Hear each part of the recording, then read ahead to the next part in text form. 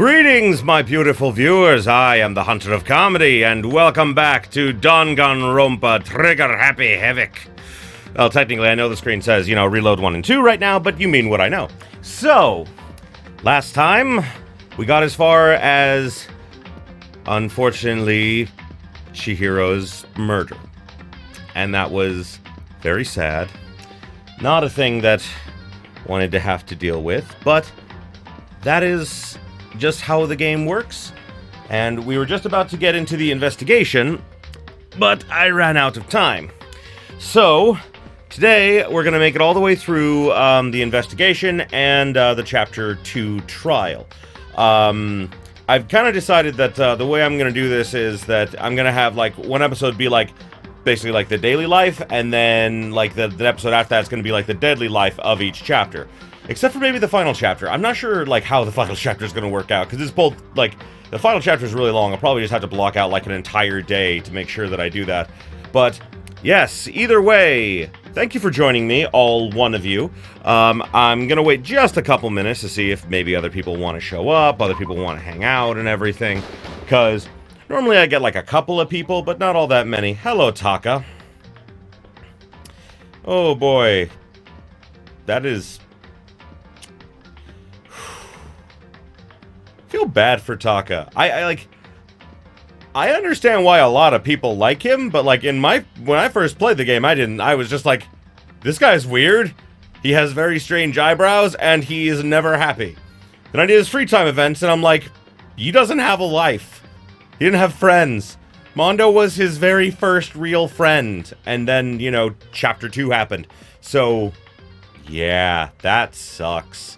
So in case you haven't noticed by now, this is definitely a spoilers allowed Let's Play, because, we're basically just hanging out, talking, having fun. Feel free to put something in the chat and ask questions if you would like, because I love this game. I've played the entire series. I love it so much. This is just kind of a throwback Let's Play for me, because...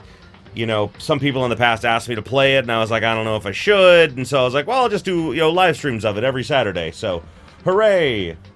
Looks like it's just me and myself and one other person. So, I think that we won't waste too terribly much time. Yeah, there we go.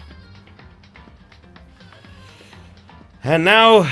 'tis time we begin the investigation of Chapter 2. Wait, that's not what... there it is. Oh, boy. Going right back to where we left off. First of all, I better check the Monokuma file to see exactly what's going on. Victim was Chihiro Fujisaki. The time of death is estimated to be around 2 a.m. The body was discovered in the girls' locker room on the second floor of the school. The cause of death was a blow to the head with a blunt object. She was killed instantly. That's all it says. Well, it's not like there's any point in complaining about it. No matter what, I gotta do what I gotta do. That's a good way to put it, actually. Hey, Makoto, do you have a second? Huh? Do you need something from me, Mr. Asshole Man? Naturally. Of course.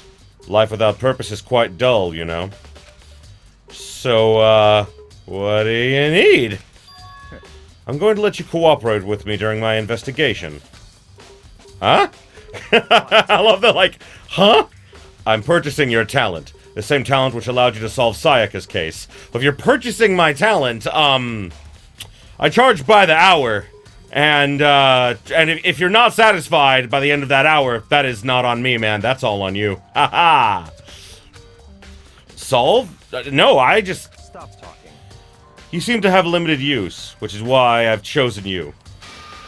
You have the honor of contributing to my investigation. So you're inviting me to come with you? You're doing it in the most arrogant way possible, though.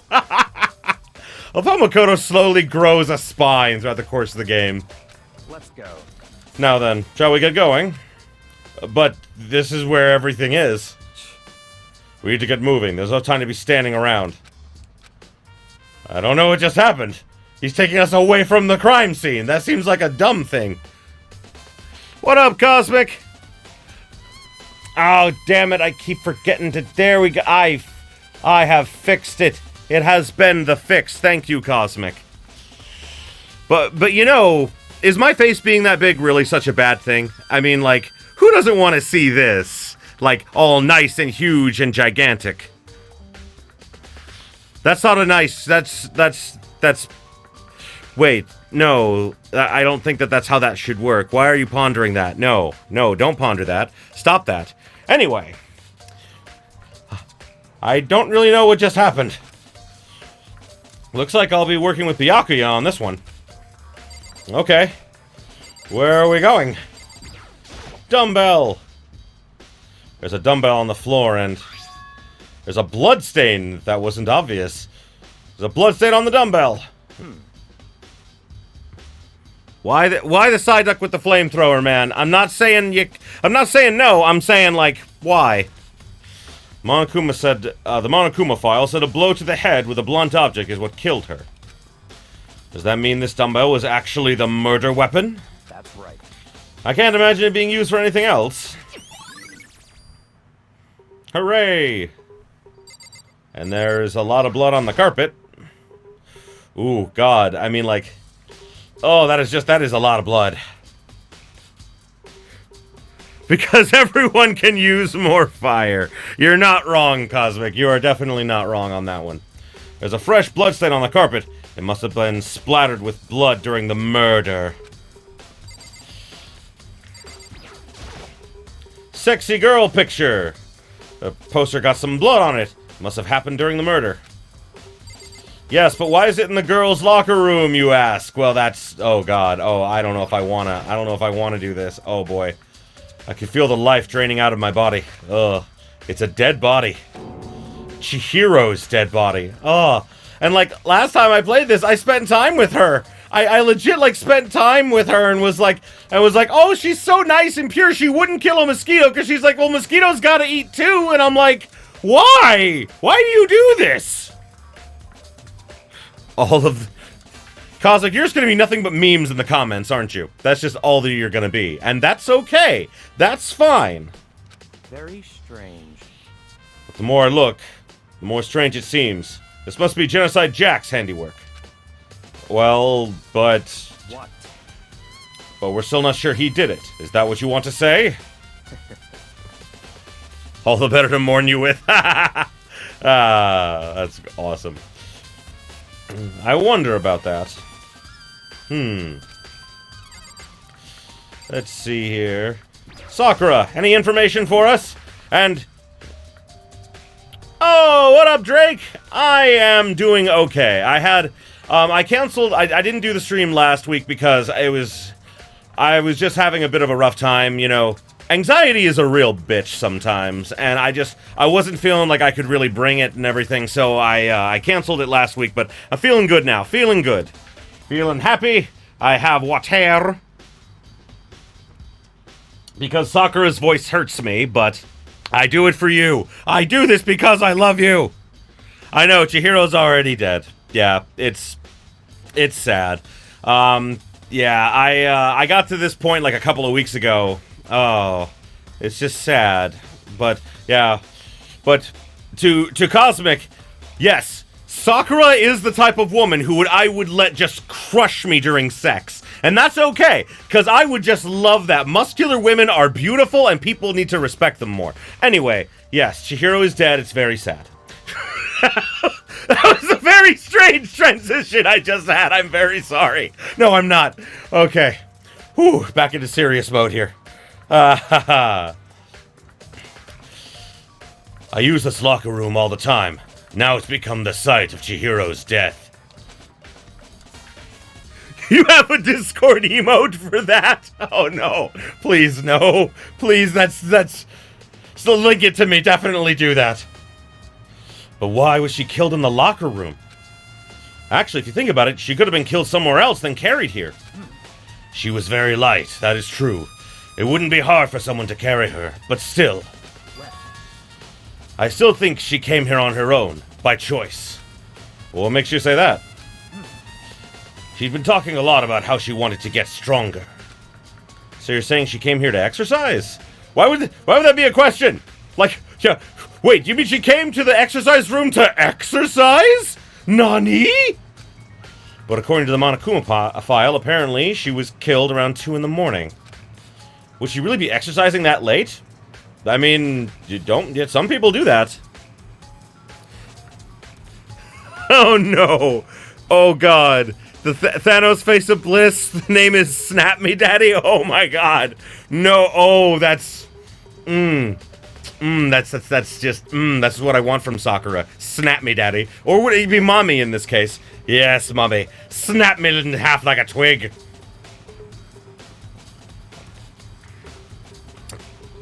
Yes, Cosmic. She could have gone there to exercise. That's why there's blood all over the floor.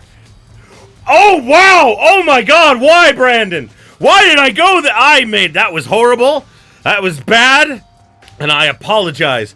This is my brain after I just, I just had lunch. I am full of energy. And this is bad. I am a bad person sometimes. Perhaps. Hino or myself are usually in the locker room during the day. She was probably avoiding it then. That actually makes sense with what Cosmic was saying. She must have been there to exercise, if you know what I mean. Exercise. I have a problem.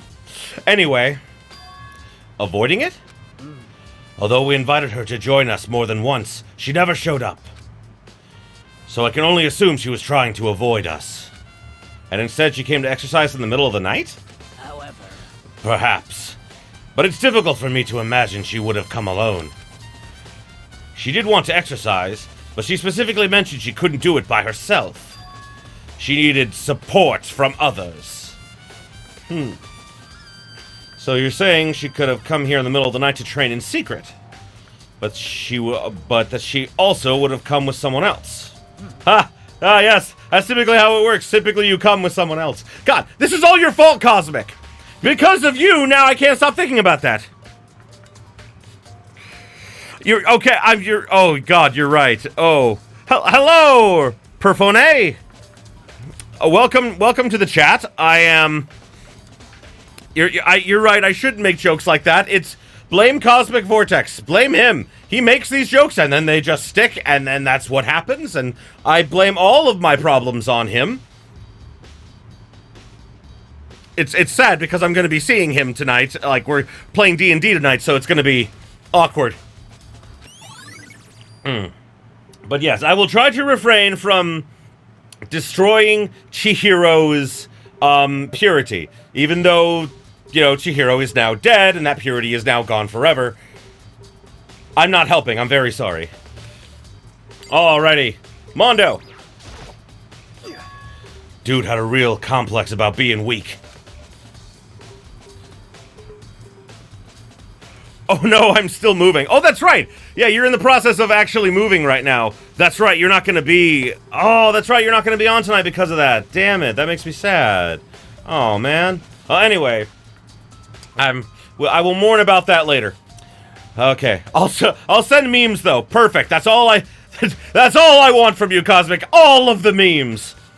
Okay, you hear Chihiro talk about it, right? I need to get stronger. Yeah, I do remember she said that more than once. Sure did. Which I guess explains the trip down here. Isn't the locker room upstairs? Wouldn't it be up there? Oh, well. But does she really need to get stronger that badly? You already mentioned it, but she was a girl, after all. Most girls aren't that strong. Oh, Makoto. No, bro. I know that this is a product of coming out in 2010, but still, no, bro. I don't know, man. Haven't really thought about that stuff.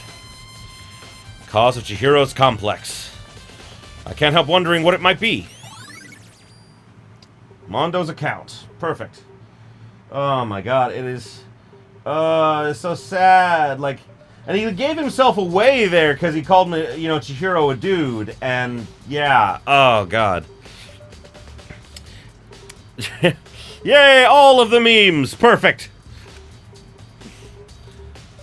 Now I believe it's time for us to move on. Already? What? New clues won't magically appear by standing around here. We need to check every aspect of this case. Well, that's true, but, where else are we supposed to go? Let's go. If you're satisfied, let's hurry up and proceed. He's so pushy. I got caught up with the wrong person this time, yeah. I'd much rather be investigating with Kyoko. One, she's prettier. Two, she's not an asshole. Well, not intentionally, anyway. So this is our next location. Just right outside the door, huh? Huh? This place is related to the investigation? Figure it out for yourself. It's no fun if you don't, right? I love how he's just dragging us around literally for his own entertainment. He's just like, solve the case for me, plebeian. Entertain me. Well... That's not even the scene of the crime, idiot. Thanks. If I remember right, this card reader is meant to work with our handbooks, right? What? Do you have an issue with it? If so, you should take it up with Monokuma. He said that, then quickly and sharply clapped his hands together. So just take it up with Monokuma. And just like imagining that now. Oh, Jesus! Has he been domesticated? That's right. It seems that Makoto has a question for you. You need something? Sure, what's up? Well, it's about the card reader. Yep. Yes, the card readers have all been designed to interface with each of your e-handbooks. You can only enter the locker room corresponding to the gender listed in your individual handbook. And it's impossible for two people in a row to go through while the door is unlocked, correct? Unbelievable. If there were some sort of erotic terrorist on the prowl, the ceiling-mounted Gatling gun would initiate a Swiss cheese slaughter. I know, right? It's just insane.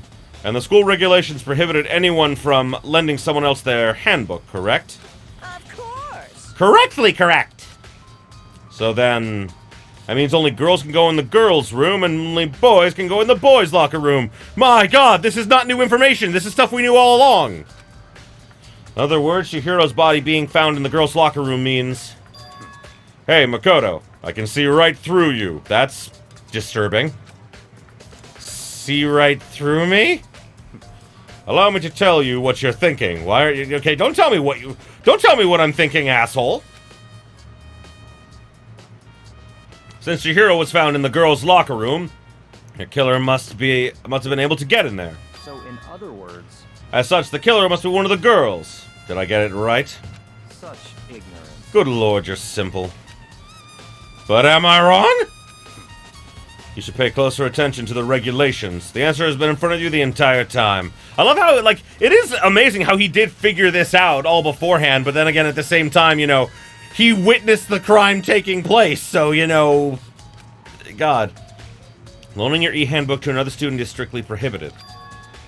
Only the act of loaning a handbook is prohibited. Borrowing someone else is perfectly fine. I would expect nothing less from the prodigal son of the noble Togami family. Oh my god. Yeah. So you managed to sniff out the loophole in the regulations. Knowing you, I bet you created it on purpose, didn't you? To add a little more excitement to things. Yeah, you're treating me like a puny little appetizer instead of the main course that I am.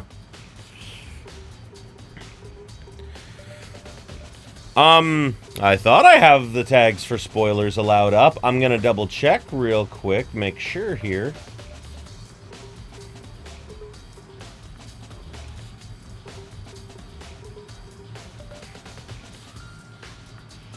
Huh. Hold on just a second, because I know I put it up last time, and I didn't change the settings, so it should have still been there, but I can't tell. Hold on.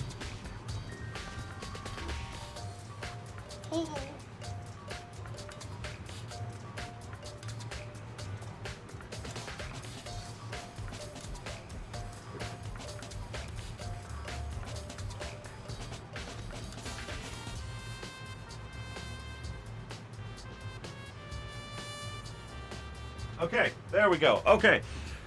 There we go. Okay, I don't know what happened, but apparently spoilers allowed got turned off for some reason, and I don't know why. Thank you, Drake, for letting me know. There we go.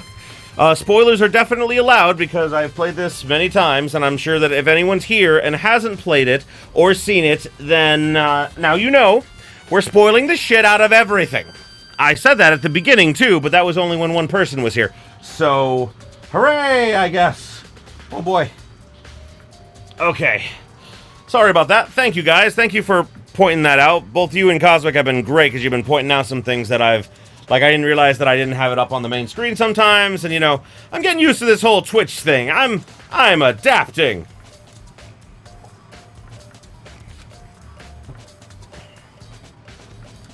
All right.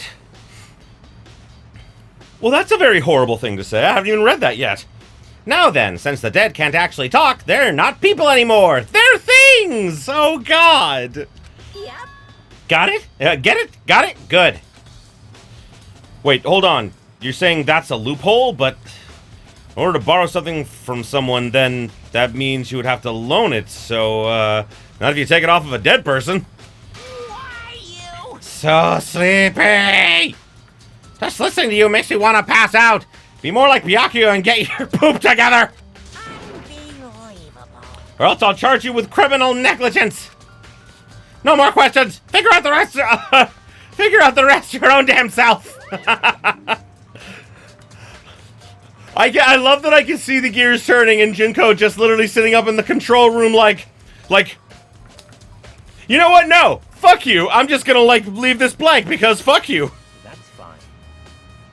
Well, I know that you are unfortunately lacking in mental facilities, so I'll fill you in myself. Let's head to the main hall. The main hall? That'll help you understand what's going on. Hooray! I do love that I don't have to go anywhere, it just takes me there. We came to the main hall. So, what are we looking for here? I mean, I have to figure it out for myself? I mean, good thing I know what it is. There's a mailbox here. Will there be something inside? It's a neat handbook. Oh wait, there's 3 of them! But what are they doing here? So, you finally found them. Huh? Did you know these were here, Byakuya? I happened to find them by chance myself the other day. Seems there's a system in place where the handbooks of the dead students get delivered to this mailbox. I love how, this is all part of Junko's intricate planning, because, she could have kept those away, but that takes away new aspects for murder, and so she was like, yeah, fuck it, we're gonna leave those in there. So then, these 3 handbooks belong to Junko, Leon, and Sayaka? You can go ahead and confirm it yourself. I immediately turned on one of the handbooks, and when I did... Sayaka Maizono. Yep. You're right, this is Sayaka's handbook! Now do you understand? This is the key to the loophole I revealed earlier. Yeah, I feel like I'm starting to get it. You should pay closer attention to the regulations. The answer has been in front of you the entire time. Yeah, we already know that. We literally just saw this like a minute ago. We don't need another. This game has so many I talked about this 30 seconds ago. Let's have a flashback to that. I see. Yeah, now I understand. Good thing I have those flashbacks to remind me what literally happened 30 seconds ago. What? Hold on a second. What's wrong? Very strange. That's strange. One of the handbooks won't turn on. Is it broken? Whose is it? The other handbook showed Junko's name when I started it up. Then the one that won't turn on must be Leon's, right? I see. That would make sense, yes. After all, he did get pummeled with dozens and dozens of baseballs. Yes, he did. Oh. Oh, okay. Now this is okay, now this is a flashback that makes sense. This was a while ago, but oh god, still. I mean, oh, Leon, bro, god, I still feel bad for Leon, man. I still feel very bad for Leon. Oh, man. The execution that the mastermind concocted. A cruel, heartless death. It is. It really was. You're right. Wouldn't be surprising for the handbook to break during that kind of assault. Ha! You're probably right on that one, Drake, you know. Dev probably thought that players would have the memories of a goldfish. No, I mean, this is a common thing in visual novels. They commonly flash back to things because, sadly, there are people that have, like, goldfish memories that are, like, the weird thing is that, like, for the player, we remember these things because we're seeing the whole game from an outside perspective. Therefore, we remember things people say and everything because we're not living in the moment. Like, when I have a conversation with my friends, do I remember everything that they say? No, most of the time I forget. So, like, the flashbacks make sense in a way, but I don't think they really need to have a whole flashback for it. They do much better in, like, the later games about that, you know? Damn it. Okay, you said you were gonna leave me to, like, do things on my own. What the fuck, man? Hey, hey! Hey, hey, hey, hey, hey! Now Hey! I'm really angry. Okay, why? What? Do you not like my voice for you? This is the best I got, man. What? That e-handbook is essential to student life here. Crucial, integral, instrumental, a big deal. There's no way it would break that easily. But it did. That was my reaction. But it did. That's impossible. If I say it wouldn't break, it wouldn't frickin' break. It can withstand up to 10 tons of pressure, and it's waterproof to 100 meters, okay? But it burned, yeah. I don't care how many baseballs you hit it with, it wouldn't do crap. I want to test that theory now. But not with Leon, not what I meant. Oh, but even my amazing handbooks does have a single weak point. It does? I can't hear you. But it's a secret. I wouldn't want you going around breaking any more handbooks. What? Then Leon must have broken it somehow without realizing what its weakness was, right? Hard to say. You know what I think? I think his handbook isn't actually broken. What? But, you might ask, how could that be? Nani? See, you can tell earlier on that, you know, Junko was more okay with giving, like, them hints and everything to really get them in the right, like, mindset they needed to be in for her game to function. Because that was a huge hint right there, like, you know, that Leon's handbook wasn't actually broken, because she knows that Mondo has it. What just happened? Monokuma said it's not broken, but it's an undeniable fact that it's not turning on. That's fine. Well, I don't see any connection to the case, so it doesn't matter now. You think so? Either way, something about it still bothers me. Hooray! The broken handbook! Okay then. This should be enough to get things rolling. Let's begin our investigation in earnest and track down the culprits. Yeah, we need to find out who killed Chihiro. To be exact, not quite. Not quite? What? Is that not what we are doing?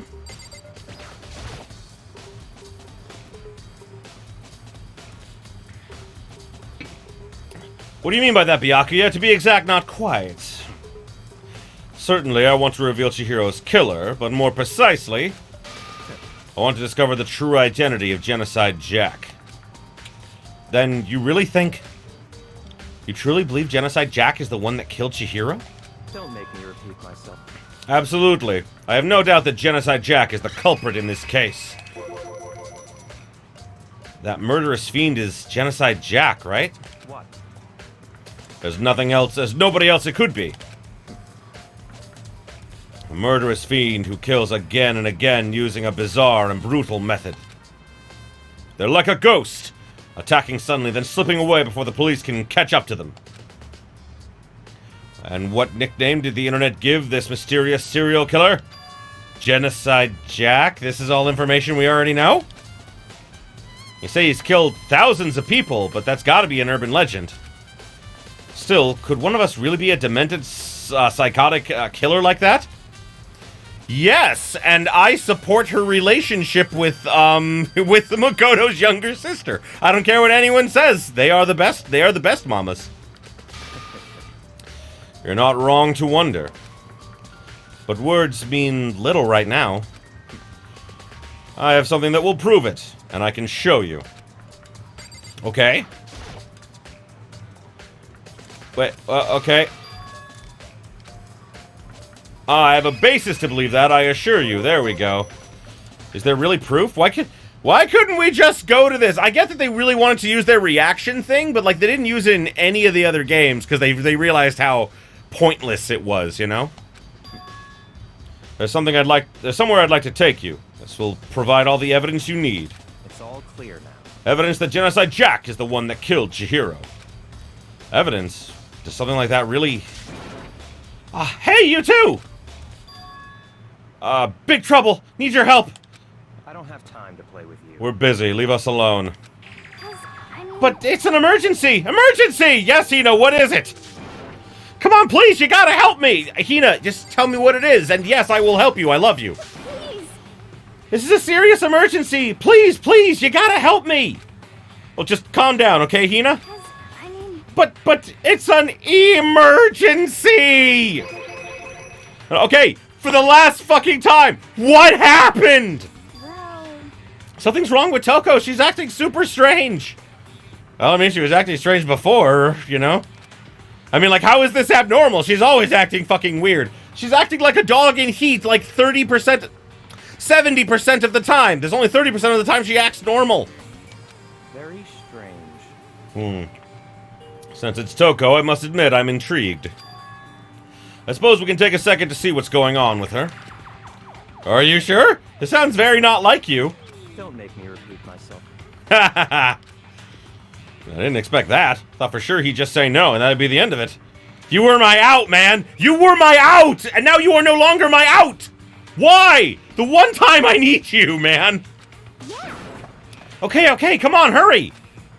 Wait for us, Hina! Let's go. Looks like she headed to the dorms. To Toko's room, most likely. Well, you're right. Alright, well that's Junko's room. That's not where we're going. Oh, hello there, Hina.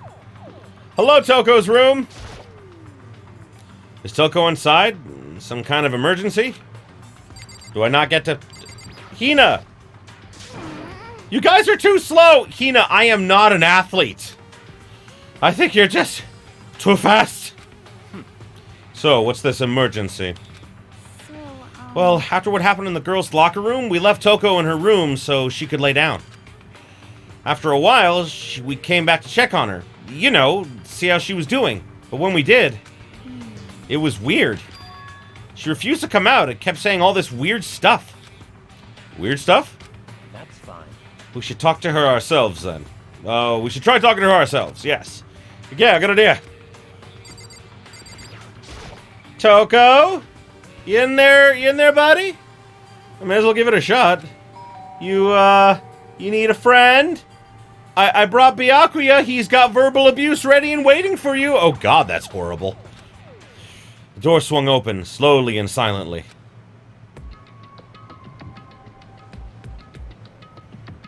Hi, Toko.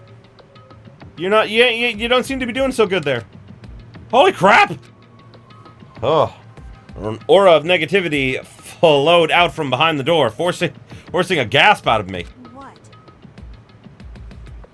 Hi, Toko. Oh, nothing. It's just that Hina was really worried about you, holding yourself up in your room.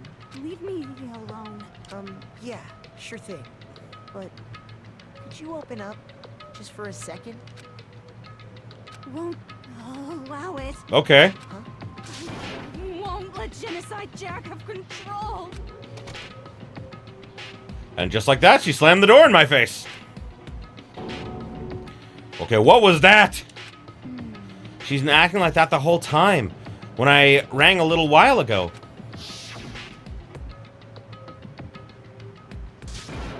I'll drive out the killer. To drive out the murderous fiend. How? It's literally like a part of you? It doesn't make any sense, right? I was afraid to leave her in there alone, so I tried to bust down her door. But it felt like something was holding it shut on the other side. I couldn't even budge it. Toko was scared enough to bar her door? Does she think the same as Byakuya? Does she think the serial killer Genocide Jack really murdered Chihiro? Well, I mean, it was... all that stuff was kind of how, you know... like, from Toko's point of view, she saw something that looked like something she normally does when she's Genocide Jack, didn't remember switching with Jack, probably, and is now freaking the fuck out because, you know, obviously this is bad. Is that why Toko's so scared? But Whatever it is, I'm really worried about her. Isn't there anyone who might be able to persuade her? Byakuya, I hate to say this. I really hate to say this. I really do. We need your verbal abuse. Hey, Byakuya, do you think you could verbally abuse her out of the room? What is wrong with me? That is the mode I'm in right now, I guess. I mean, like, and am I wrong? I don't think I'm wrong. Can you help us to get her out of her room, you know, please? That's fine. Sure, whatever. Huh? You're gonna talk to her, Byakuya? Wow, I guess you can be nice when you want to. No, he can't. No, he can't. Hina, you're misreading the situation. I love you so much. Byakuya stood in front of the door, not making a sound, and pressed the doorbell. Ding dong, bing bong. After a few moments... what do you want? Leave me alone. You're all so annoying.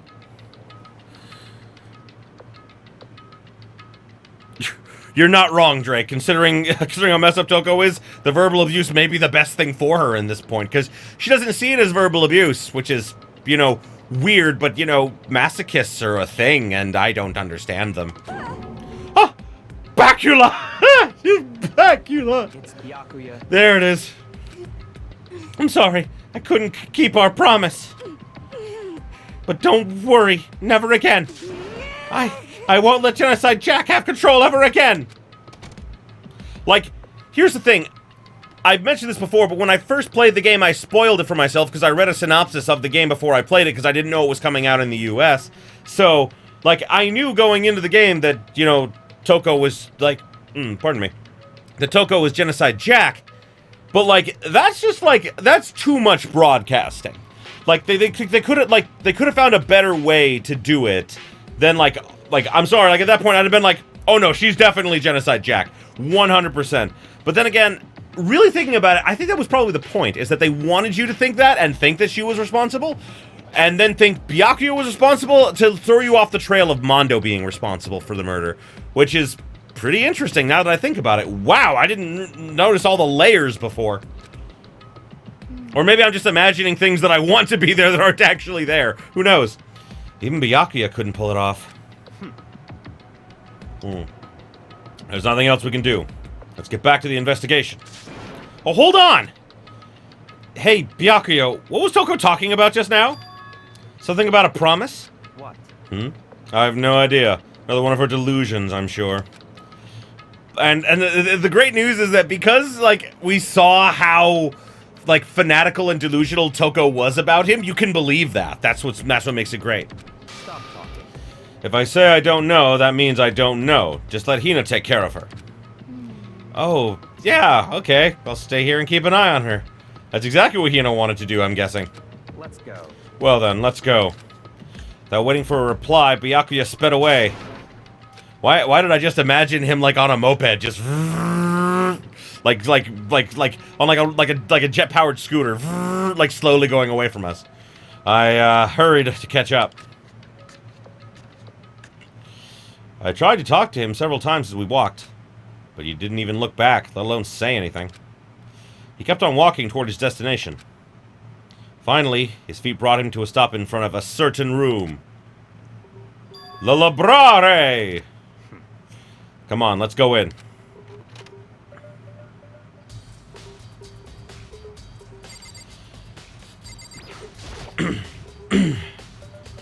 Is the evidence that proves Genocide Jack proves that it was Genocide Jack really in the library?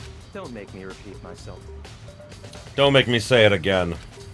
Okay, I'll go in here then. If I remember, on the other side of this door, it's the archive, right? Hurry up and go inside. Oh, here? Let's go. It'll all make sense once you're inside.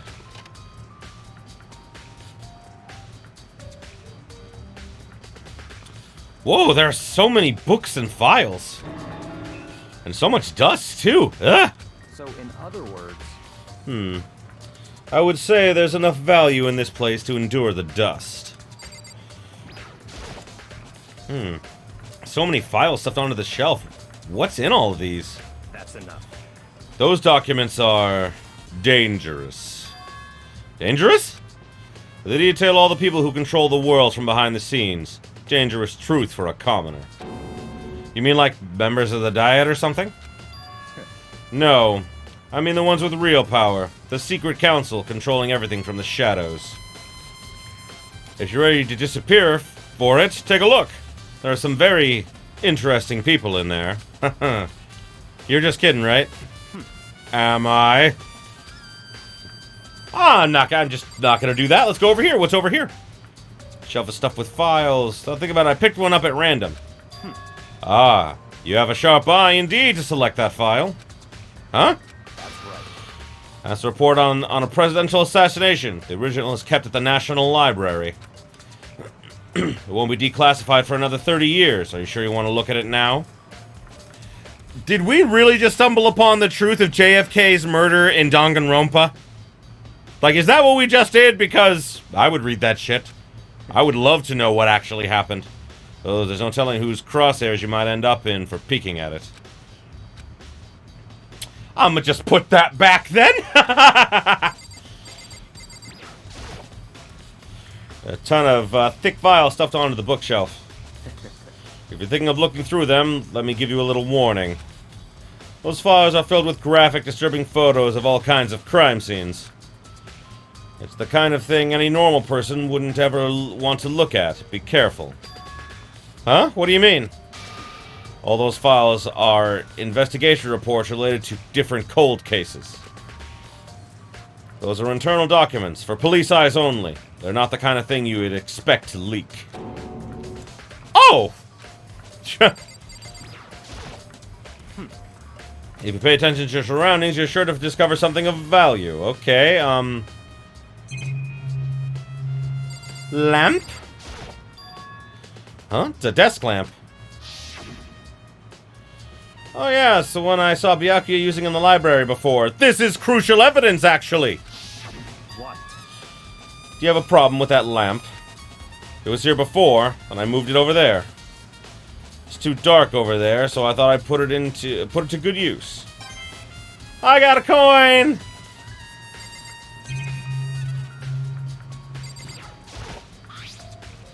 Huh. It's a wooden box, it's empty. Oh, judging by the smudges and the dust, it looks like there's something inside. I don't care how much dust settles on, like, an extension cord or something, it would not leave that clear of an outline. I'm sorry, that's not how dust works. I wonder what it is. There was an extension cord plugged in there. It proved very useful while I was in the library.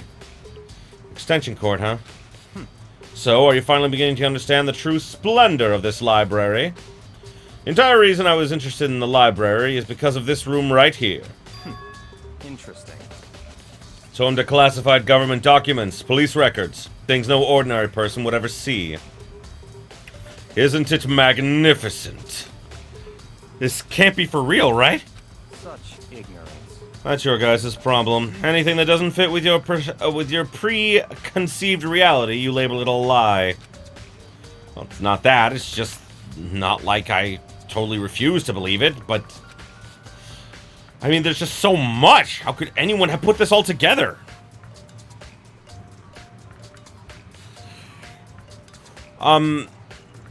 Drake, I'm gonna refute you on that one because even with it not being cleaned out for months, I'm sorry, that's not how dust works. It would, like, there would be evidence that something was there, but it would never leave, like, clear outlines, because when you pick it up, dust and everything would shift and move. All you'd see was, like, a smudged, like, spot where it was. You wouldn't have that clear of an outline. That's what I was trying to get at, if that wasn't clear. I suppose it goes to show just how much Hope's Peak truly, wields. Or perhaps the mastermind may have wanted to provide us with enough entertainment to keep us from getting bored. It's no use. I can't keep up with all this. It's just too unreal.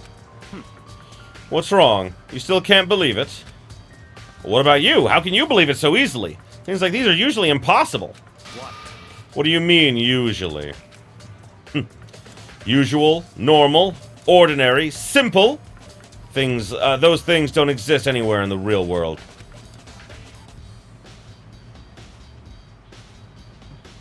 Cup. Cup is normal. I just proved you wrong, asshole. Fuck you. And I will drink to that. Fuck you. You don't pull your punches, do you? Besides, what you consider usual is based on your common sense, right? Yes? Well, what makes you think your own common sense applies to me at all? He is literally outing himself as someone who does not have common sense. The documents gathered here are genuine. I have reviewed them multiple times, there is no doubt. Hold on a sec, you're saying you've read all these documents more than once? But all this has to be like top secret confidential stuff, right? So why... My family has a reading room just like this at our home. Ours is bigger, of course, and not as dusty. Oh.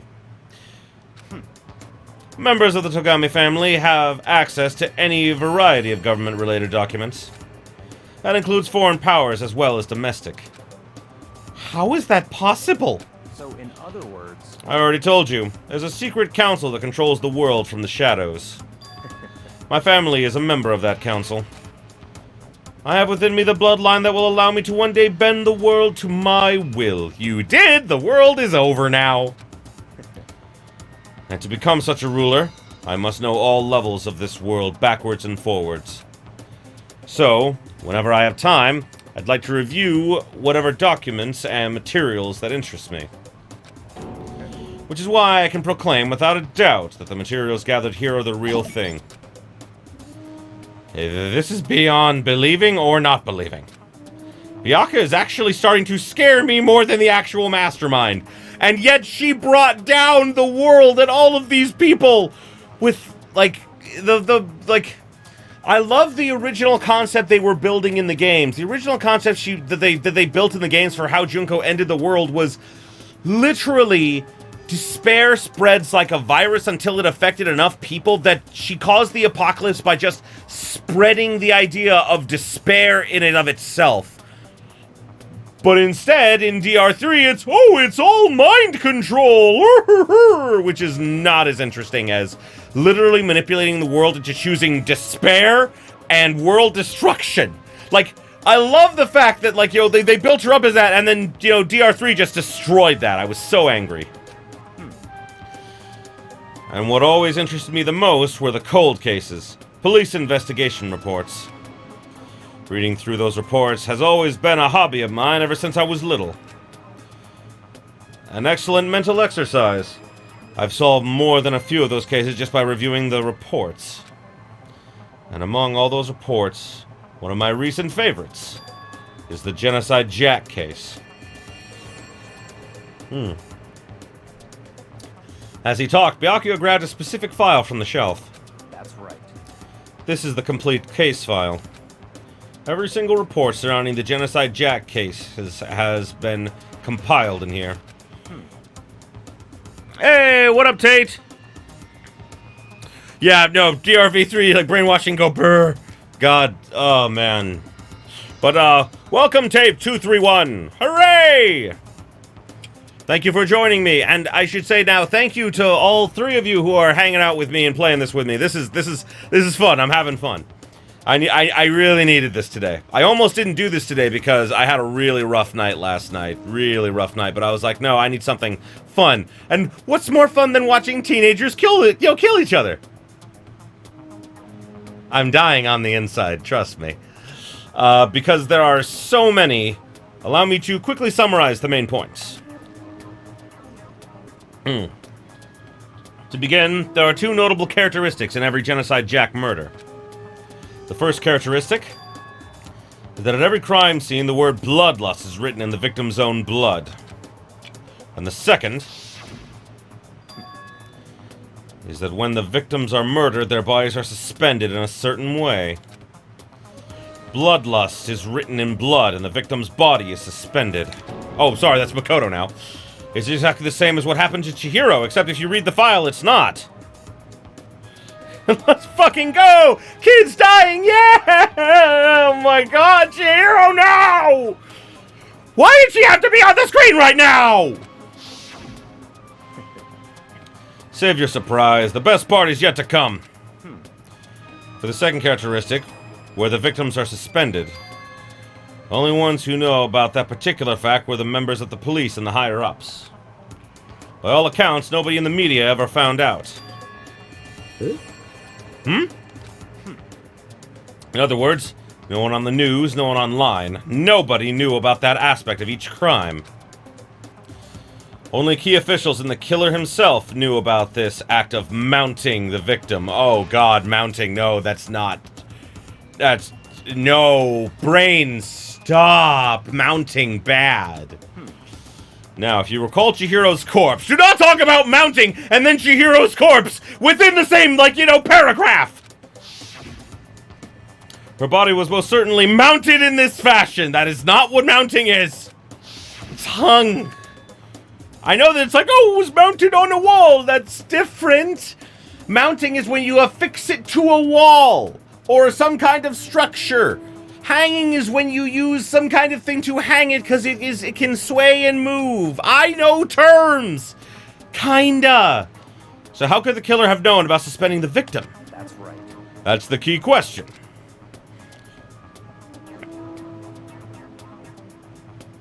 Let's just fucking pivot from mounting to dead lolly. Oh, God. Tape, you and I both have issues, man. We're having the same issues right now. But in fact, the answer is quite simple. So in other words... The culprit isn't a copycat killer, it's the real Genocide Jack. In other words... That right there is evidence that Genocide Jack has hidden himself among the rest of us. Then Genocide Jack really is... such a brutal, fiendish killer, such a brutal, fiendish killer is... I can read, I can word good. Yes, yes, I do. Such a brutal, fiendish killer really is walking around among us? Things are really starting to get interesting, aren't they? I never imagined a killer with such a reputation would become part of our little game. Now, don't you think it would be good for you to take a look at what I've seen already? You might just manage to ferret out a clue or two, and now he's talking about animals?! He has a very strange vocabulary. Very good vocabulary, but very strange. Such ignorance. If you get down on your knees and beg, I might even show you myself. Within the last few minutes, we've talked about mounting, ferrets, and now getting on your knees in front of him. He has a problem, and I don't think he realizes that yet. Yes, Byaku, yes, sir. Yes, you have all of the giant penis. Yes, you have the opposite of tiny dick syndrome. Yes, now show me the fucking case file. Can you let me see it? That is how I would ask that. Well, you didn't beg, but I guess it's okay. You complimented my penis, and that's what I wanted. I'm sorry, I'm just in that mode today, I guess. Feel free to look at it in here, but don't take it with you. Okay.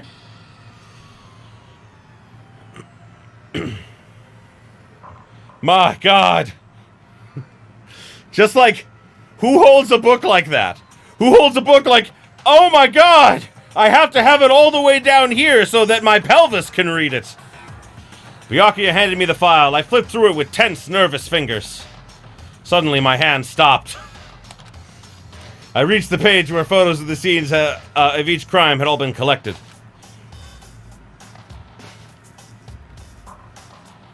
Oh, that's bad. You know, sometimes I forget how horrible of a person Genocide Jack is. But let's be honest here. At the same time, like, I'm not saying I forgive Genocide Jack for what they did. All I'm saying is I was very happy to play as Genocide Jack when I was playing Ultra Despair Girls. The names of Genocide Jack's victims ran on for several pages. Ken Harada, 32. Tetsuhiro Honda, 17. Shoji Gaku, 23. Kano Ise, 14? Oh my god. Takeishi Yoshida, 30. Oh god, there's so many names. Komatsuna Taro, Takefumi Gono, Uchida Naohisa, Takashi Masamune, Yuto Yumejima. And there's no end to it, dear god. There's one thing perfectly clear as I read. All the killer's countless victims were killed and suspended in the exact same way. They were also all men. And at the scene of every murder, the word bloodlust was left in the victim's own blood. Now take a look at the next page, and you'll find another interesting tidbit. Next page?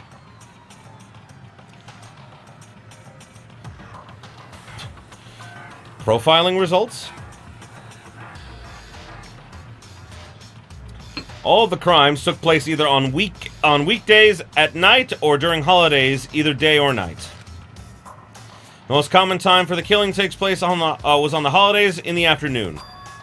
Based on these facts, it could be suggested that that the suspect may be a student. Evidence suggests that the suspect lingered at the scene, but when they did leave, they were in a panic. Makes sense because more than likely they switched back and Toko was like, "Oh no, not again!" Like, seriously, we don't know exactly how many she killed, but if, like, literally going by just how many names we read, actually, hold on, how many names did we read? Let's see how many names we read. 1, 2, 3, 4, 5, 6, 7, 8, 9, 10. 10. So, bare minimum, we're talking bare minimum, she killed 10 people. And that's definitely not even all of them. Holy fuck. That's a lot. But, you know, at some point, she definitely must have been like, she must wake up and go like, "Oh no, not again!" like, this became routine. Because an eyewitness has never come forward, it's unlikely there was an external reason for this.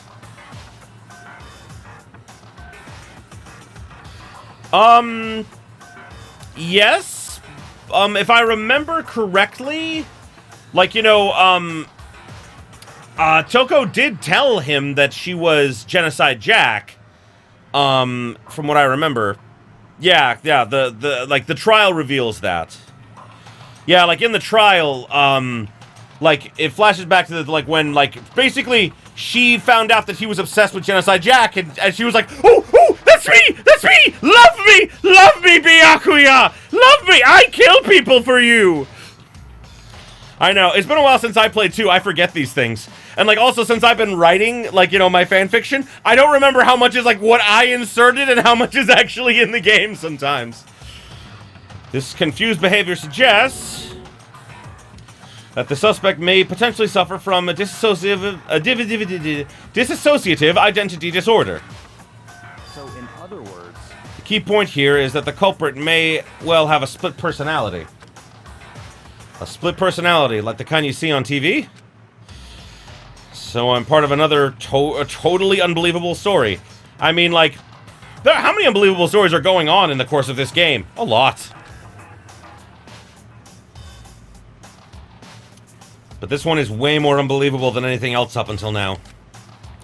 Or maybe it really isn't. I don't know. I feel like my mind has gone numb. That's very true at this point. It's only chapter 2 and already it's like, fucking serial killers, man. I'm used to it by now. Let's go. Alright, we should get going. Where are we going? Anywhere but here. We finished our business here, haven't we? Wait, Byakuya!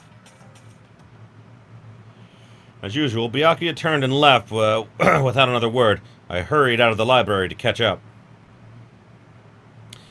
Danganronpa as a whole is unbelievable, but that's the point. Like, it's the kind of unbelievable... It's one of those things where, like, the story is so bizarre and so out there that you're like, there is no fucking way that this could ever happen in reality.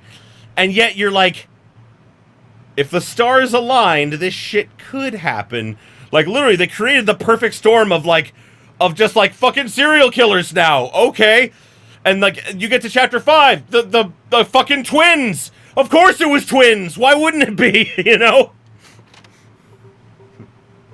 Well, this is where we part ways. I have some things I need to take care of before the trial. Huh? Just all of a sudden like that? I don't have time to play with you. Come on, enough of your annoying misinterpretations. Misapprehension, sorry. Did you really think we'd be together the whole time? No? Nor do I want that? Take responsibility for yourself and do something useful. Move the investigation forward on your own. What? I've been solving everything up until now. You have barely done anything. Goodbye. Okay, bye. And just like that, he was gone. As quickly as he asked me to join him, he'd cut me off. In the end, felt like I was just some plaything being tossed around. That's because you were, Makoto. Oh, boy. Sorry. I am mixing my tea very quickly so that my tea will be nice and tea-like when I drink it. You know, it settles at the bottom. I must drink my tea. Oh. Oh, there's also the whole insanity that is the conflict between hope and despair to be cult-like-ish levels. Yeah, no. That's actually why I loved V3, because V3 was like, no, hope and despair are bad at this point. We need to stop. I love that, because, like, first game, you're like, yeah, hope, go hope. Second game, you're like, despair is bad. But we're learning, like, how despair helped these people, kind of, because they were able to overcome the despair. Yeah, still hope is good. And the last game, it's like, hope is not as good anymore. Because hope is motivating people to murder each other in real life. Is bad. Oh, did I read that last one? I don't know if I did. At the same time, I'd uncovered some really important clues thanks to him. Genocide Jack. He's the one that killed Chihiro. You're freaking Nagito. No, you're right. I don't understand the obsession people have with Nagito. He's a great character. I get that. He's a great character, but, like, the people that fangirl over him, like, I'm not saying you can't. Because you can. Because I fangirl over Maki all the time, because Maki is best girl, and if anyone says otherwise, I'm in quarantine, so I can't do anything, so I will just have to give you this look.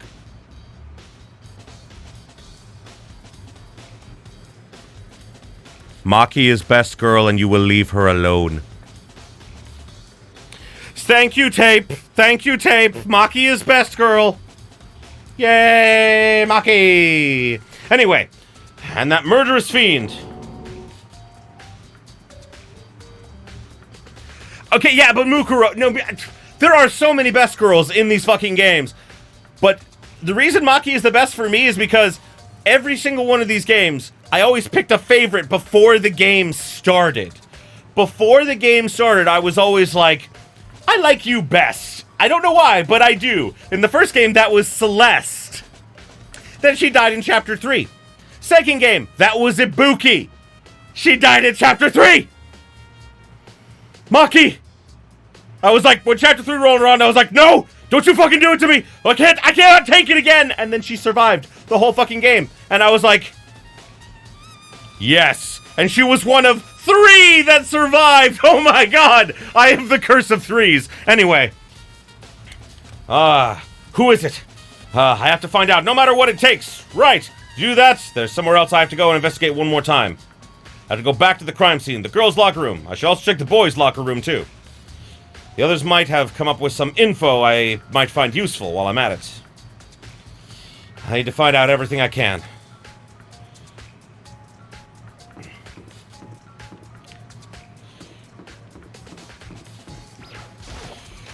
So yes, Tape, just gonna say, Mukuro is great, and that's why I decided to, like...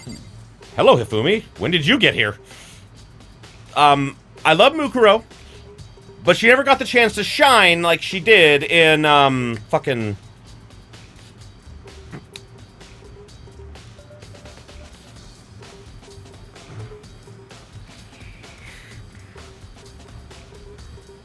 Yeah, Danganronpa 1, like all the games are cursed for me because, like, there's always, like, you know, like, Maki was the first one to survive, which is why I'm like, no one will hurt her. No one is allowed to say bad things about her. She fucking earned life. What up, Hifumi? Ding, ding, ding! Hifumi has discovered evidence revealing the identity of the culprit! I feel as if... Another stat increase for me! Evidence? What did you find? I cannot reveal that just yet. But I guarantee that what I found will steal the killer's breath from his lungs. You sure about that, bro? Oh yes, Miss Ludenberg says she witnessed something worthwhile too. Really? What did she see? Well, She refused to tell me. It's like when a girl bullies the boy she likes, right? Right? Please justify my love for her tsundere-ness. Okay, so where is Celeste now? Warehouse by the dorms. She was there, but at the same time, not there. Okay, what? That's weird. You're weird, bro. Okay. Back to investigations.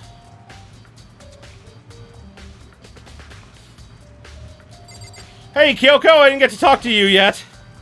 Oh, shoot, I almost forgot to finish my thought. The reason I love my Never Say Never story so much is because I get to inject a lot of, like, the personality that I believe Mukuro had in, DRIF and kind of, like, expand on it and make her into a full real character, which is why I really like writing her, but I don't always get the chance to because the story is not just about her, it's about all of them, even though it centers on her. But you mean what I know. Hey, Kyoko, have you made any progress on your investigation? Indeed. Generally speaking. However... But I have to get going. I have something unrelated to take care of. Something besides the investigation? What is it? Well... Nothing you need to worry about. Just concentrate on the murder. But I concern for you. You are my future wife. I are very concerned for you. So then... Before I go, let me give you one piece of advice. You should examine Chihiro's body one more time. Thoroughly. She was subtly trying to hint that you should find out that Chihiro's, biologically a male. Oh. Oh, thank you, Tape and Drake. Tape and Drake. Haha. Drake Tape? No. Why am I suddenly like wanting to find like a ship name for you? I'm sorry, I shouldn't do that. That's not my place. Anyway, thank you both so much. Like I enjoy writing it so much. I wrote more recently. It's hard to write nowadays with everything going on, but yes, I wrote a few more pages the other day. I'm trying to write a little bit more every day until I eventually have enough to make a full chapter with. So hopefully you guys will enjoy it once it comes out.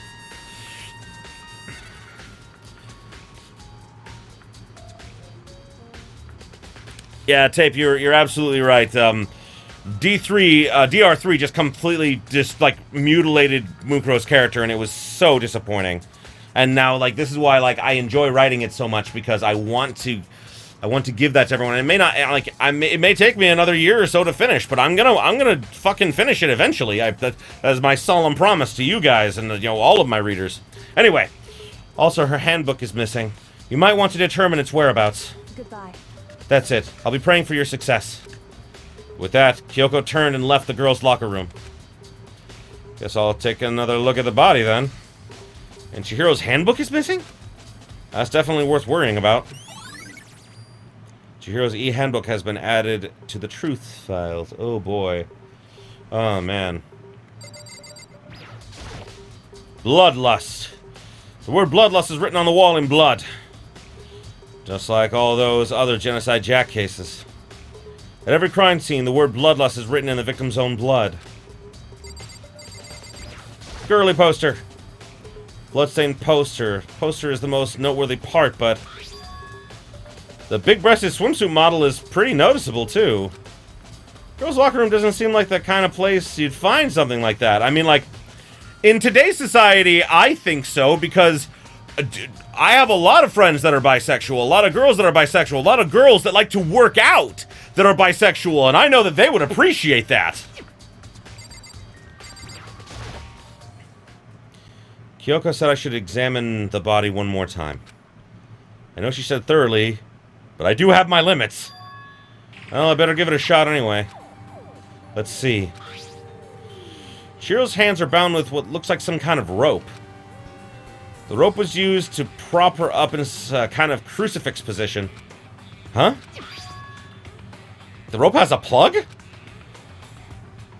I mean, normally those are used with, like, all sorts of kinky shit. Not like this. I'm sorry. Never mind. No. I'm trying not to destroy Chihiro's purity, even though Chihiro is dead and all that purity is gone. I'm sorry! So wait, then, this isn't a rope at all. But the more I think about it, the more that's not the only thing that concerns me. Chihiro's fatal injury was a blow to the head, which means someone struck her in the head in order to kill her. That's right. The issue of her being suspended and the fatal blow. I'm sorry, Tape. I'm sorry. It comes out naturally. It just... My friend Cosmic was in the chat earlier, and he makes nothing but sexual innuendos, and now I am in that mode, and I try not to, but Brain, no turn off. I sorry. No, I'm not. That's the problem. Please don't hurt me. At first, I didn't see any reason to think too much about either of them. But seeing them again after looking through the Genocide Jack file, something's not quite right. What does all this mean? Status of the dead body. Well, the one thing most likely to tie all these mysteries together is the true nature of the rope that was used to suspend Chihiro. To figure that out, there's a certain place I need to revisit and look over again. Plus, it might help to look at the Genocide Jack case file one more time. Any more words of wisdom, Sakura? Damn. Chihiro's presence here was especially weak. Her body and her soul. That's not very nice, Sakura. No forgiveness. Dear God! To target such a helpless being, it's unforgivable. What a wretched beast to do such a thing! I cannot forgive this! God, I love her so much. I love Sakura so much. I would let her... Dude, I would just let her crush my head between her thighs. Oh my God. That is a good way to die. I don't care what anyone says. Okay, this is the same as before, so I don't gotta worry about that. But... I know, go Sakura. I love Sakura. Oh, that's not what I wanted. I wanted the map.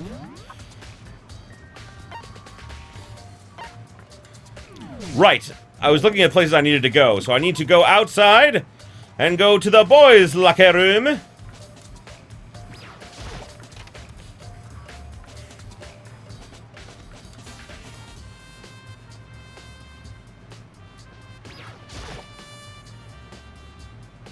Huh, this poster.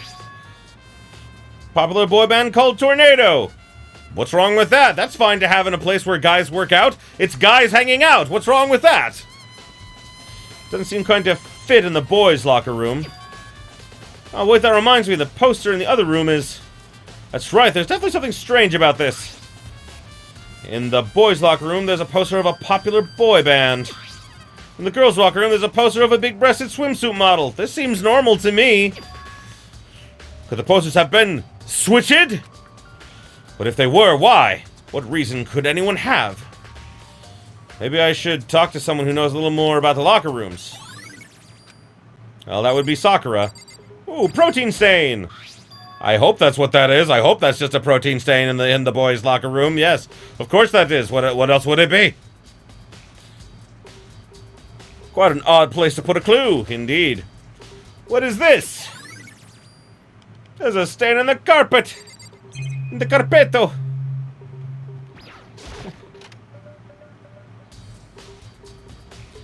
Oh, I didn't realize that led to the pool. That pool is huge. Oh my God. Hey, look, and there's the locker the hero's gonna get stuffed in later. Oh, how sad for him. Not really. See, the funny thing is that I always think that the visible doors that I can see are the way out, not the way to someplace new.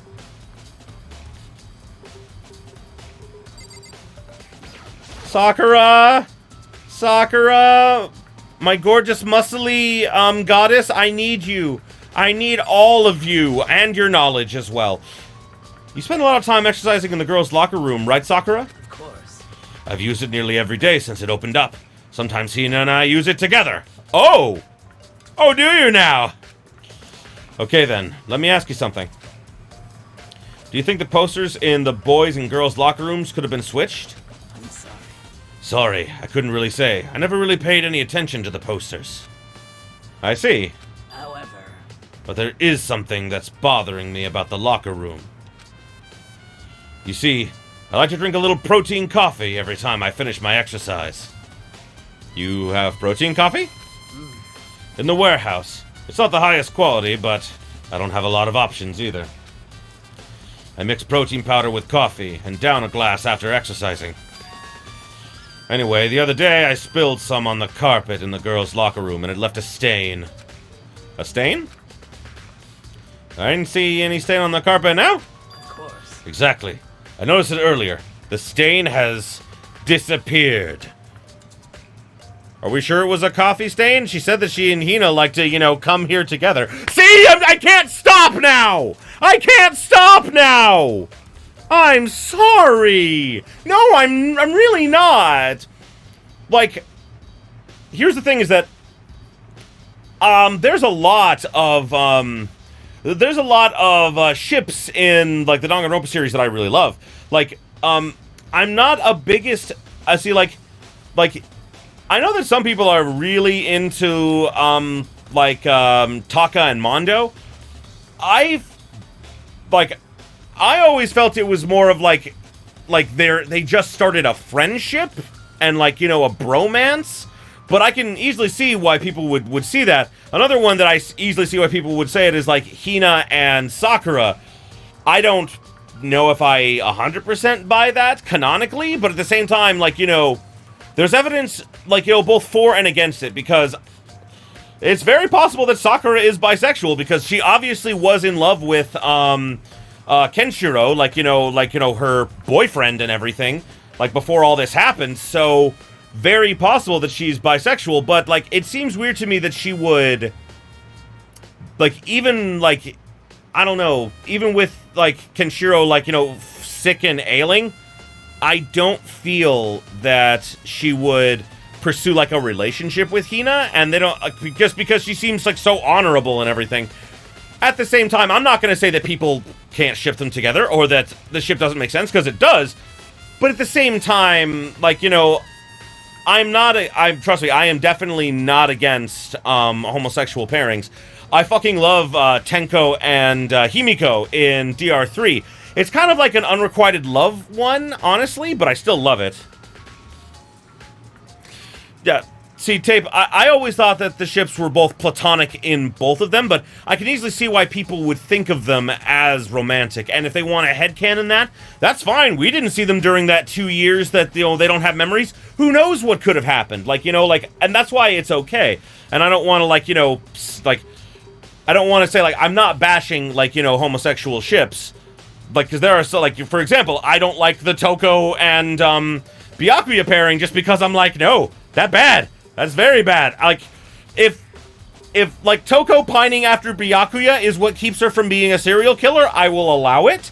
But I definitely think that, like, you know, Toko and Komaru, oh yes, definitely locking legs there. That is the nature of the shipping community. You are absolutely right, Drake. Yep. I can only assume someone came along and cleaned it up. But still, isn't it unusually clean? As if there was never a stain here to begin with? That is very true. Alrighty, I think we're finally done here, so I believe that now we need to go talk to Celeste.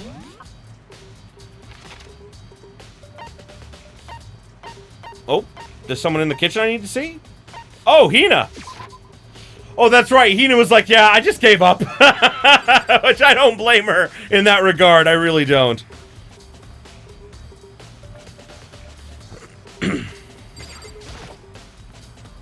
Oh, Hina, how's Toko doing?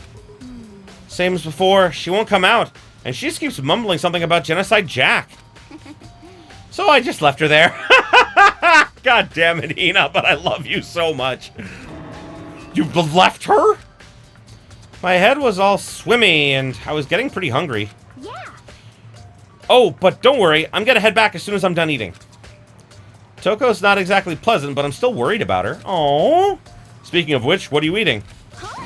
A donut, of course! Of course? There are two things I'm sure God created. Outer space and donuts. Yeah, God didn't make anything else. Just outer space and donuts. Confirmed. Confirmed that God is only responsible for outer space and donuts. Thank you, Hina. Also love how she looks kind of like a chipmunk there. That's adorable. Really? I bet Chihiro would have liked to eat more donuts. Maybe that was her one big regret. No, that would be your big regret, Hina, but Hina doesn't die, and I'm very happy about that. I should have tried to spend more time with her. Aww. Hina's a prophet. But, dude, like, the DR3 future side, I liked a lot better than the despair side, and the true second coming. Only donuts and outer space will be spared during Hina's version of the second coming. Oh god, I need more water. But we're almost to the trial. Well, right before we start the trial, I'm gonna take a quick break, just letting you know, just like a 5-minute break, just to get more water and use the bathroom. So, oh, but god, oh Hina, when I thought she died in DR3, I legitimately had like almost like an anxiety attack because I was like, no. Hina is so pure and she lost everything. You cannot take her too. And then it turned out to be a big fake out and I was like, I'm angry. I'm so angry, but I'm so happy. Come to think of it, who did she spend time with? Well... Yeah, she was a little strange. Didn't really hang out with the other girls much. It was like she was trying to keep her distance from us. Actually, Sakura said something similar. She said that even though you and her oh, that's Makoto. She said even though you and her invited Chihiro to exercise with you, she always refused. Yeah, totally. Yep, it's true. And it wasn't just us either. It was like she stayed away from all the girls. Was she just shy? I don't know. She talked to the boys all the time. Kind of weird to be shy around your own sex, but totally fine with the opposite sex. That is, for some people, that's just fucking normal, honestly. Like, dude, I don't have a problem talking to anybody, but I mean, like, I make friends with girls way too easily. I get friend zoned so quickly because before I know it, I'm like, Brandon, I love you. I can never see you as anything but a friend. And I'm like, oh, shit. Damn. Well, oh well. Oh, wait, maybe. Maybe she was used to guys spoiling her. The law says you can't judge a book by its cover. The law does not say that, but Hina is not incorrect. She's not incorrect. You think so? I never really saw her as that kind of girl. Thanks, Hina's account. That's good. Let's go get Celeste's account, please. That's what I came down here for. Weird how this one area is made of bricks. This is my first time actually in the storeroom, like, in this playthrough. Detergent, that's interesting. What up, Celeste? Celeste,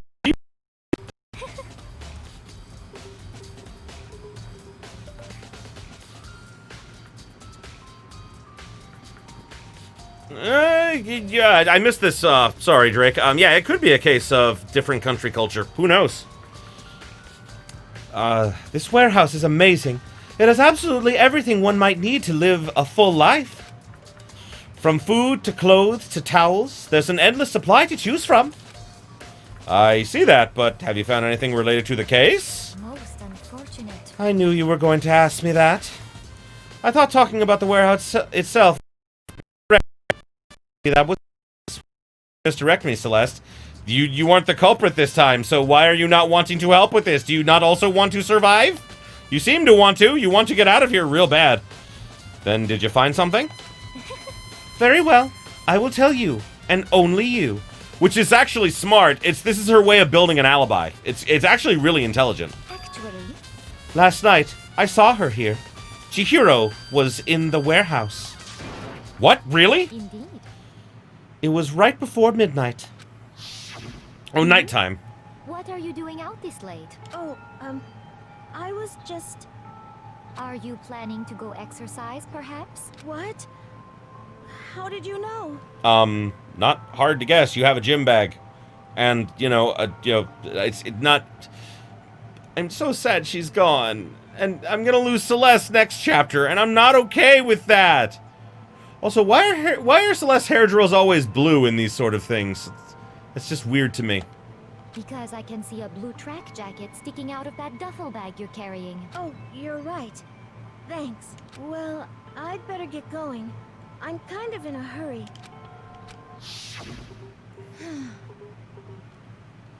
She stuffed the jacket into her bag in a hurry. It was almost like she was trying to hide it. And just like that, she was gone. Yes, indeed. I assumed she was merely stocking up to go exercise in the morning, but it would appear she ignored the nighttime rule and headed directly to the girls' locker room. If she hadn't broken our rule, none of this ever would have happened. I mean, that's not exactly true, but at the same time, you get what you deserve, I suppose. Oh god, see, Celeste can be very, very cruel, but at the same time, like, to me, it always feels like this is her way of coping. Like, this is how she copes with this horrible situation. In some ways, like, it reminds me of, like, Kokichi in V3. Except he took it to the extreme, whereas she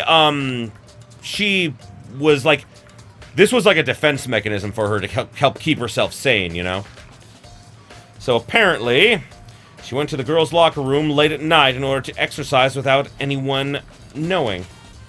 But the strange thing is, there's no trace of the track jacket or duffel bag Celeste said she saw Chihiro carrying.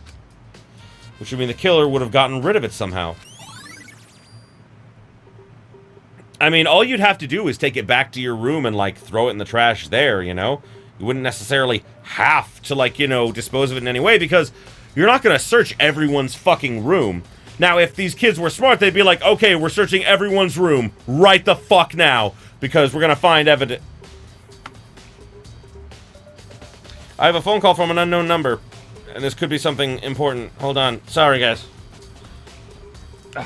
Hello, this is Brandon. I'm doing well, thank you.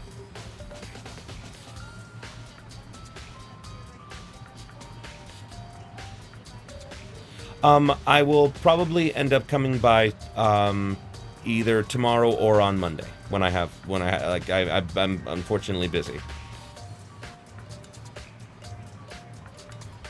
Oh, certainly, thank you, I appreciate that. You as well, thank you. Oh boy, sorry about that. I thought that might be, it was my, my prescription. I'm not ashamed to admit that my anxiety shot up because of quarantine and coronavirus and all that, and so I have a therapist, and I went to see a psychiatrist, and they put me on like the smallest amount of just kind of stuff to help keep your anxiety down and everything, because I had such bad anxiety. I don't know if I mentioned this. I had such bad anxiety, I thought I was having a heart attack. It was a fucking terrifying time because my chest hurt, my left arm hurt. I legit thought I was having, like, a heart attack, and I went into the hospital. This was, like, right before the quarantine hit, and they were like, no, nothing's wrong with you.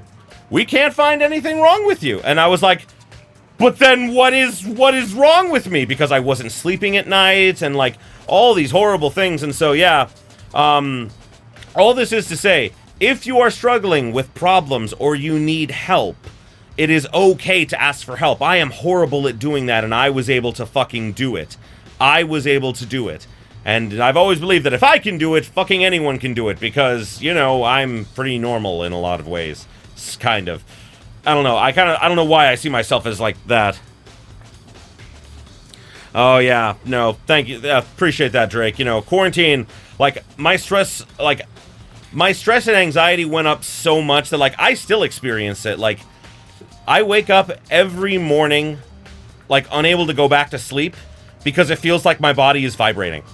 I literally, like, I woke up at 11 o'clock today, and it felt like the inside of my body was, like, vibrating. But then when I get up and I start going about my day, it just goes away. And it's caused by anxiety and stress. And it's just like, holy shit, I didn't figure that anxiety could cause actual physical symptoms. But it fucking can. And it did to me, so... Yeah, so that was just... I thought that might be them confirming my my prescription, so I had to take that call. I'm very sorry, guys. I should have walked away. I should have walked away for that. But either way, yeah, that's why it's weird that I'm playing Danganronpa, because, like, weirdly, this game doesn't, like, raise my anxiety. I don't know why. It should, but it don't. It's weird. Probably because until I get to the actual executions, I'm fine. It's the actual executions that fuck me up. And that's why I do it, like, every week. Like, I could not do this back to back to back. I'm actually playing, The Last of Us Part 2 as a Let's Play right now, and let's just say that I fucked up. Because, pardon me. When I played The Last of Us Part 2, I played just day after day after day after day. And my anxiety level shot up so much that I had an anxiety attack when I finished playing that game. That's why with Danganronpa, just in case, I have decided to play it every Saturday. Like, you know, every other day. Sorry, like basically I'm doing this once a week. So that way I don't overwhelm myself. It's a thick layer of dust on top of the desk. Maybe there's some kind of clue here. My God, guess not. What? No, there is a clue there. I clicked on the extension cord. I did not click on the bookshelf. Thank you, fine-a-fucking-ly. Lamp won't turn on, huh? Oh, I see. It's not plugged in. Lamp's cord isn't long enough to reach the outlet from here. And last time I saw it, it was definitely on, and it was definitely right here. Oh, that's right. Byaku was using an extension cord! A clue! But there's no extension cord here now, because it's stringing up Chihiro right now! And now I must look at the file one more time, and then I think that's it for this investigation. I think. I'm not sure.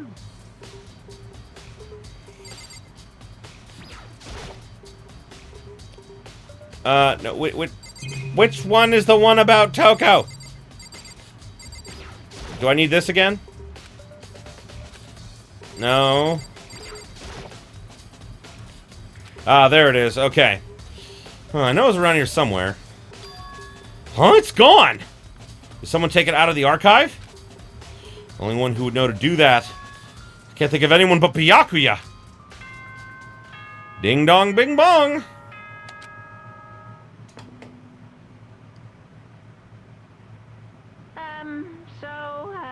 I'm getting tired of waiting. Shall we just plunge right in? No. Please, no. Never say those words to me ever again. It's the moment you've all been waiting for. Who is it? The class trial. Oh, joy! You remember where to meet, right? Yes, the red doors that haunt my nightmares. Please go through the red door on the first floor of the school. Time up, trial time. Yep. See you soon. I mentioned this in like before, but I do think the game would have been so much better if you actually had a time limit to investigate, and that it was still possible to complete the trial because other people would help fill in the blanks. But like, you know, it'd be so much harder depending upon what you do or don't know. But instead, you know, there is no fixed there is no fixed time limit. It's just whenever you, the player, get to it. Begin the class trial, or it's about to begin. The red door is right through here. Oh boy.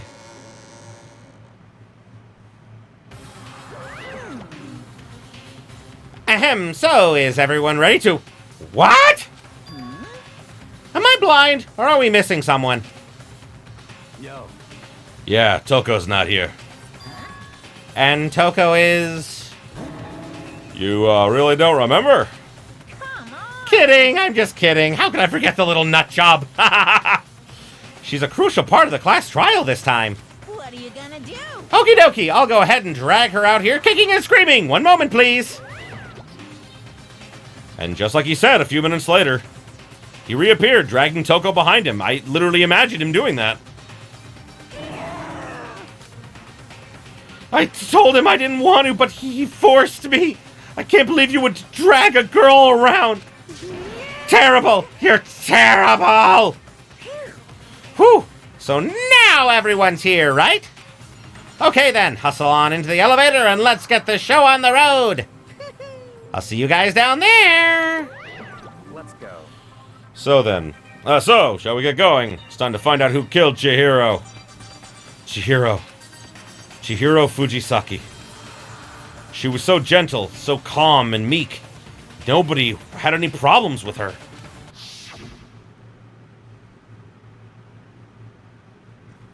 Yeah, thank you, Drake. You know, like, distrust was such a cool concept, and, like, I get why they had to scrap it, because, you know, like, at the time, Danganronpa was a make or break game for Spike, because if they hadn't of, like, if this game didn't sell well, basically, Kodako was going to be out of a job, and he needed this to do well.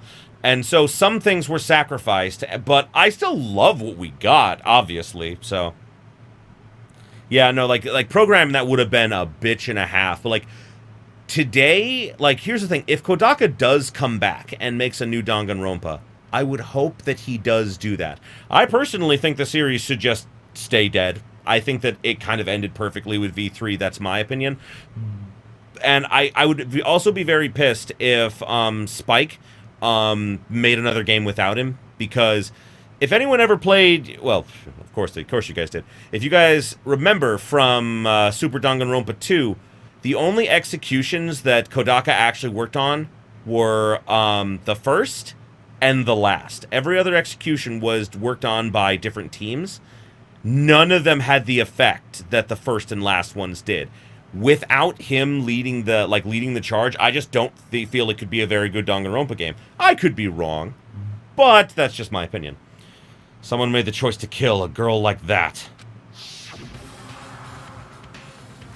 And the murderer is one of us. Someone standing right here. Alright, let's talk to everybody. You ready? We're doing this.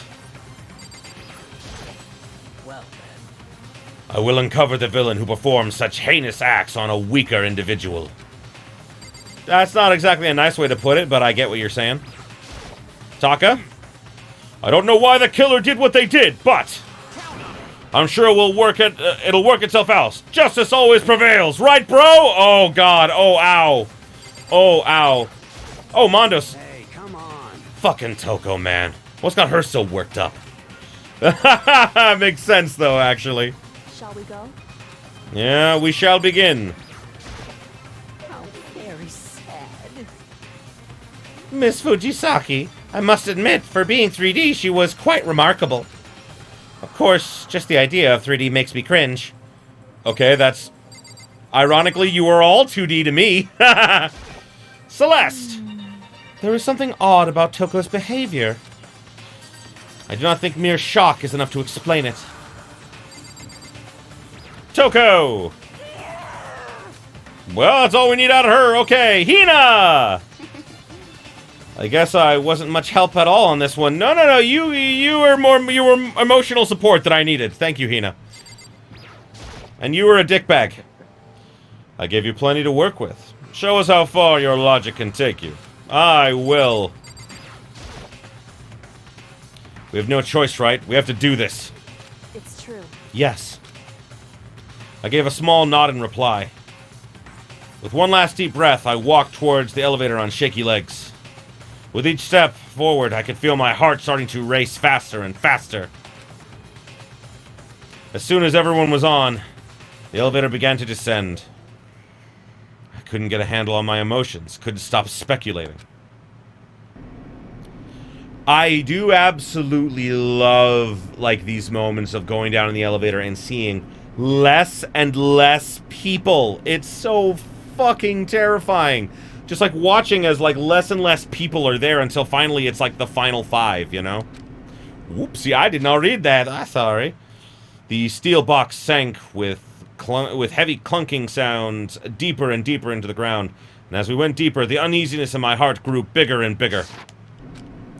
The elevator was unaffected, however, and continued to descend without hesitation. It is an elevator. It is what it do. Until finally, it came to a sudden stop. What do you think? I redecorated. Why did I yawn there? I'm so sorry. Isn't it so fresh? Isn't it so exciting? Don't waste our time with stupid questions. Let's get this over with. Good. You're rip-raring to go. Gotta say, I don't hate it. Not at all. Well, Okay, then. Let's get this show on the road. thrills, chills, kills! Everyone, please find your assigned seats. Why are they seats? Oh, going back to the other conversation, tape, If Spike was to do another game, I would hope for a spin-off. I would too. I would not like a main title. Like, I feel like V3 had the perfect ambiguity at the end that I don't want to know. I don't want to know what the truth behind it is, because having that anonymity literally leaves it open to interpretation, and I think that's better. Maybe like a spin-off of like something that would have happened earlier, but I mean, like, I don't want it to involve the V3 thing at all. And so the curtain opened once again. A deadly judgment, a deadly deception, a deadly betrayal, a deadly riddle, a deadly defense, a deadly faith, a deadly class trial! Ah, it's so deadly here. Alrighty, we're going to save right quick. And let's set some skills. Do I have any more skills? Nope, I have no more skills. I haven't maxed anyone out yet. Shit. I have no more skills. Well, I think that, like I said, I'm going to take just a 5-minute break here. Just 5 minutes. Let's see, what time is it now? Yeah, I'll be back in just about 5 minutes. I'm literally just going to go get some more water and everything and get ready, use the bathroom and everything. Now is your time to do that. In fact, let's give 10 minutes. Let's come back here at 55. We'll be back here in about little less than 10 minutes. Alrighty, so I will be back. Welcome back.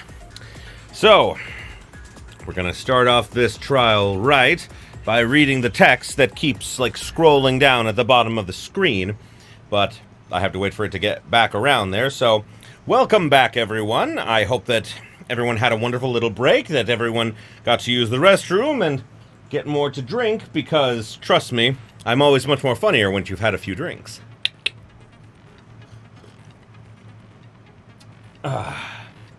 Alrighty. The bizarre class trial begins again. Why was Chihiro murdered? Is the killer hiding within the group?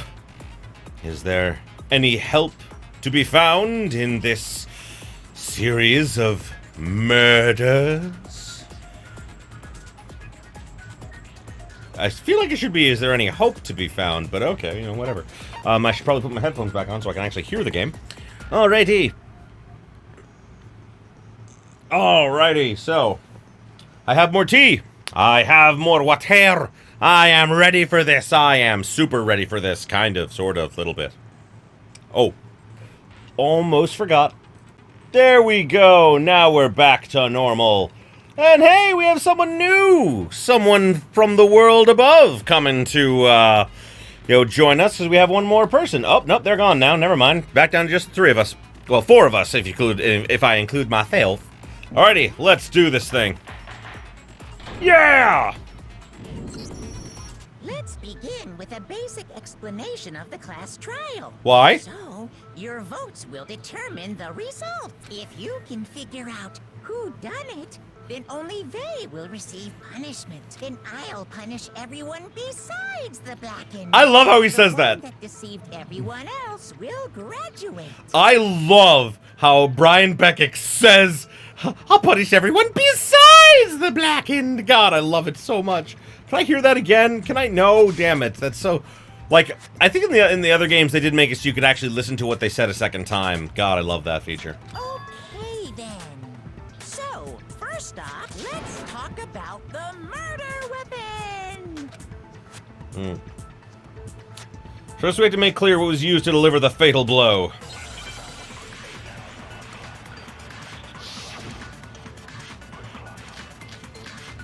Music only got better as the games went on, personally. Basically, I think so. Chihiro's fatal injury. It appears it was a head wound. That is true. According to the Monokuma file, the killer used a blunt instrument. But what kind of blunt instrument could it have been? I bet it was an iron pipe. Why, Hero? Why? Why, Taka? Why do you... It would make for a powerful weapon. Taka! Oh, Hina too! Oh my god! I have to be the smart one! According to the Monokuma file, what kind of blunt instrument could it have been? Oh no, I forgot. I Chihiro's it shows how long I've been since I played this. I bet it was an No! Fuck you! Yeah! Fuck you, Hero! There's a reason I'm not a big fan of him. Can we agree that the object that dealt the fatal blow was the dumbbell found at the scene of the crime? It was covered in blood, and there was nothing else at the scene that could have caused that kind of injury. And the wound on the victim's head is consistent with the shape of the dumbbell. Fuck. As far as I'm concerned, there's no mistake and no room for doubt on this one. You looked at her head wound? Why wouldn't she? Yes! That's so creepy! I think that's kind of hot, personally. Like, I'm sorry, I am attracted to women that are willing to go that far to like figure shit out. It's hot to me. Not the idea of like, you know, like oh yes, I love that she like went and looked in the crevices of the indentation. It's like no, the fact that she did that, that's hot. If you don't mind, I will proceed from here. Will you Move now? on to discussion of the culprit. Oh, that's very quickly. Although, I believe the criminal behind this heinous act is already quite clear. Oh, is it, sir? What? For real? Chihiro's killer is... Yes. Hero made a stupid comment. He already said that I bet that Chihiro was beaten to death with an iron pipe, and it's like, what? No, he's stupid. The fiendish serial killer, Genocide Jack. My God, Genocide Jack, the fiendish serial killer. How many times have we seen fiendish serial killer in the last hour or so, man? A new element has been added to the non-stop debates. I don't need to hear about it. That is the wrong one. There we go. Welcome back, Drake. Also, I forgot to say that. My bad. Okay. The culprit is Genocide Jack. Ah! Sure. Case closed. Ah! That's impossible! Why? What makes it impossible? I don't know. Well, I mean, come on. There's just no proof for it. Sorry, Hina, but there is. Hey, so, speaking of Genocide Jack, Yes. I don't know who that is! Nerd! The culprit is Case closed. As far as I... But that's well, I mean, there's just no proof for it. Bullshit! No, it's wrong. I have proof, Hina! I might know one reason he could be involved. What? I found this file while I was looking around the archive in the library. I guess it's some kind of confidential file the police put together about the Genocide Jack case. What? That's kind of weird as shit, isn't it? What was something like that doing in the library? That is a good question. The why of it is probably more trouble than it's worth. So let's forget about that for now.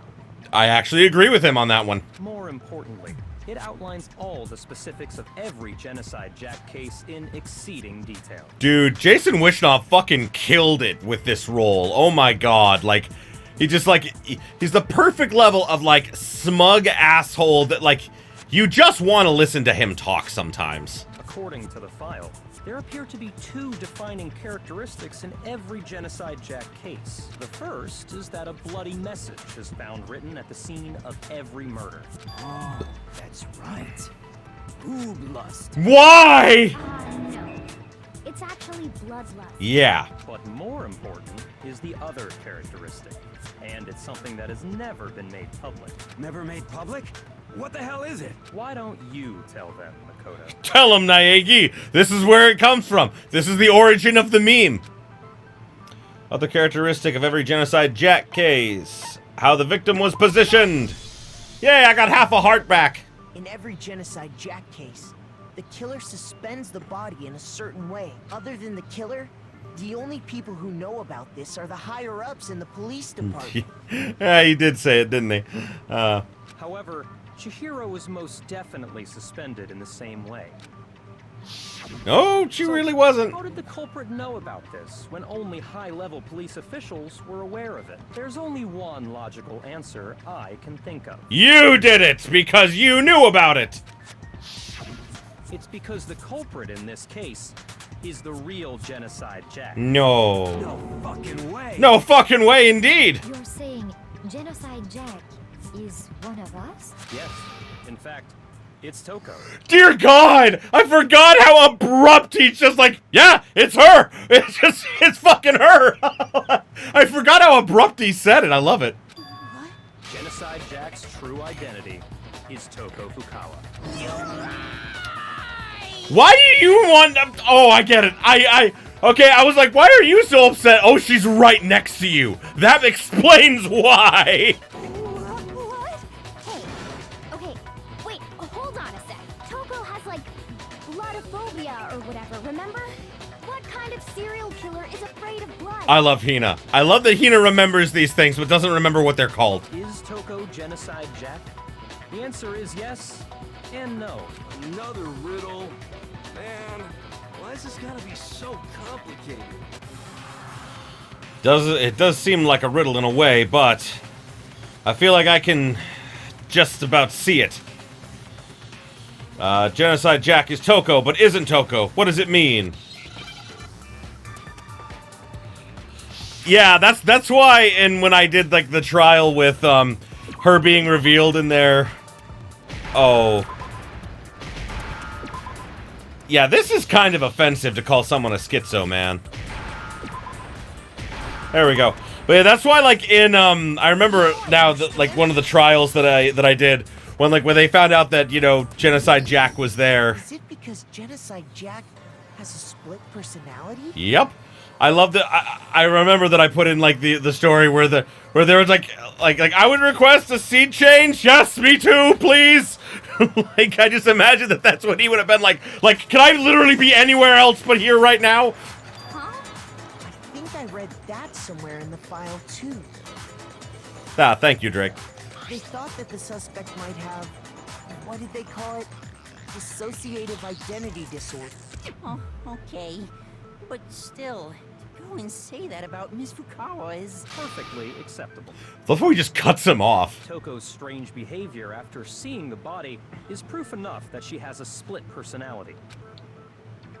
One thing that shows Toko has a split personality. Her behavior changed. You're talking about how she started acting totally different than usual, right? What I love is that in later games, they cut out a lot of that, like having to select the answers. They saved that for when they really needed it, instead of having it be as constant as it was in the first game. But, you know, like, because that just, like, normally they would have, like, Shuichi would have just been like, oh, you're talking about this, right? Because it's common knowledge, you know? That's right. Think back. She fainted when she saw Chihiro's corpse, and then, when she woke up... I'm fine! I'm fine! Oh, that body? Hey!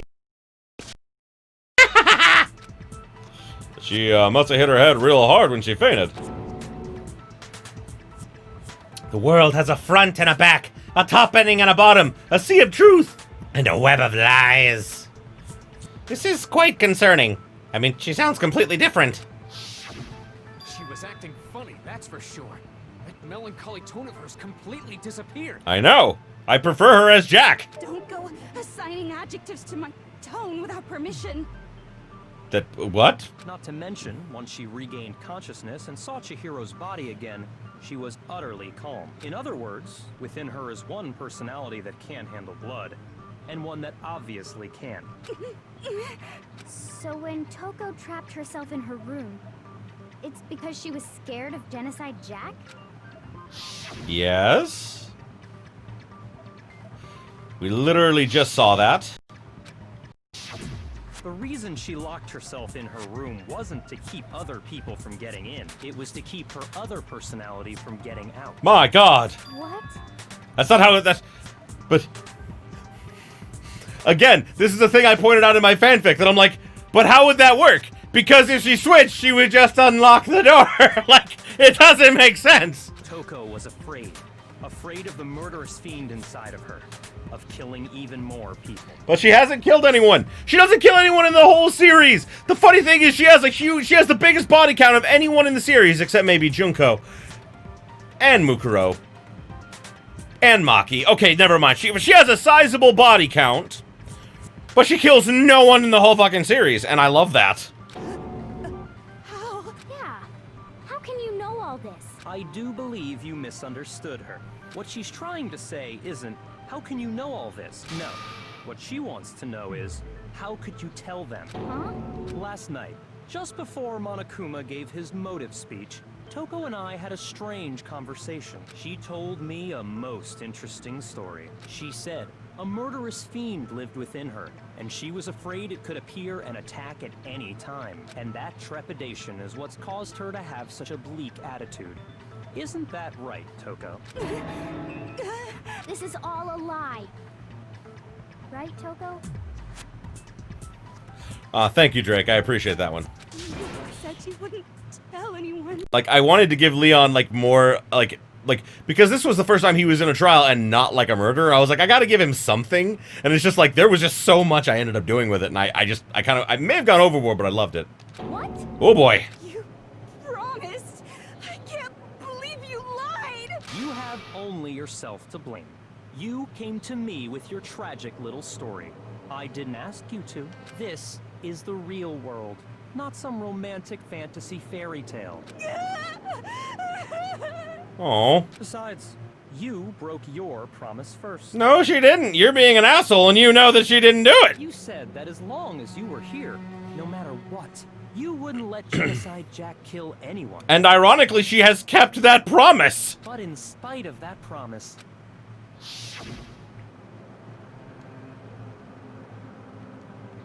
Oh, yeah. You said if I kept my promise, you would go out with me. That's the only reason I promised. how many times do I have to tell you? I never said that. And I can believe it. I can 100% believe that he was like, no. Like, I won't do that. You promised now. No, that's not how that works. But you weren't able to do it. You just couldn't resist that rush you got from killing, could you? Imagine how disappointed he was to figure out that fucking Toko, his stalker, was the serial killer that he admired so much. Like, imagine the shock, man. I tried. I swear I tried to control it. But your efforts were useless. What a disappointment. What a dick bag. I hate you. Well, the opening act is nearly finished. All that's left is to hear from the person in question directly. Person, you don't mean. Ooh. Oh, Toko's body suddenly lunged backwards. A huge thud echoed across the room, but in the next second... here she is! Well, hello there. Is it me you were hoping to see? I actually do like that they, like... I didn't like it at first that they had a completely different voice actress play each of the roles, but, like, it's kind of grown on me, and Erin Fitzgerald does fucking fantastic as Genocide Jack. What the heck? So you figured it out, huh? Well, whatever. What are you gonna do? I'm the ultimate murderous fiend, Genocide Jack! Or better yet, let's go with Genocide Jill! What the fuck is this? I love how Mondo, I just imagine Mondo, he has all this guilt and trepidation, and he's like scared that they're gonna figure him out, and he feels so guilty and everything, and then this happens, and he's like, what the fuck is going on? It's just so funny. I'm sorry, but it's so funny to me. Oh, Mondo, of all people, is like, what is going on? What happened to you? Not Toko. That's a loser name. And what happened is a textbook split personality. So what if one of them happens to be a serial killer? You should turn a blind eye to one's fault. I don't agree with that. Being a serial killer is literally where I draw the line with people.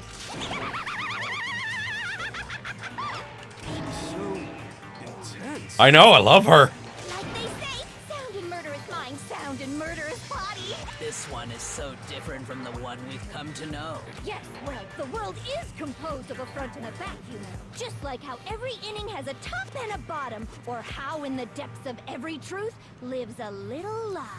And what's obvious is that, like, what's weird is that, like, this feels like Toko's creative side.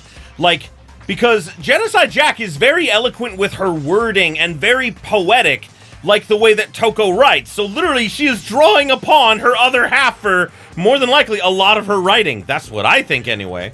Behind every dark and gloomy soul lives another that shines as bright as the sun! This is the murderous fiend, Genocide Jack? This is fucked up, man. This is cray-cray. Don't stick your dick in crazy. That is the lesson here. Don't stick your dick in crazy. This is beyond insane. Miss Jack, Jill, can I ask you a question? What's up? I love it. Yeah, yes, like so happy. Some of us think you might be the mastermind behind our entire situation. What are your thoughts on that? Well, I'll tell you. I am the mastermind of all masterminds. No, you're not. Just kidding. God, I love her so much. It's not true? She fucking steals the show all the time, and I love it. Of course it's not true. How dare you try to link me to that creepazoid? And another thing, the police and government and society in the outside world are totally powerless. Ha! Ha! That is true. That is 100% true.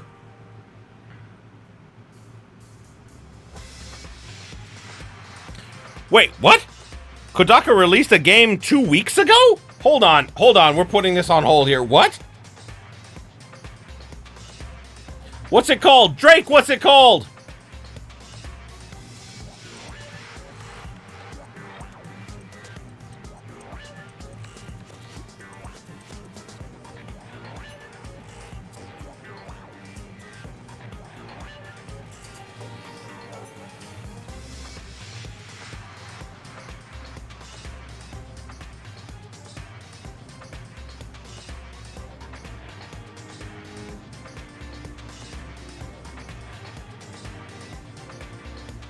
Oh, wow. I didn't know that this was a thing. Holy shit. Like, I'm sorry. Like, I'm just looking at it now.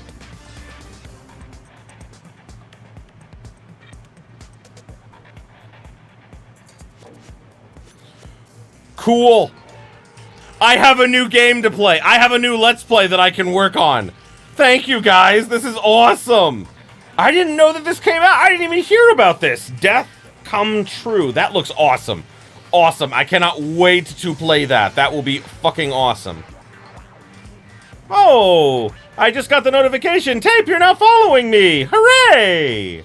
Thank you, bro. And I know that, Drake, you followed me a while ago, so once again, thank you to you as well. Alrighty. Oh my god. I'm so excited. Now I have something new to play from this guy, which looks very different. It's more adult-oriented, which I'm like, cool. I need that right now. They just let this idiotic, bloodthirsty maniac go buck wild all over town! You're not wrong. Sure, I'm a bloodthirsty maniac, but life is pain, right? To live is to hurt other people. I disagree. It's a necessary evil if you want to survive. The act of living itself causes pain for everyone. I don't necessarily believe that. Just kidding again. Thank you. This should be enough to convince you.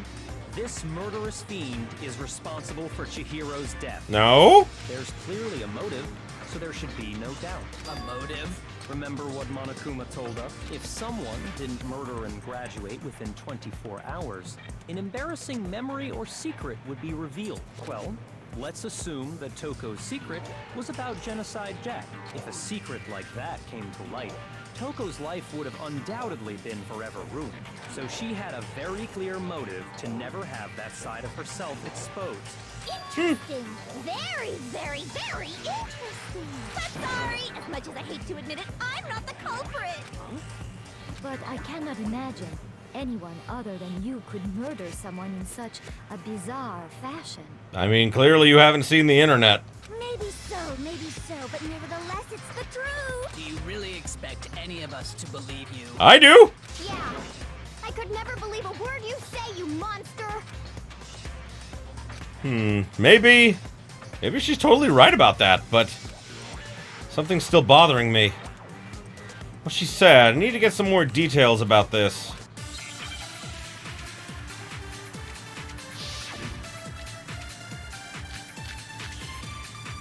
Alright, the disappearing stain, the status of the dead body, and the desk lamp. Sorry, but I didn't kill anyone. Ah! You say that, but do you really expect any of us to believe it? Perhaps if you had an alibi, that would change things. Oh, an alibi, huh? Now we're talking. When you compare your I love how much fun she's having.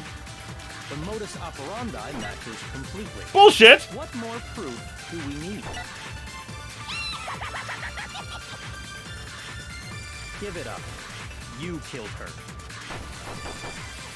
Oh, I forgot that if you shoot the regular things, you lose time. Oopsie. Thank you, Drake. I don't know why I came up with that nickname, but yeah, Monokuma just calls her the scissor cutty bitch. Cutty bitch. I don't know. I just thought it was funny. Sorry, but I didn't kill anyone. It's true. You say that, but do you really Come back here. Perhaps if you had an alibi. Oh, an alibi, huh? When you compare your past, The modus operandi matches. Bullshit. No, it's wrong. I know how words work. Are the methods of murder really exactly the same? No. I think there's Oh, a whoopsie. slight difference between the Genocide Jack cases and this one. Huh? How's it any different? Uh-oh, you don't know?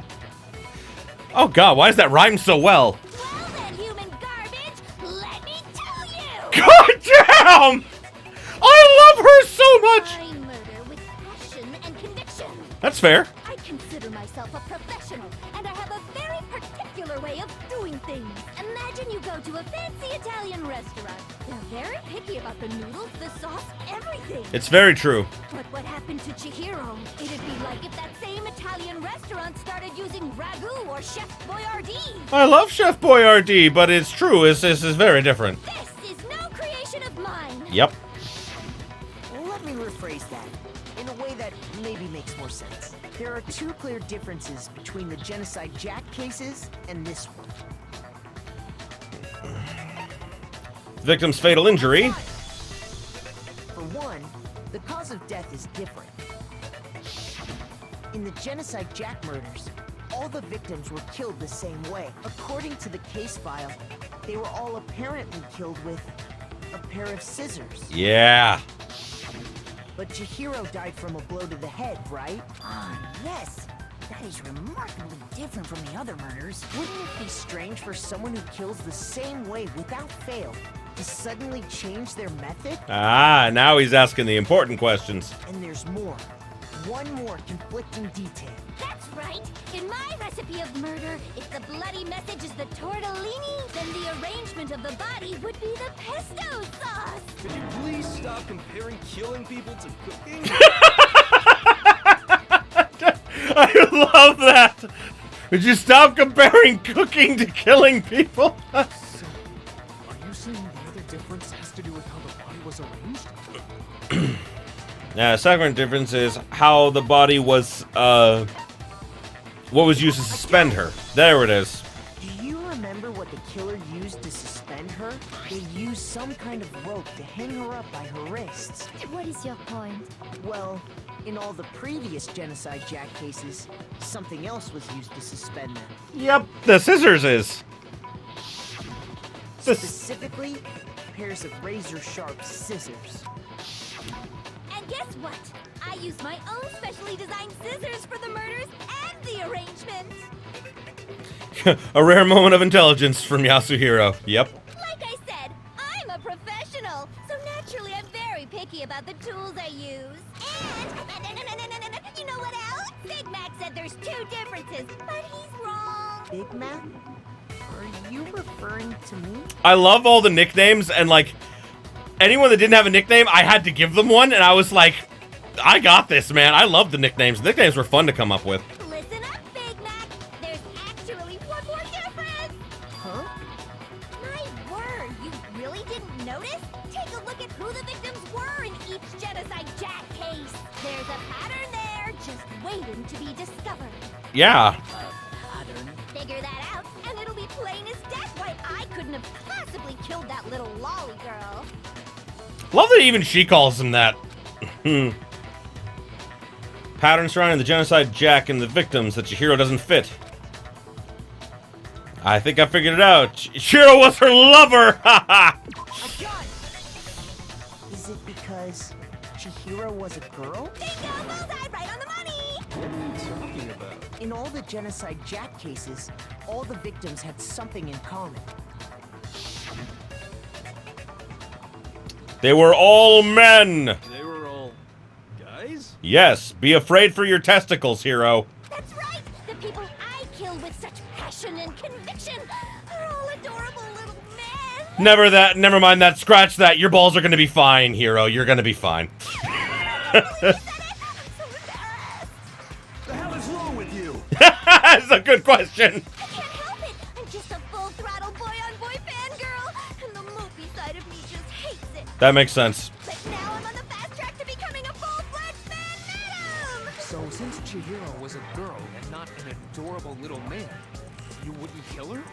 The irony is palpable. Would an Italian chef suddenly start making ramen just because they're both noodles? Don't be stupid. I have too much passion and conviction to cross that line. That's the absolute reality of the one and only. We get it. You've clearly explained your hobby and your philosophy. But that's not all there is to it. It's a different matter entirely. When you're forced to kill in order to survive. Quiet, lolly car! Lowly? Cur? I think that's the first time in his whole life someone talked down to him. I would never kill for a reason as petty as mere survival. And if by some fluke I did kill to survive, why would I bother with the message and arrangement? It'd make me the obvious suspect. I know, right? That does make some amount of sense. Thank you, Celeste. I love you. Plus, whatever reason I have for killing, I would never leave out my prized scissors. Yeah. Who would go out of their way to use a big, stupid, heavy dumbbell? Maybe you used the dumbbell because you couldn't find any scissors in the school? I love the fact that, like, this is giving a clue as to why she wears the long skirt. Any scissors? I don't just use any scissors. I only use my own set of high-class envy of the entire world scissors. She probably hasn't used any of her scissors in years. Like, being, like, you know, on the inside with everyone, she probably took them out every so often, but everyone just grew to know that she had them on them. That, I'm willing to bet that by the time they were all, like, trapped within the school, they all knew about Genocide Jack. But because the world had ended, they're like, yeah, there's not much of a point in us worrying about that at this point. Who knows? Maybe they didn't know. Maybe they legit didn't know for the whole time that Toko was with them. Okay, whatever. There still aren't any in the school. Are you sure about that? Oh, God, I love this.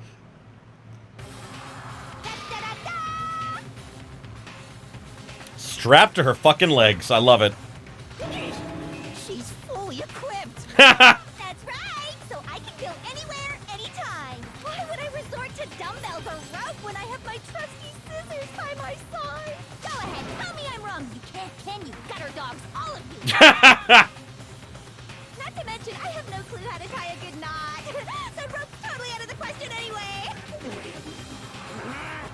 I have no idea what's going on anymore. Same. Could such a heinous villain really be innocent? Yes. But the body really was suspended, right? And nobody but the police knew about that. Yeah. That's why we figured it had to be the real deal and not some copycat killer. Hold on, there is one person. One person who could have copied the Genocide Jack cases. Hifumi! No. No, oh, no, I don't want to suspect her ever. Here's my answer. Yep. Byakuya, it's possible you could have found out, isn't it?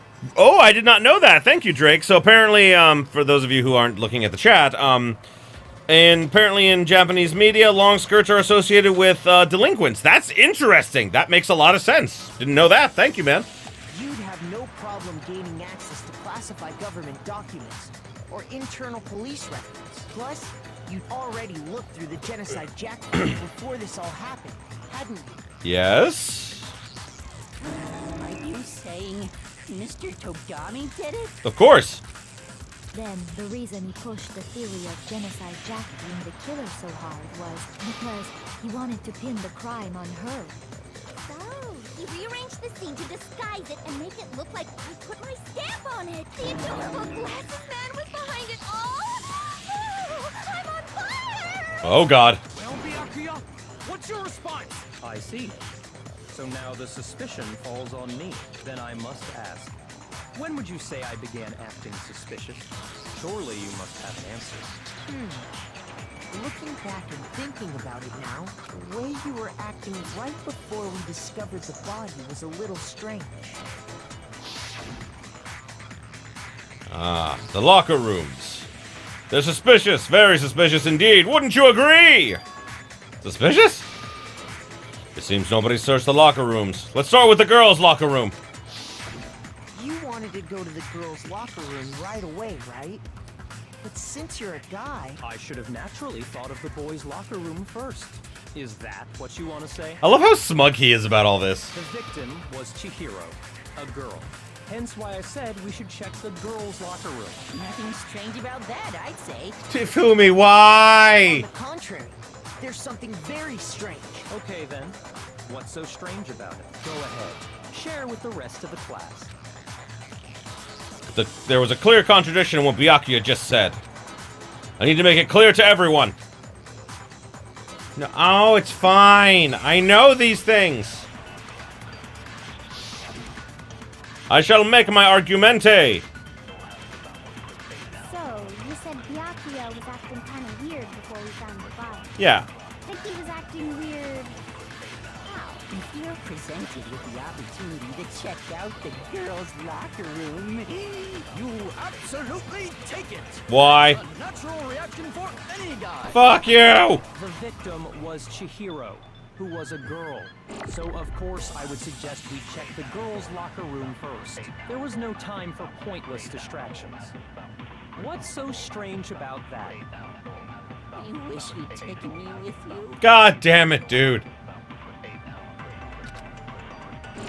So, you said Byakuya was acting kind of weird before we found the body.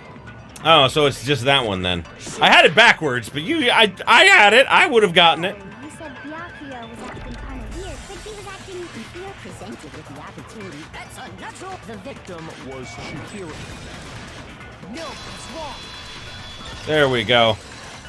It should have worked in reverse, I think, but you know, the game wants a specific I'll outcome. tell you what's so strange about that. Because up until we actually discovered the body, we couldn't have known who the victim was. So your claim that you went to the girls' locker room first because Chihiro was the victim doesn't hold up. I see. That's a good answer, I must admit. Interesting. Very interesting indeed. But your reasoning is still too weak. Huh? What's wrong? Is that it? Surely you've got more than that. Go ahead. Show us.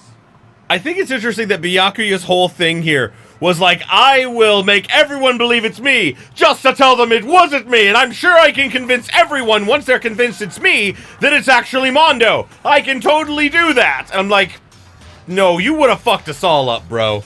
Because you're, you know, an arrogant son of a bitch. What's with Byakuya's attitude? It's like he doesn't even care.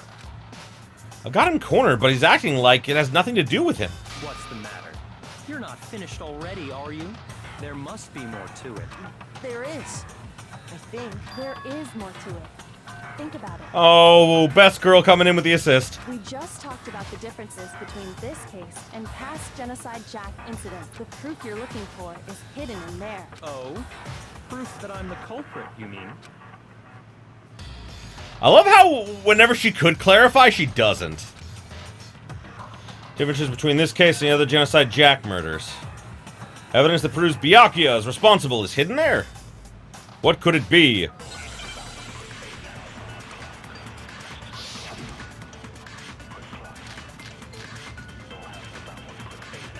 What? The difference between the cases?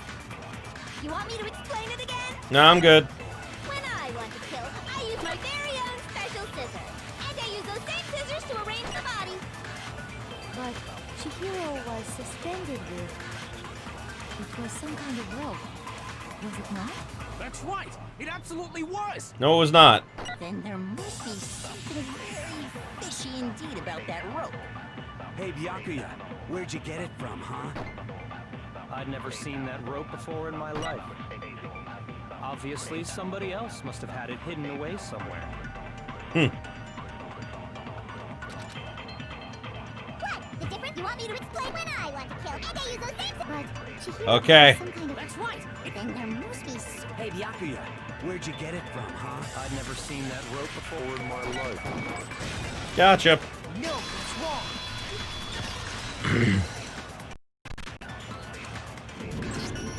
Actually, I'm pretty sure you have seen it before. No, Drake, you're definitely right. Like, his arrogance is like, it is like one of his most defining features, and it's like, pardon me. His arrogance is like, it's arrogance that borders on insanity, and I love it. But yeah, no, dealing with it personally is like, fuck you, man. Because you see, that rope, or should I say, that extension cord? What? An extension cord? Nani? Yakuya, you've used the extension cord in the library more than once, haven't you? And the same extension cord that was in the library all this time went missing after the murder. My God. And there's no way someone who uses that extension cord as much as you do wouldn't discover that fact. Tape, you would straight up fucking body him in real life? I don't know what that means. What is fucking body hit? Like body slam? You would fuck his body? If you're into that, man, I'm not gonna stop you, but I mean, like, no, not for me. Clarification needed. Words not make sense. I would straight up fucking body him in life. I'm not trying to make fun of you, man. I'm literally just saying, like, I feel like a word is missing. Cause, yeah, no, fuck that guy. Fuck that guy. And Yakuya must be the one who took the extension cord. I'd beat him up. Okay, there you go. Cause I'm sorry. I would straight up fucking body him in real life. And I'm like, I don't know what that means.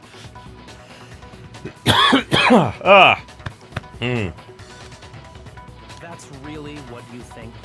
Then your conclusion is something like this? I killed Chihiro in the girls' locker room, then hung her up and wrote that bloody message. I intentionally made it look like Genocide Jack was behind it. Is that about right?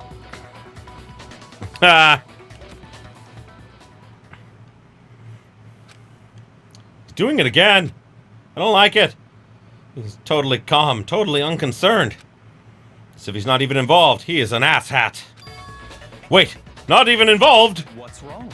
I asked you if you think that's what happened. I don't. Hell yes, that's what happened.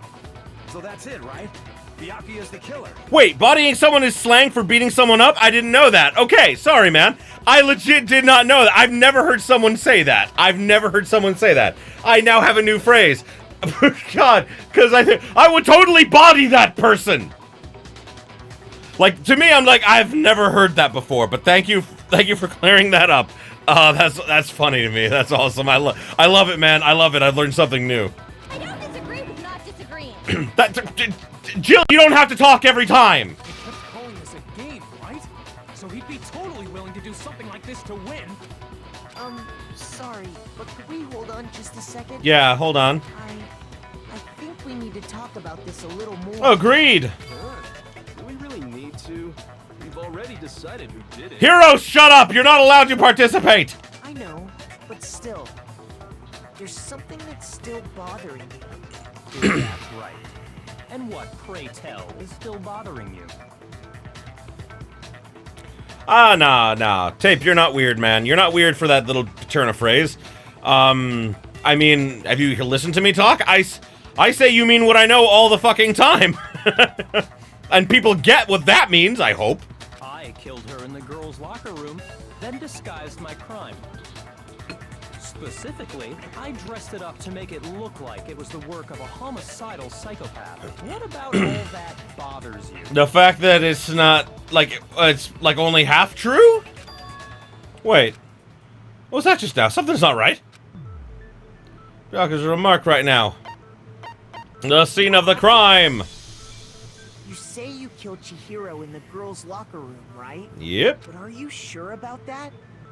Isn't it possible that the murder took place somewhere else? How disappointing. Yeah, for you. What kind of question is that? Even in the world of disappointments, this is a true letdown. Ow. She was found dead in the girls' locker room. There is absolutely no question about that. How could the scene of the crime have been anywhere else? Well, I think it's entirely possible that she was killed somewhere else, then carried there later, along with the rest of the murder scene. The rest of the murder scene? Ha! We got him! We got him! Ladies and gentlemen, we got him!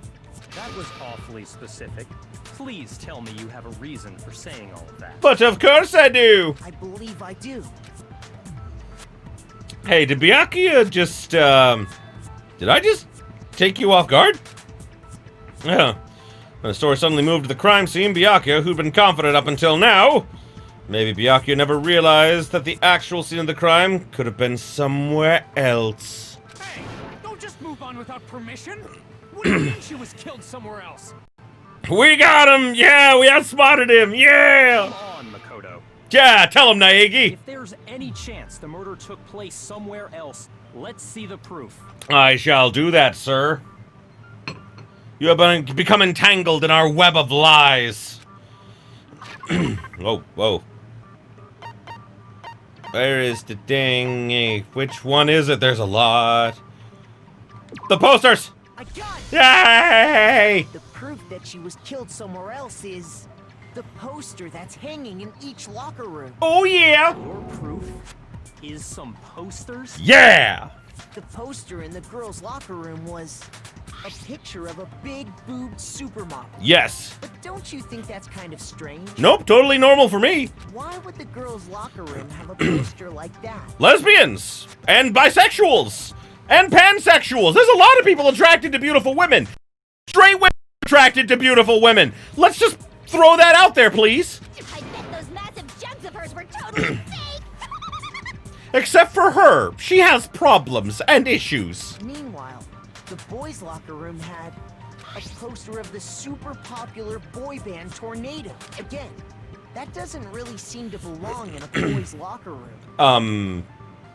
Excuse you, Makoto, you can just get the fuck out right now. So you're saying that maybe the posters were switched? There was always a switching in the first two trials, it's weird. And there's one other thing I noticed about the locker rooms. You know what I'm talking about, right, Sakura? You're referring to my protein coffee, aren't you? Oh, yes. Protein coffee? While I was in the girls' locker room earlier, I spilled some protein coffee on the carpet, but I noticed that after the murder, the stain had been totally scrubbed away. My God!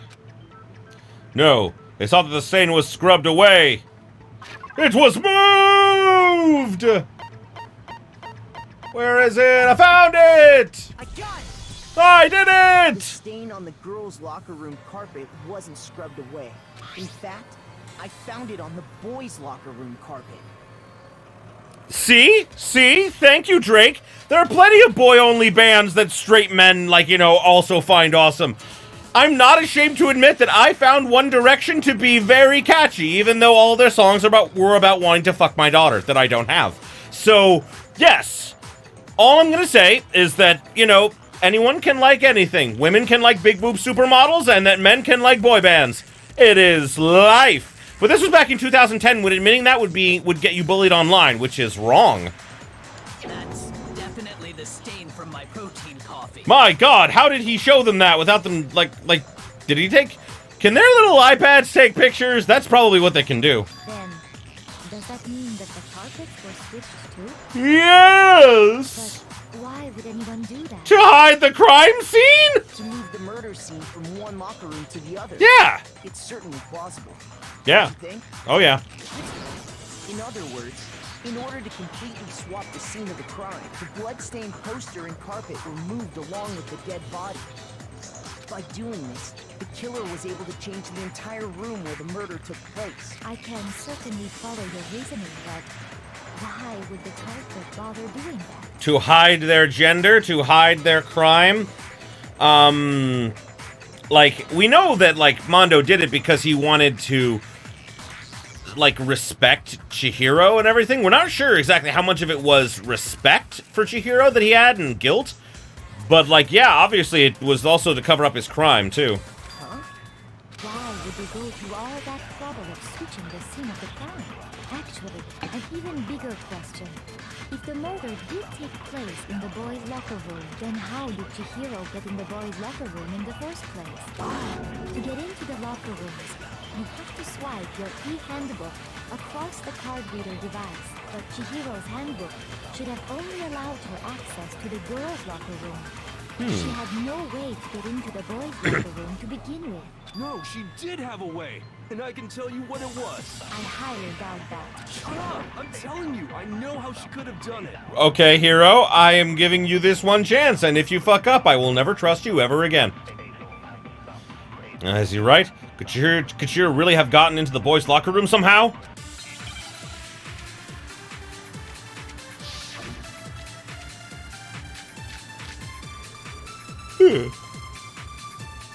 Is it really possible? Could Chihiro really have gotten into the boys' locker room somehow? Ah! I got it! She must have hacked her e-handbook. That's actually smart to think of. Programmer, after all. I'm sure that would have been no problem for her. Nah, No, I don't think that's it. She used the thing that was in the main hall. yeah. Huh? What thing? I'm talking about Leon's handbook, of course. Of course you are. If she had that, she could get into the boys' locker room no problem. Yeah, Chihiro's secret's about to be revealed, guys. Oh, man. Really possible? Could Chihiro really... She must have hacked Chi-Wa's wheels. I'm sure that would have... Well, I don't... She used the thing. Huh? What? I'm talking about Leon's handbook. No, it's wrong. But it is the broken now! Technically, it's not. Yeah, poor kid. Poor I don't kid. think Chihiro used Leon's handbook. Why not? Because Leon's handbook was broken. Oh. Well, then, yeah, I guess that'd be pretty impossible, huh? I gave you this one chance, Hero, and you fucked it up. From now on, your opinion will never be considered, I will never like you, and I'm gonna kill off your character in Never Say Never Now. You earned this! No, I'm not actually gonna do that, but you earned this! I am struck silent by how quickly... Yeah! I love you, Sakura! Plus, isn't there a regulation against using someone else's handbook? Actually, the rule states that loaning your handbook is prohibited. It says nothing about borrowing one. In other words, you could borrow a dead person's handbook all you want, and you'd be safe. Yep. Yup. Hit the nail square on the noggin. Of course, if it were broken, that wouldn't make any sense anyway. So then, she must have hacked hers, like I said. No. She used her ultimate programmer skills and... You can't fix an e-handbook. The instant you open one up, a security buzzer starts glaring. So, if she didn't use Leon's handbook, and she didn't modify her own handbook... Maybe Mr. Naegi's initial assumption is just... wrong? It seems like there's no way she could have got into the boys' locker room. So I guess so. Okay then, I vote for Byakuya. No! Why? Stop, Taka! Is that it then? Chihiro was killed in the girls' locker room, and Byakuya is the one who did it. Really? But still, I don't know what else I can do. Hold on a second. I agree with you, though. I think you're on the right track. There we go. Yes, he did. Hiro earned the distrust from the group because of his own stupidity. Let's just get that out in the open. What the... You finally decide to open your mouth and that's what you've got to say? There's no way she could get in the boys' locker room, right? Why are you so sure she couldn't get in? There's still one other way she could have gained access. Yes, Hiro will pay the price eventually. I'm working toward that. It's gonna be fun. You're gonna love it. What? What are you talking about? What other way is there? Well, to explain that, why don't we take a little break from the trial? I'd like you all to come see something. Wait. Just what do you think you're doing? Don't worry. This'll make the whole trial more exciting. I'm sure that thought must please you. Yes, that thought pleases Mama Junko. Huh? It'll make things more exciting? Of course it will. Well, all right then. I declare an official class trial recess. Hooray! I'm glad you're looking forward to it, Drake. Yeah, no. For real? I haven't written it yet, but like I got it all planned out, and I was writing like stuff earlier, and I was just like, oh god. Anyone who's a fan of Hiro is like both simultaneously gonna love this and hate this, so it's great. Now then, what is it you want to show us? It best not be boring, or I'll be very unhappy. Oh, I have no doubt it'll meet your lofty expectations. So, shall we go? Of course! Lead on, best girl! So before I even knew what was happening, the class trial had been put on hold. We headed off with Kyoko in the lead. And where she took us was...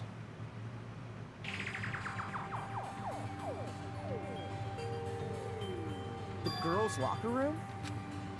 We've already searched this place top to bottom. What are you trying to pull, Missy? I'd like you to examine the victim's body one more time.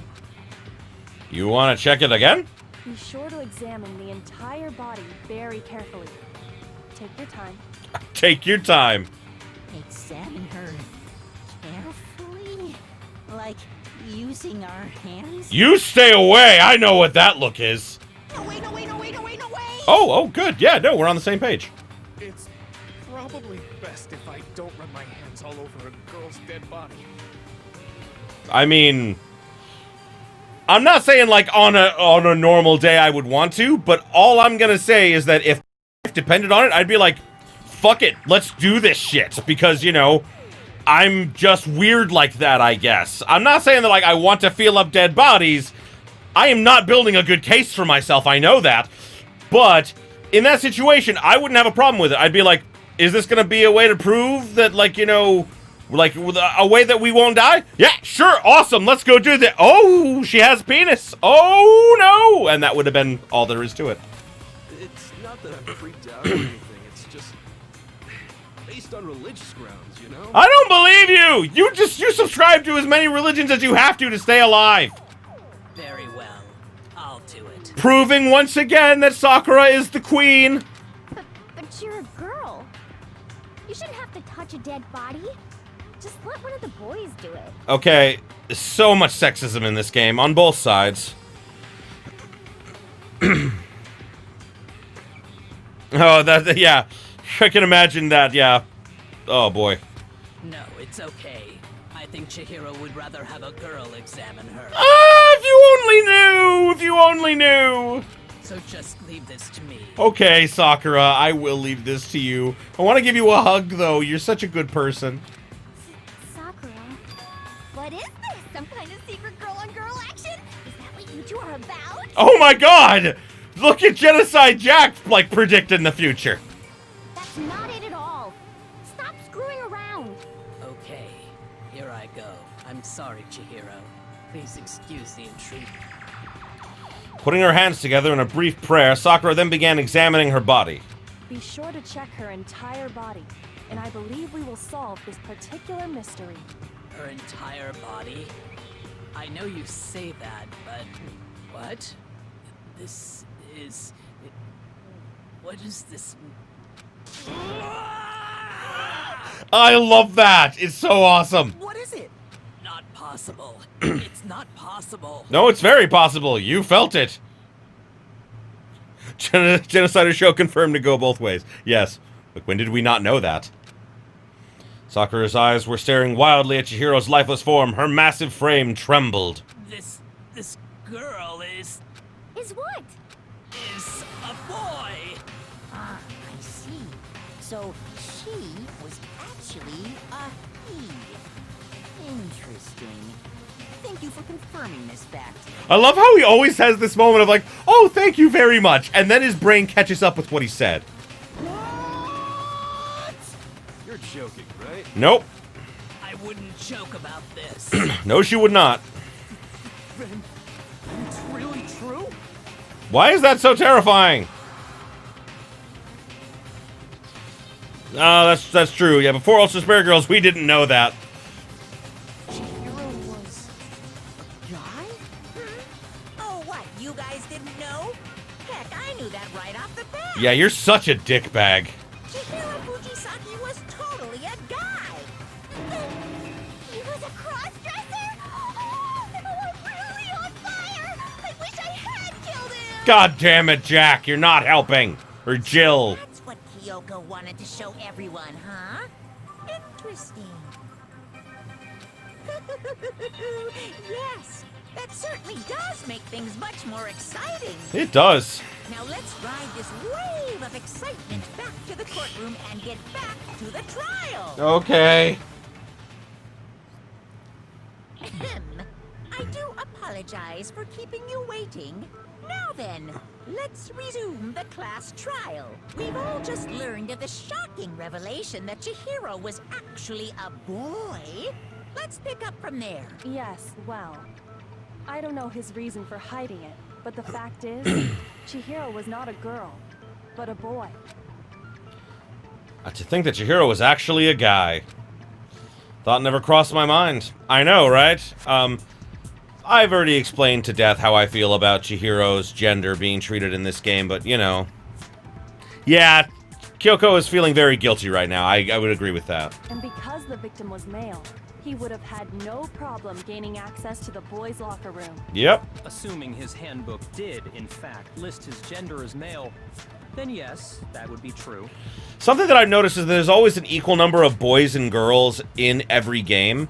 And with Chihiro being biologically male, that evens out in the first game because technically there were more girls than guys in the first game. But then, like, it was a way of throwing it off and everything. It was very interesting.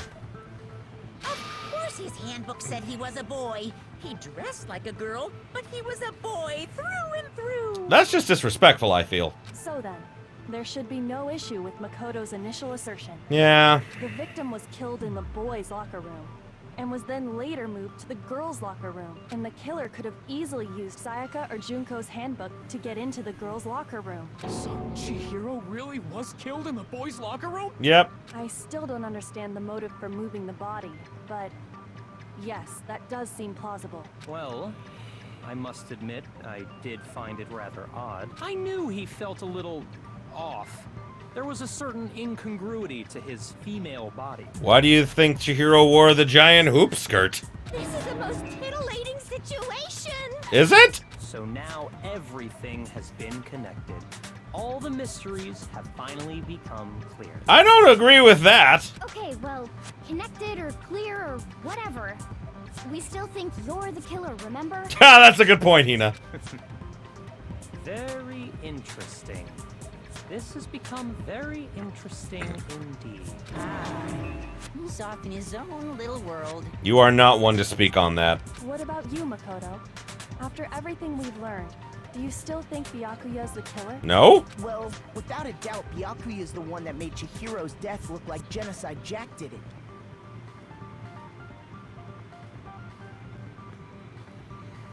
Oh, that's true, Drake. Yeah, Chihiro's always listed like right at, like from what I remember, it's like right always at like the end of the list for the boys, but like the first on the girls list. So yeah, that's an interesting way to hide it. Interesting. But I think he might not actually be the killer after all. What? But aren't you the one who accused him in the first place? I can be wrong. He just seems to be too easygoing about all this. Like he's enjoying us solving the mystery. Yeah. The way he's acting, it makes it seem like it doesn't have anything to do with him. And you think that might be because it doesn't have anything to do with him? Yes. Plus, the evidence he left behind was a little too... how can I put it? Overt. Yeah, like you wanted someone to find it. He consciously chose to use the extension cord, knowing it could connect him to the murder. At least, that's how I see it. And Byakuya, when you found out the murder took place in the boys' locker room, it seemed to rattle you. And then again, when you found out Chihiro was actually a guy, if you really were the killer, that stuff wouldn't have had any effect on you. So that's your thinking, huh? Well, it bothers me that you don't have more concrete reasons, but it's fine. I guess I'll mark it as correct for the time being. What an arrogant douchebag. Mark it as correct? He's right. I am not the culprit. No! I just happened to come across the corpse in the girls' locker room and decided to alter it. Because you are the super dickbag. Are you fucking with us right now? No. No, I am not effing with you right now. I'm telling you the truth. I love the fact that he won't say the F word. I want to hear him say the F word. I'm going to have him say the F word in my story somewhere. At the weirdest fucking time, I'm going to have it happen. Well, I find it very hard to believe. Go ahead. Find it very hard to believe. You're free to be executed along with the rest of us. If you're really telling the truth, then why? Why do you do that to his body? My reasons hardly matter right now. Uncovering the culprit is much more important, wouldn't you say? It's because the answer is simple. I are a dickbag. Now then, If it wasn't me, who was it? Well, I don't think I can say for sure without talking about it a little more. You're seriously gonna keep going? We're all good, aren't we? I thought it was clear Byakuya did it. Fuck! Hero! No! You have no more credibility! I told you, you're not allowed to speak for the rest of this! Where's the abridged series where he gets just, like, shot in the dick every time someone, you know, says, like, something stupid? No, I'm with Makoto. If there's any doubt whatsoever, we need to explore every possibility. Of course we do! Wrong. We all die here. I don't want that! I like most of you! That's true. Very well then. I'm with you too. Damn straight. Count me in. Fuck off, Hero! Do you not have a mind of your own? No, he does not! Of course I do. What am I, an ant or something? You are less than an ant in my mind! Anyway, let's discuss this all as a group one more time. That's very true. Our lives are all on the line. Excellent. Then shall we resume our game of hide and seek? Fuck you, Byakuya! But if Byakuya didn't do it, then who's the real killer? Who murdered Chihiro? It's one thing we can know for sure. The killer is a guy. He's stupider than an ant, actually. You're not wrong. You're not wrong, Drake. Oh, I didn't read that. I'm sorry. Hold on. Since the crime scene was the boys' locker room, you'd need a boys' handbook to get in. Since Leon's handbook is apparently broken, the killer must have had to use their own. In other words, it had to be a guy. But it's not enough. I need to find some more clues.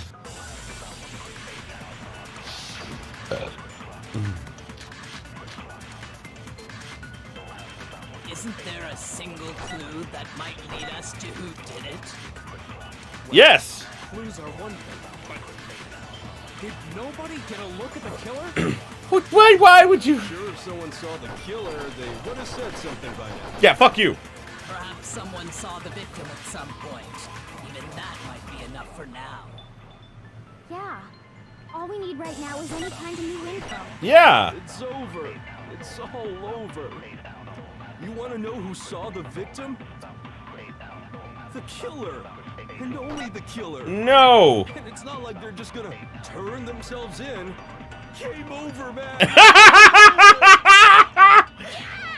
No, not game over. I'm sorry. I love the reference back to Aliens. Game over, man. Game over. Did nobody get? Are you sure if someone saw the? Perhaps someone saw the victim. Yeah. It's over. You want to know who saw the victim? The killer. No, that's wrong. Yeah. Because Hero is a dumb shit. I believe someone else did see the victim before he was murdered. What do you think, Celeste? Yes. Now that you mention it, yes. I did see him. Oh. Really? Oh, but I suppose only Makoto knows about this. The rest of you had no idea, did you? That is why you're all making such ugly noises. God, I love her so much. Whatever. Just hurry up and tell us. It was last night, right before nighttime. I saw Chihiro in the dormitory warehouse. I saw him stuffing a track jacket into a duffel bag, and then, I assume, he headed off to exercise. A track jacket and a duffel bag? But we didn't find anything like that at the murder scene. It seems likely that the culprit destroyed them to get rid of any evidence. And that is when he said something that struck me as rather odd. Well, I better get going. I'm kind of in a hurry. Chihiro told me he was in a hurry, but why would he be in a hurry?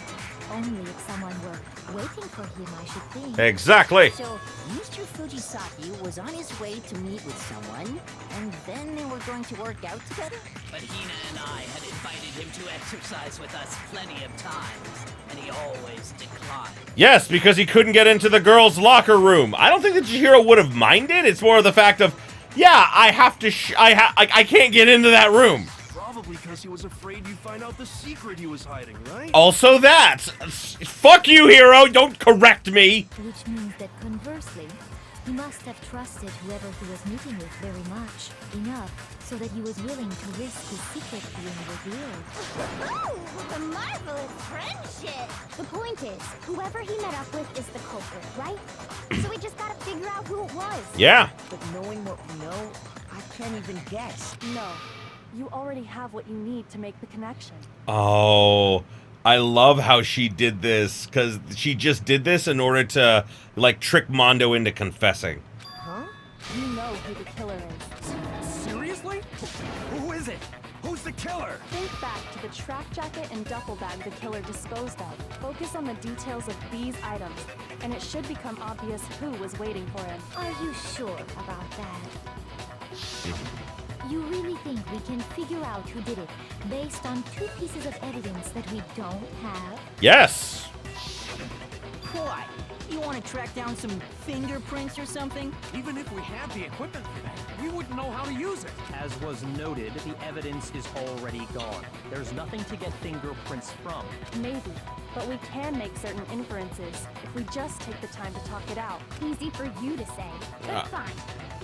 Celeste, did you notice anything special about the bag or jacket? The bag was just a normal duffel bag from the warehouse. Oh, thank you. Yeah. No, it's, there's so many moments I go back and, like, just, like, thinking about, like, my own story. Like, it's weird that sometimes I go back and I read my own stuff and I'm like, holy shit, I wrote this? I like this. This is awesome. And, like, it's weird. But, like, I only write stories that I would want to read, so, you know. All the bags in there are the same, so I can't imagine what would make that one special. Well, if I remember right, there was a decent variety of tracksuits to choose from. Do you think there might be some connection between the culprit and Chihiro's jacket? Perhaps. Let's explore that and talk a bit more about the jacket he took. Does Chihiro's track jacket really hold some clue about the killer? Ironically, it does. Somehow, it's really hard to believe.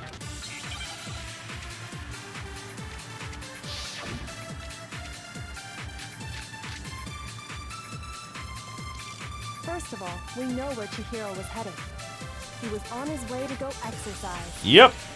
So next we have to ask, why did he choose the specific tracksuit that he did? What do you mean, the specific tracksuit? I got it! He picked that tracksuit because it matched the one the culprit was wearing. So, what you're saying is, the killer was wearing the same blue tracksuit as him? Oh, Mondo. The tracksuit is black. I don't even have a tracksuit. Because exercising sucks. I have a white tracksuit personally. Hero, I don't care. I got it from the warehouse, if you must know. I don't care. Did any of that really help us get any closer to figuring out who the culprit is? Yeah? No way. Not a chance. Oh, I love how he's like, oh, no one figured it out. What he just said without even realizing it? Yeah! Are you saying there's something off about what someone just said? First of all, we know where Chihiro was headed. He was on his way to go exercise. So next we have to ask, why did he choose? What do you mean? I got it! It matched the one... So... The killer was wearing the same blue... No, it's wrong. Oh, yeah. Sorry, man. Hold on a second, Mondo. Oh. What did you just say? Thank you, Drake. You said you read it like 5 times already. That's so nice. Thank you. It makes me feel like I do something good, and I'm glad that people enjoy it, because if I am a creature that enjoys praise. Just praise me more, love me, shower me with your praise. But no, but seriously, I'm always happy when people really enjoy my stuff, because it really makes it worth it. Because I sometimes like sit in front of my computer for like hours, and questioning everything. Like, does this work? Is this good? Will they like it? Will they hate it? And then, like, you know, I release it and I'm like, please love it. And then you guys say things like that, and it's amazing. So thank you. I appreciate that. And yes, Mondo gave himself away super bad. Huh? What'd I say? When Celeste testified a few minutes ago, she said... Oh, well, thank you, man. I appreciate that. I'll fucking plug this in here then. I'm also writing, I haven't given up on my fanfiction at all, but I'm also writing my own fantasy story now, like a D&D inspired, like, you know, fantasy story that I've been working on, and I put it over on Fiction Press under my same name, and if you guys want to go read that and tell me what you think of it, like leave a comment or something, I'd appreciate it. It's literally my own story, completely original. I know that, you know, if you guys aren't into that, that's completely fine, but, you know, I'm, like, next time I post a chapter of Never Say Never, I'm gonna let people know I'm also working on that, because I'm in a quarantine, and you know what you do when you're in a quarantine? You write a book! Apparently, that's what I'm doing. Anyway, yeah, if you check it out, it's called, The Scribe, like, Echoes is, like, the name of the first book, and, yeah, I'm working on my own fantasy book series, so hooray for me, I guess. Yes, Celeste talked about that. She never said anything about the jacket's color. Oh, snap! Mondo, you fucked up! So why did you say Chihiro's blue tracksuit? What are you just... Hey, Celeste, what color was Chihiro's tracksuit? As a matter of fact, it was blue? Before we began the trial, did you tell anyone that? The only one I told about any of this was you. Then, Mondo, how did you know what color Chihiro's tracksuit was? Oh, God. Because I'm sure he saw the clothes at some point in the investigation. No, that can't be it. The bag and clothes were surely disposed of by the time we began our investigation. Then the only reason he could have known what color the tracksuit was is if he saw Cherry with it before he died. That's the only possibility. Cherry? Are you talking about Chihiro? Ha! Well, that makes sense, man. Thank you anyway. Appreciate it. So, how about it? Did you see the tracksuit or didn't you? Just by chance. I just happened to see it last night. He walked past me, and he was carrying the tracksuit in his hand. Bullshit! Mondo, I'm so sorry, man. We've got you. No, that can't be it either. According to Celeste's testimony, she stuffed the jacket into her bag in a hurry. It was almost like she was trying to hide it. And just like that, she was gone. Oh. Celeste noticed it. She is gone. Chihiro made a point of making sure the jacket was completely in the bag. If you just ran into him briefly, you couldn't possibly have seen what color the tracksuit was. It would appear you dug your own grave. Perhaps. But you handed him the shovel, didn't you? That's why you said what you did. Yeah, he kind of picked up on that too. Focus on the tracksuit and it'll be obvious who he met with? What a bunch of nonsense. Yeah. Ah, now I understand. It was all one big bluff, wasn't it? Your true intention was to draw a slip of the tongue from the culprit. That's why you said you knew who did it, to put them on edge. That's right. However, Mondo was my target all along. I had my suspicions about him from the very beginning. But why? What made you so suspicious? That's a good question. The way he talked. Ha! There was a certain turning point that tipped me off. Maybe you didn't notice it, Mondo, but you tend to refer to men and women differently. Oh. Well, thank you. Thank you, Tape. Appreciate that, man. Thank you. You only call guys dude. For girls, it's chick. And after he was killed, you happened to refer to him as dude. Once I picked up on that, it occurred to me that Mondo knew something we didn't. You noticed such a tiny detail? Of course. Why wouldn't you? Are you a witch? She's a witch! You're positively frightful! No. I'm not the frightful one. Not nearly as frightful as someone capable of murdering a friend. Yeah. Mondo, was it really you? Did you really kill Chihiro? I didn't kill anyone! You've been all over me, judging everything I say, putting words in my mouth. What gives you the right to treat me like a goddamn criminal? Yeah, he would never do something like that. Oh. This is a false accusation. Taka, I'm so sorry, man. It's true. My reasoning on that is pretty shaky. That was fast. Well, this does present us with a problem. It seems we are all out of leads. My time has nearly come. I love this guy sometimes. That's what my little ghost friend is You have problems! Oh yeah, that reminds me. Hifumi, weren't you telling me you found some evidence? Really? What kind of evidence? Actually, now that I'm thinking about it here calmly, it might not be all that relevant. What? Jeez, does your confidence just get up and walk away? It's fine, man. Just tell us. Okay, Hero, you're slowly crawling back into my good graces. Very slowly. If you really insist, then, here it is. What do you have there? It happens to be an e-handbook. I found it laying on the ground, so I scooped it up. Found it on the ground, right? Then it must be Chihiro's. We know Chihiro's handbook was missing from the scene of the crime, right? Hifumi, unlike Yasuhiro, is actually funny. Little bit. For a fact. For a fact indeed. I was totally sure I'd found it. Then it must hold some clue about the culprit, right? No. Well, that's what I was hoping. But it's busted. It won't even turn on. I imagine the culprit broke it to get rid of any evidence after the murder. That's odd. I didn't think the handbooks were quite so fragile. Yeah. You're right. They're not. They're totally waterproof and shock resistant. It would take an awful lot to break one.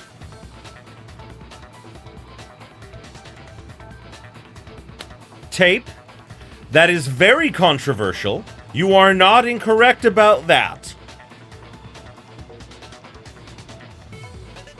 How dare! How dare! Ah, I kid. No.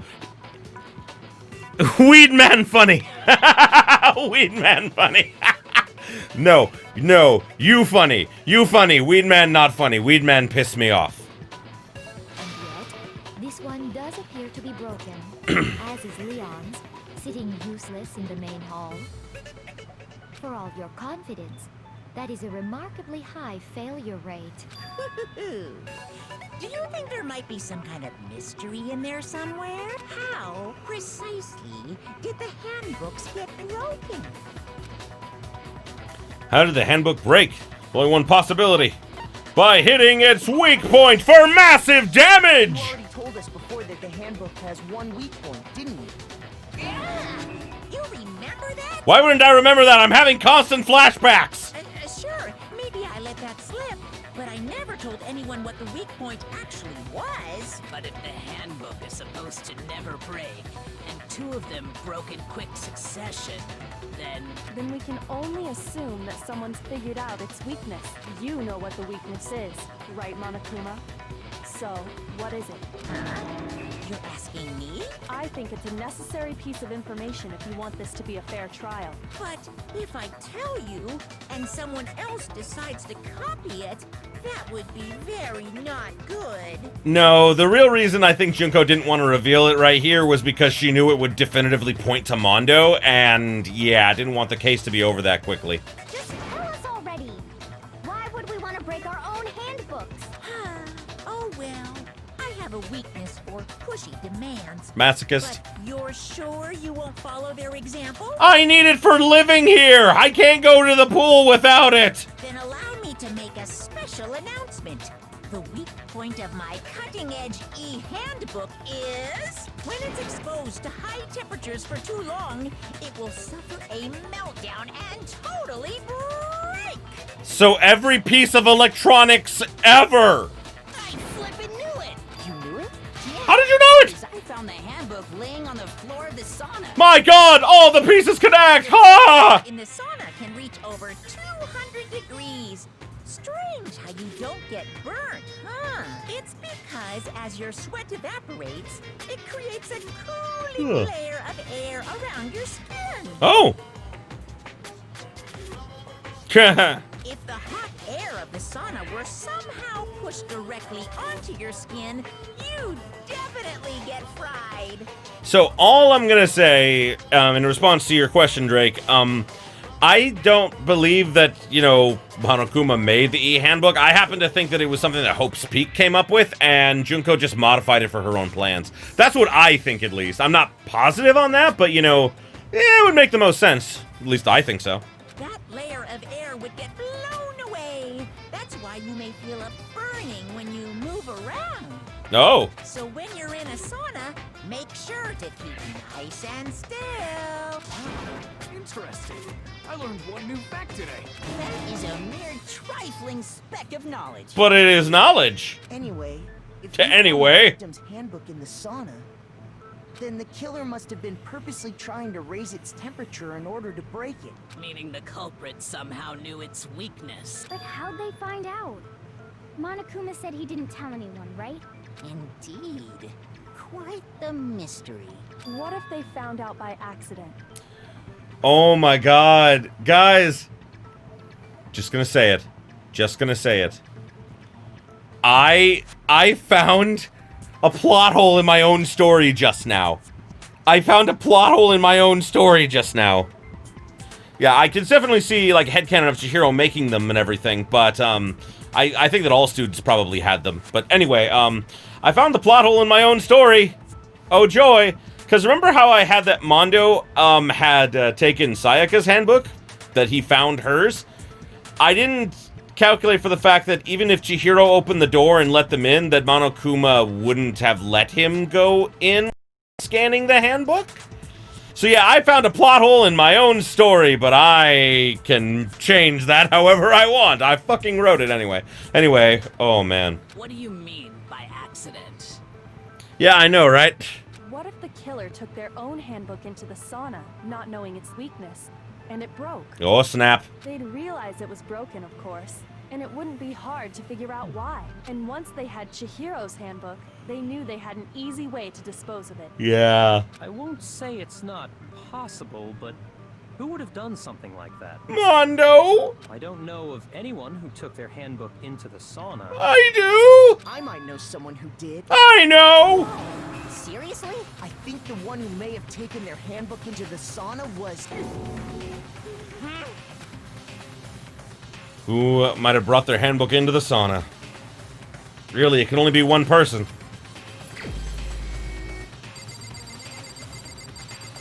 I'm sorry, Mondo. Sorry, bro. Here's my answer. Mondo, your handbook got broken in the sauna, didn't it? Oh. What? Why? Why do you keep accusing him? Cause I don't want to die, man! Mondo and Taka had an endurance contest in the sauna not too long ago, remember? And for the contest, Mondo just so happened to keep his school uniform on. But little did he realize, he'd also left his handbook in one of his uniform pockets. And when it was all over, Mondo discovered that taking your handbook into the sauna could easily destroy it. Yeah. No, wait, hold on. You've got it all wrong. He would never kill. I don't accept this. Show me the proof. The actual solid proof. I mean, I don't want to believe it either, but... I also found something that proves it beyond a shadow of a doubt. I did? What is that?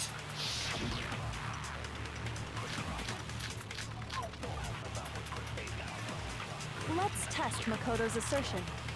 If what he says is correct, then Mondo, you broke your own handbook. In other words, if Mondo's handbook is actually broken, then that proves that what Makoto said is right. Well, my goddamn handbook works just fine. Oh, I love all, like, how much, like, of the stuff tries to block it. Look! Makoto was wrong after all. No, I am not. Mondo wouldn't hurt a fly. That was Chihiro, man! Chihiro wouldn't hurt a fly! We literally saw that! Oh, man. Let's test Makoto's assertion. If what he said, you broke your own handbook. In other words, if Mondo, then that proves. Well, my goddamn handbook works. No, it's wrong. Mondo. It hurts getting this far in the trial, guys. Is it really yours? The fuck is that supposed to mean? The broken handbook that was in the main hall, isn't that one actually yours? What the heck are you talking about? What I mean is, I think Mondo swapped his handbook out for one that actually works. I think he took Leon's handbook and replaced it with his own. After all, Monokuma said himself that Leon's handbook never should have broken. That's right! The punishment punishment it suffered wasn't nearly enough to destroy it. All I can think now is that what if Leon had been able to use it as a shield? Like, just literally holding it up for all the baseballs, like, doo, doo, doo, doo, doo, doo, doo, doo. Like, I don't know why I thought that. Yeah, Mondo is literally a biker gang leader. I know. Thank you, Chape. So then, the broken handbook in the main hall is actually Mondo's, which would mean that the handbook Mondo has right now is actually Leon's. But doesn't that violate the school regulation that says loaning out your handbook is prohibited? No. Well, here's how I look at it. There is a rule about loaning your handbook to another student, but if they're dead, they're not a student. That's technically correct. It's kind of a gray area, I admit. But no worries. If anything, it just makes things more interesting. As such, I decree that exchanging handbooks with a corpse is not a violation of the rules. Of course it isn't. Well, Mondo, if I'm wrong about this, you're welcome to say so. I'm happy to admit I made a mistake, but...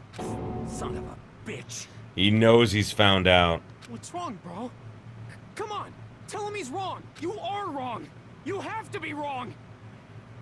I can't even imagine what it must be like to literally the day after you make the first friend in your entire life, they turn out to be a murderer.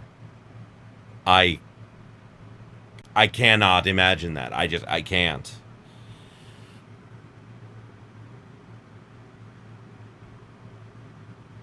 No, you're definitely right there, Drake. You know, as the game goes on, you just kind of get used to it. And I think that as the series went on, people got more used to it. And that was kind of a little bit of the point that they made in V3, was that by the time you get to the 53rd season of a show, the fact that they were, like, brainwashing and, you know, letting real people kill each other, oh my fucking god! Like, you have to be completely numb to it by that point. Once again, bike gang leader. Yeah. Everything you just said is wrong. You made it all up. No, I didn't, Taka. I'm very sorry. Okay, then why don't we look back on this case one more time, from the beginning? Oh, the comic book section. Oh, joy. That way, everything will become clear, and we'll all see if I was right or wrong. Yep. Closing argumentables. Let's see here. I love that. I love that image of Celeste there. Like, with her just, like, leaning up against the wall all like that. That's adorable.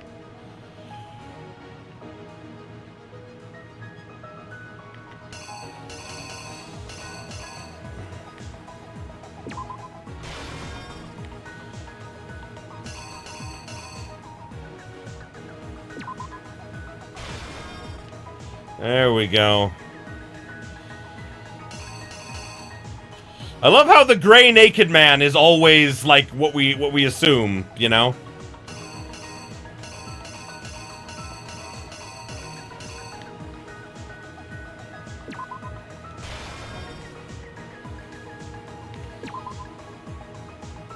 Oh, maybe that's not it? Yeah, because that's up there. That's definitely not it.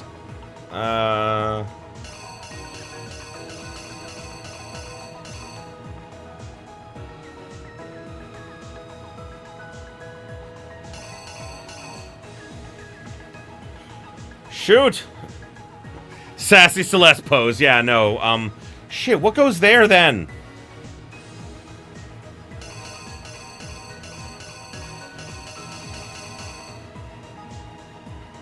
Because, like, that is obviously that up there. I'll come back to it. I'll figure it out.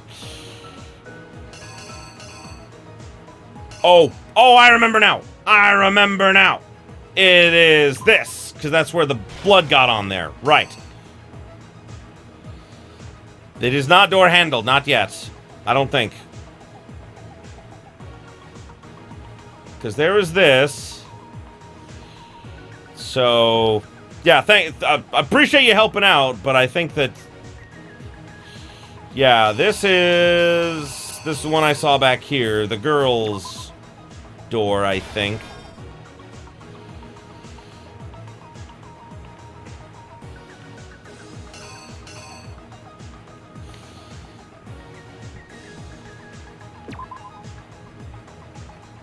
Pretty sure that one goes there. Not positive on that one. Oh.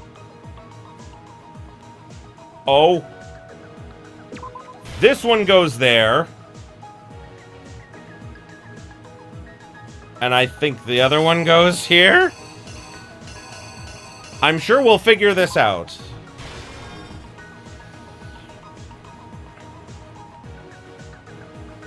Because I know that that's right now. I know we've got these right so far. It's these two I question. I think, yeah, that one and then taking it down and then putting it back up. Wait.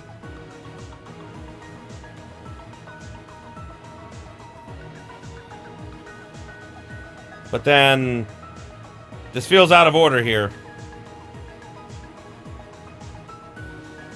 I'm sure that we'll figure it out. Either I'm gonna get it wrong or I'll get it right. Oh, Byakuya, you dickbag. Okay.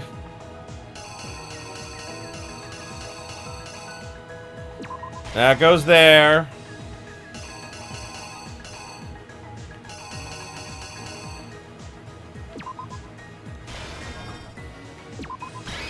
Okay, so the only thing I am not sure on right now are these three. Oh, these three here.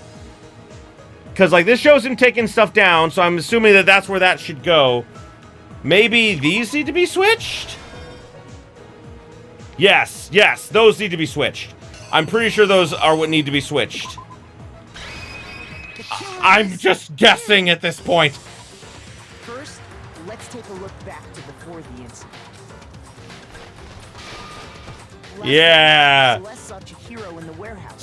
Sexy door pose. I love Celeste. I love her so much. At the time, she was apparently stuffing something into a duffel bag.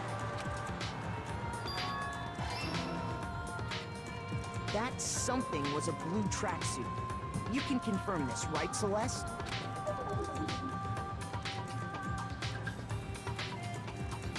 With bag in hand, Chihiro headed out, even though it was officially nighttime.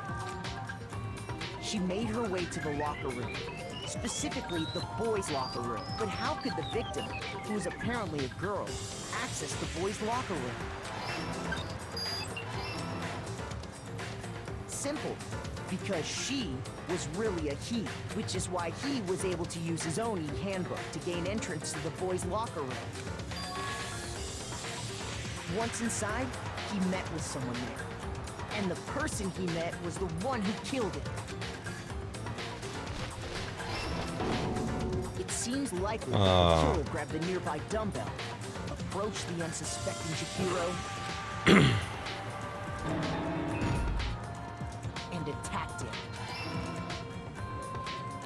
I love how, like... where the bloodstains on the poster and carpeting in the boys' locker room came from. I love how, like, so close Makoto is, but, like, he just missed the mark by a little bit, because Chihiro was not taken by surprise, not specifically.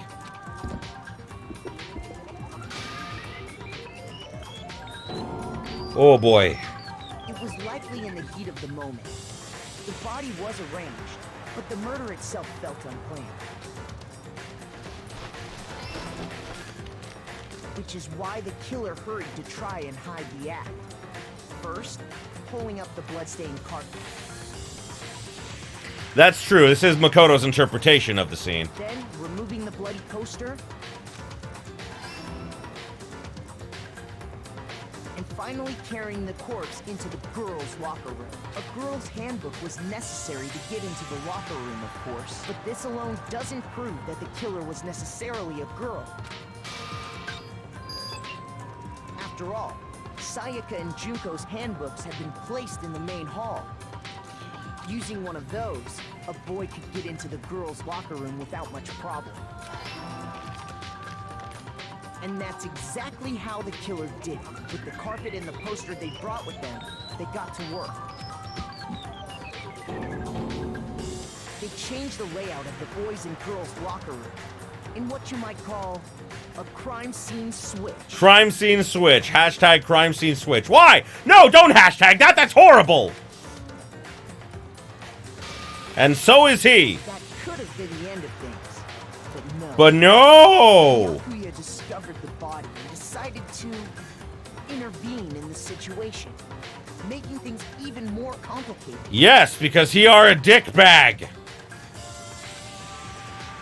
No, no, no, Drake, do not hashtag that. That's not okay. No. On the crime scene, he went and grabbed the extension cord. Stop it! No, no.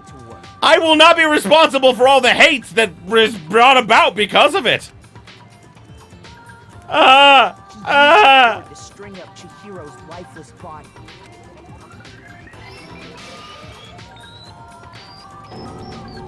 Then, using the victim's own blood, he left a grisly Troll, trail you did.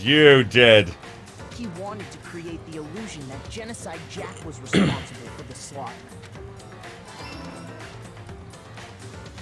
And around the same time that Byakuya was putting together this facade, the killer, having already disposed of Chihiro's bag and other belongings, arrived at the sauna. I love how they never tell you how how he did it, because there's logically no way he could have other than hiding it in his room or something, you know? Like they know that he couldn't have done it in the trash room or anything, so there's nowhere else it could have been. There, they planned to destroy the last piece of evidence, Chihiro's handbook. And just as the killer expected, the steamy sauna was enough to ruin the electronic gadget. It was. Somehow, the killer knew that the handbook couldn't stand up to the heat of the sauna, and the reason they knew that is because the sauna had already wrecked their own handbook, and that's how it all played out. Isn't that right, Mondo Orada? Oh, man. Oh. Oh, well, you're leaving at the best time, Tape, because damn it, we're about to get into the saddest part. Can I leave too? Can I go? Can I just go now? Can I be done? I'm done. Okay, done. Stream over. Okay, bye-bye. No, I'll finish it. But either way, have yourself a good one, man. Thanks for stopping by and like having fun with us. Appreciate it, man. Wait. No. This can't be right. Where's your evidence? Yeah. Where's your evidence? You need evidence. You need proof. We just proved it to you. Without any proof, you can't pin any of this on him. But we just did. Also, it's by majority vote, man. I don't think you understand how this works. Evidence that Mondo is the killer. That already revealed itself earlier in the trial. All I have to do is check that one item of his, and everything will be clear. Oh, man.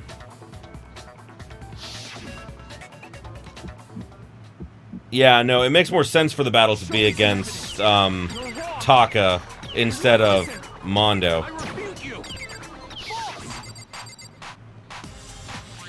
Show me some evidence. I won't listen. I refuse to vote. Show me some evidence. You're wrong. I won't listen. I refute you. False. Show me some evidence. I won't listen. Oh boy. You're corrupt. I am not corrupt. I refuse to vote. I refute you. False. You're corrupt.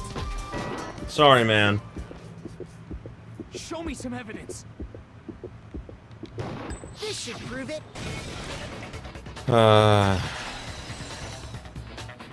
It makes sense that you would, like, that Taka would defend him. So far as right, Mondo must have replaced his broken handbook with Leon's. In which case, we can just check each of our handbooks right now. Once we do that, we don't gotta do that.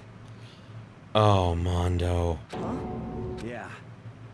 Yeah, I did it. I killed him.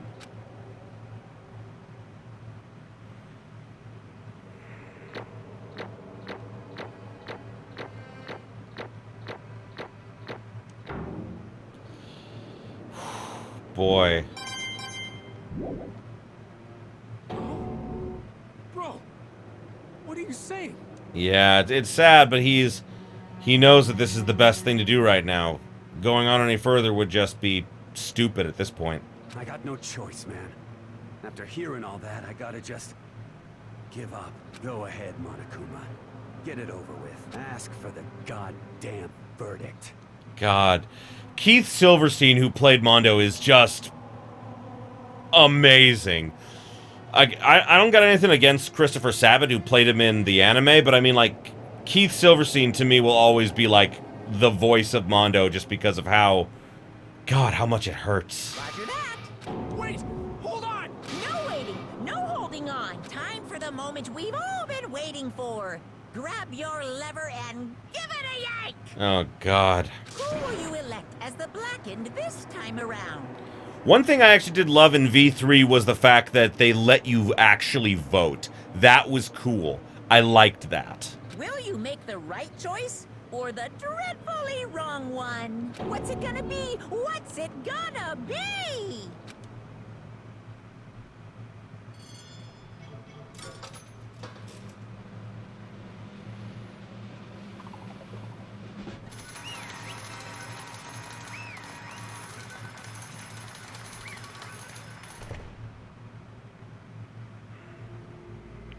What? Uh-oh, this time it looks like you got it right again! Yes, it is so. The blackened that killed Chihiro Fujisaki was...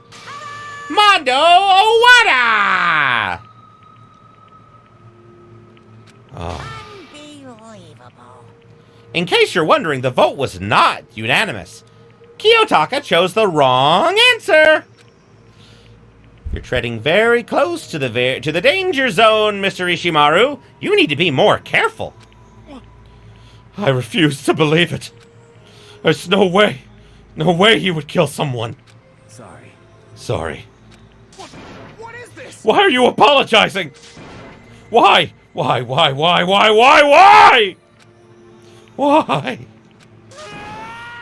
Why did you do it? Now then. Well, it looks like Mondo's taken a vow of silence, so allow me to explain on his behalf, Which is the most dickish of dick moves. Actually, the story of murder this time is the sad story of two men. Oh, but for any who don't want to hear, you can just hit the O button to fast forward through the text. Oh, thank you. No, I'm not going to do that. Anyway, there was once a young boy, and his name was Chihiro Fujisaki. He had an extreme inferiority complex regarding his lack of strength. You're so weak, even though you're a boy. He'd heard things like that as long as he could remember, and he couldn't overcome his weakness. I know, way to break the fourth wall, right? On the contrary, he tried to hide and buried himself further and further into that weakness, to take on the fragile form of a petite young girl. He had chosen that. He had chosen that as his way out. Nobody will be able to say I'm anything about, even though God, I hate this sentence. Now nobody will be able to say anything about, even though you're a boy. But no matter how tightly he wrapped himself in that shell, the inferiority complex had already taken root deep inside him and was not so easily weeded out. As it turned out, the shell was completely empty. The complex didn't disappear. Instead, it only grew stronger and stronger. I'm weak.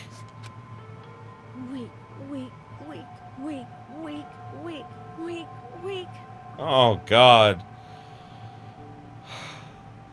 It hurts to think of Chihiro like that because Chihiro tried. They tried so hard to overcome their own weakness, and it got them killed. It wasn't their fault, man. Once the killing game had begun here at the school, he had no choice but to accept this fate, a fact. After all, this world is survival of the fittest. If you're not strong, you don't survive. And then the lovely and hateful Monokuma announced the revealing of the embarrassing secrets. Which of course included Chihiro's embarrassing secret, which I was more than willing to divulge. Even though he dresses like a boy, Chihiro is... dresses like a boy. And dresses like a girl, Chihiro is actually a boy! And that was something Chihiro could not let anyone find out, no matter the cost. If that was revealed, it would be the end. The hardened shell would crack, the armor would fall away. Without a doubt, those around him would torture him more than ever before. Everyone figured being thrust into such a dilemma must have sent him spiraling into despair. What? And yet... I'm sorry. Sorry, I don't want to talk about it right now. But... But I also don't want to leave things the way they are, so maybe I can talk about it later. I'll try my best to become strong, then I can tell everyone. Oh. Annoyingly, he used the threat of discovery to motivate himself to become stronger. That bastard! Yeah, I know, Chihiro is a very petite young man. Well, physically anyway. That's right. Now's my chance. I want to change. I'm gonna get stronger and accept who I am. Strong enough so that when someone says, even though you're a boy, I'll be okay. I'll get better. With that thought at the front of his mind, he resolved to take immediate action.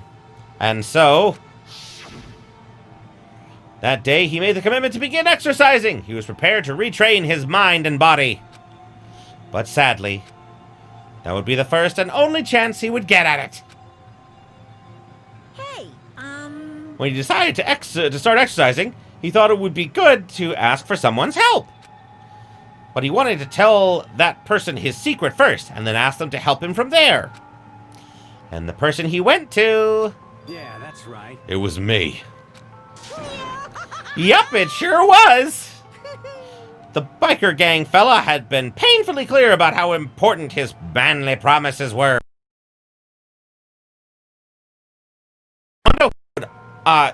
His honor would make him keep the secret.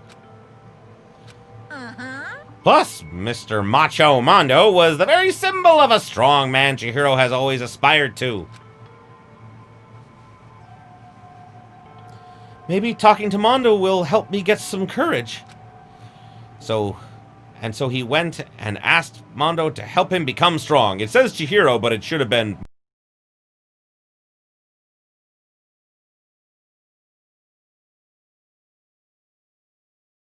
and he thought that only with Mondo's support would he ever be able to come close to that. Correct. So then, why must... that must be why Mondo did what he did. To keep the promise he made to Chihiro.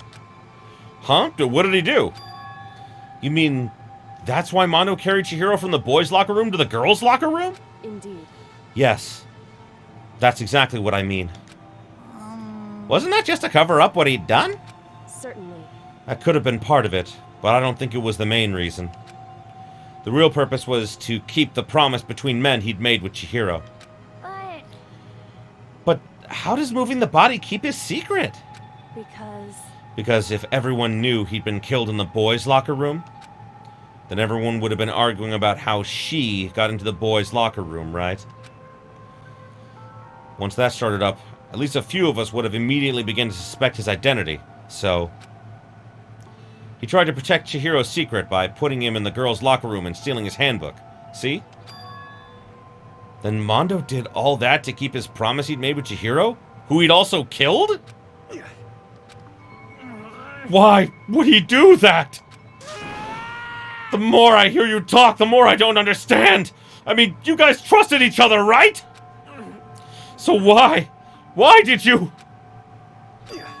Because, no matter what, I didn't want anyone to know. I knew it. So that's what triggered it after all.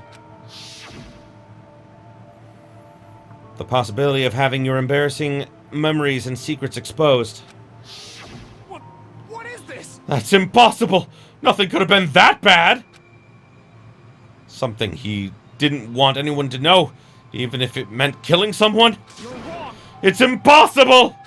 Don't make me repeat myself. How many times must I repeat myself? To judge others by your own standard is the height of folly. Don't you do that a lot, though, you douchebag? Even if you can't comprehend it, he obviously can. That's all there is to it. Well, while we're on the subject, why don't I tell you, like a dickbag? An embarrassing memory, that secret he didn't want anyone to know. Hey, You know what Mondo did? He killed his own brother. Oh, God. We all know that it wasn't, like, really his fault, though, but still, it doesn't matter, you know? Mondo, the ultimate bike gang leader, makes all the hoodlums and riffraff across the country tremble. But the only reason he had the chance to join a gang in the first place was because of a certain someone.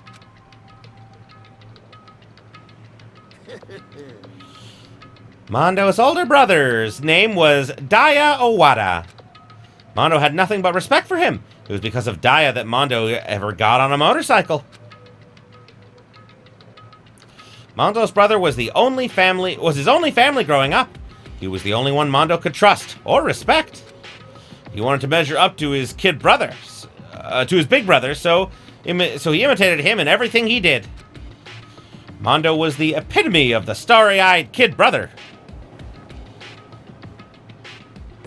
Yeah, no, that's the point. It's like, why do you think I revealed all of this, like, what I perceive most of their secrets to be, with a few of my own little twists on it, is that, yeah, we never find out what the rest of the kids' secrets are.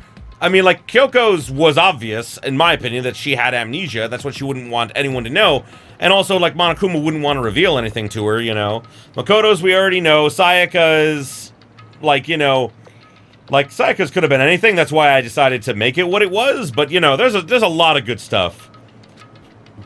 Meanwhile, the charismatic older brother had put together a local motorcycle gang. And before anyone knew it, it had grown into the biggest biker gang in the country. Daya, the older brother, #1 in the gang, and his #2 is younger brother, Mondo. In the beginning, everything was peaches and gravy. Oh, God. Yep. I had Sayaka's be related to the idol industry. I never mentioned this. I was actually inspired by an episode of Hellgirl for that one, actually. Because, I don't know if you've ever seen the show Hellgirl. It's terrifying. I've never even finished the whole series because I was just like, I can't handle this anymore. Literally about, like, you can condemn someone else to hell if you genuinely hate them enough. And, for Sayaka's secret, it was taken from an episode where basically this very popular, like, singer and dancer and everything wanted to get rid of one of her competitions. So she hired a group of, like, her fans to fucking pour acid down her throat. Yeah. So, in mine, I switched it up that she hired them just to, like, scare her, and that the fans took it way too fucking far, and so therefore, like, I don't want Sayaka to be, like, a monster, but, like, she did a pretty bad thing and didn't expect that to happen, but either way, it was still kind of her fault, and that's why I like her secret, you know? But when Mondo started to think about how he would have to take over the gang from his brother someday, his brother's greatness, his reputation began to gnaw on Mondo's very soul. That kid's gonna take over for Daya, huh? Daya created this gang with his bare hands. Mondo's just along for the ride. Yeah, holy fuck. I'm pretty sure you know what I'm pretty sure referring to that story I just told, but either way, yeah. Thank you. Can someone like that really be our leader? All that'd do is make the gang look bad. Almost every day, Mondo heard the gossip and whispers of the other gang members. Which is why... I gotta get stronger. Stronger than Daya. Once. Just one time. No matter what, I gotta win. Don't fuck with me. I don't care what it takes. I gotta come out on top. And on the night of his amazing brother's retirement ceremony, Mondo challenged him to a street race. During the race, tragedy struck. The kid brother pushed ahead with reckless abandon, eager for victory, and dashed into oncoming traffic.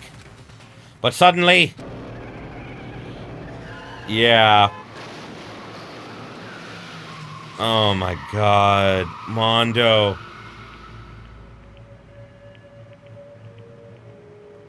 Laying in his kid brother's arms, the older brother delivered his final words.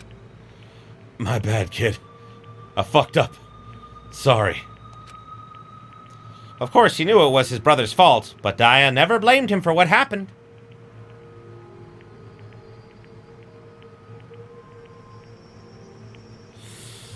Yeah. The depths of, like, humanity's evil is, humans have infinite potential for both good and bad, and that's what is so terrifying about human beings is their immense potential, because they have the potential to do so much good, but so much bad, and like the Danganronpa games really exemplify that. So yeah. Hey kid, the rest is up to you. No matter what, you gotta keep the gang together, because it's the team you and me put together. It's a promise between men. He decided to hide the truth of what happened from everyone else in the gang in order to keep the gang together and keep the promise to his brother. He could never admit to anyone that it was his own weakness that caused the incident. And as a result, the team was made even stronger under the banner of the kid who'd bested his older brother. Daya was going to lose to his kid brother, so he got stupid and got himself killed. That became the explanation for what happened. Mondo's lie became the truth. He wanted to lead the team so bad he was willing to tell all kinds of lies about his brother. I just... I'm strong. Strong, strong, strong, strong, strong. And yet, as soon as our killing game began, he realized no matter how tough he pretended to be, he was just another weakling that could die in an instant. Yeah. And then the lovely and hateful Monokuma announced the revealing of the embarrassing secrets. At that point, it was clear I would have no problem shedding light on his secret. Mondo killed his own brother. No matter what, I couldn't let the other gang members find out. If it happened, everything would have been ruined. Everything me and my brother had worked to create would have been destroyed. His death, all the guilt I've been carrying around, it would have all been for nothing. So that's why Mondo. After I saw what Monokuma had on me, my head was filled with a kind of fuzzy uneasiness. It just started swirling around. I never felt anything like it before. That's what despair feels like, man. I didn't know what to do about it. I wasn't sure what to think or say. After a while, that fuzzy uneasiness turned into a rock-hard lump of anxiety way down in my stomach. It was right then that Chihiro asked me to start working out with him. And right there, he told me his secret. Seriously? Jesus. I'm sorry. Yeah, I'm sorry I lied to you. But why? Why now? Why are you telling me all of a sudden? Huh? Because, I mean, you kept your secret all this time, right? And if anyone found out, you would... But... You're right, but... I want to change. It is so sad that Chihiro's strength is what caused Mondo to give in to his weakness, man. Oh my god. I wrap myself in lies. I'm weak. I want to destroy that version of me forever. His words were like a knife in my gut. Felt like he was exposing the lie I'd been living myself. I have to change. I don't want to be weak anymore.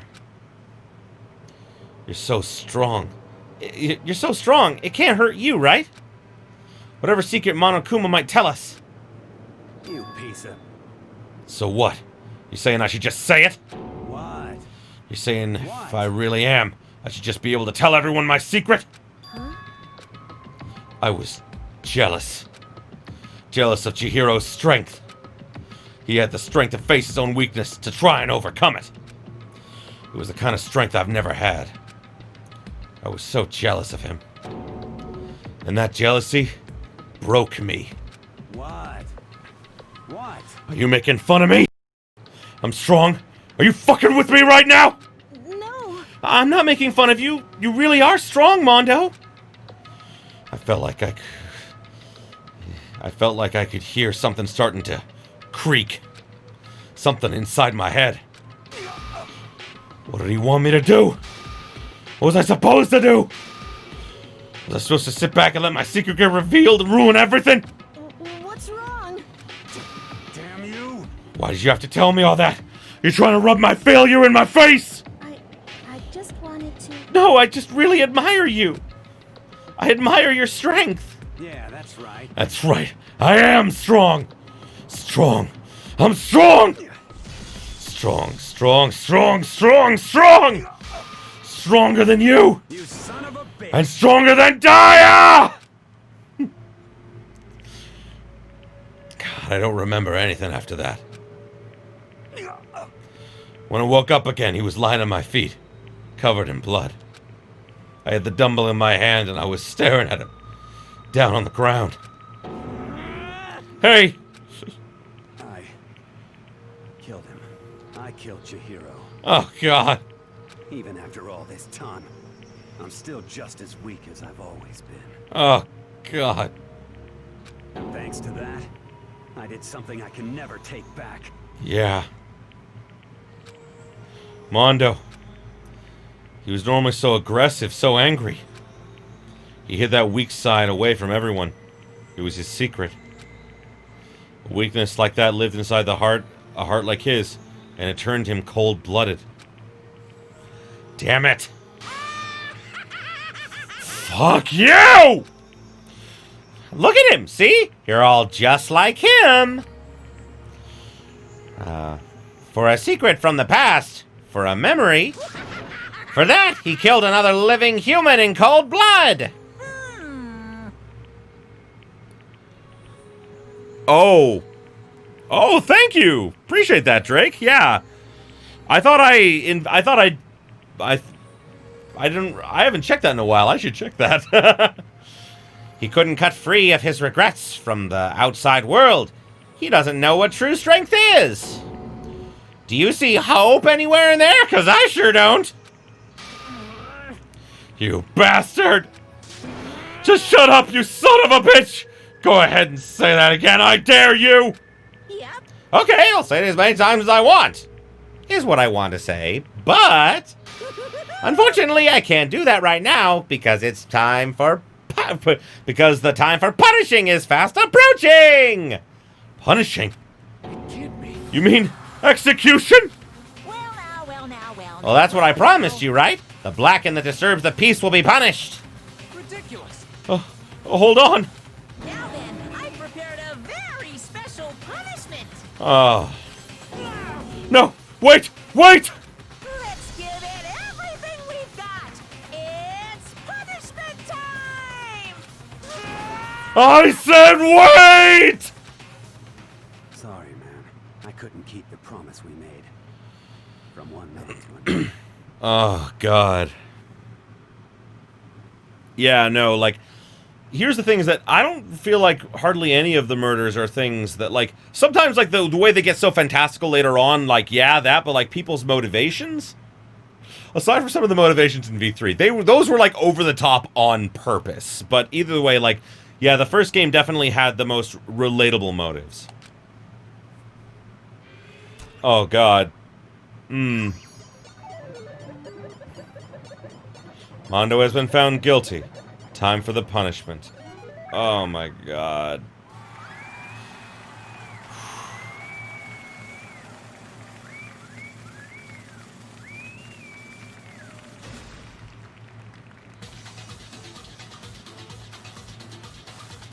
I also didn't know this execution was based off of an actual story about two tigers chasing each other around until they became butter. It's called Little Black Sambo, and it's about a young African boy who did it.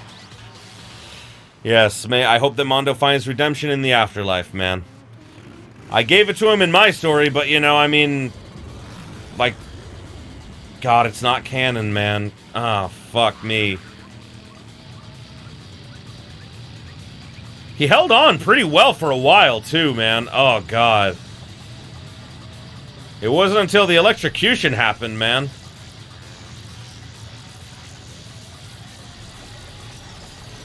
Oh, my God.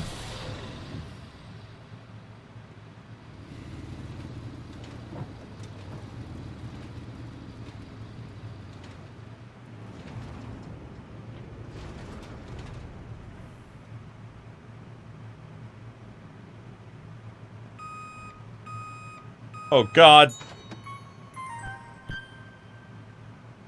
2 times the fat! Keep cold. Ah!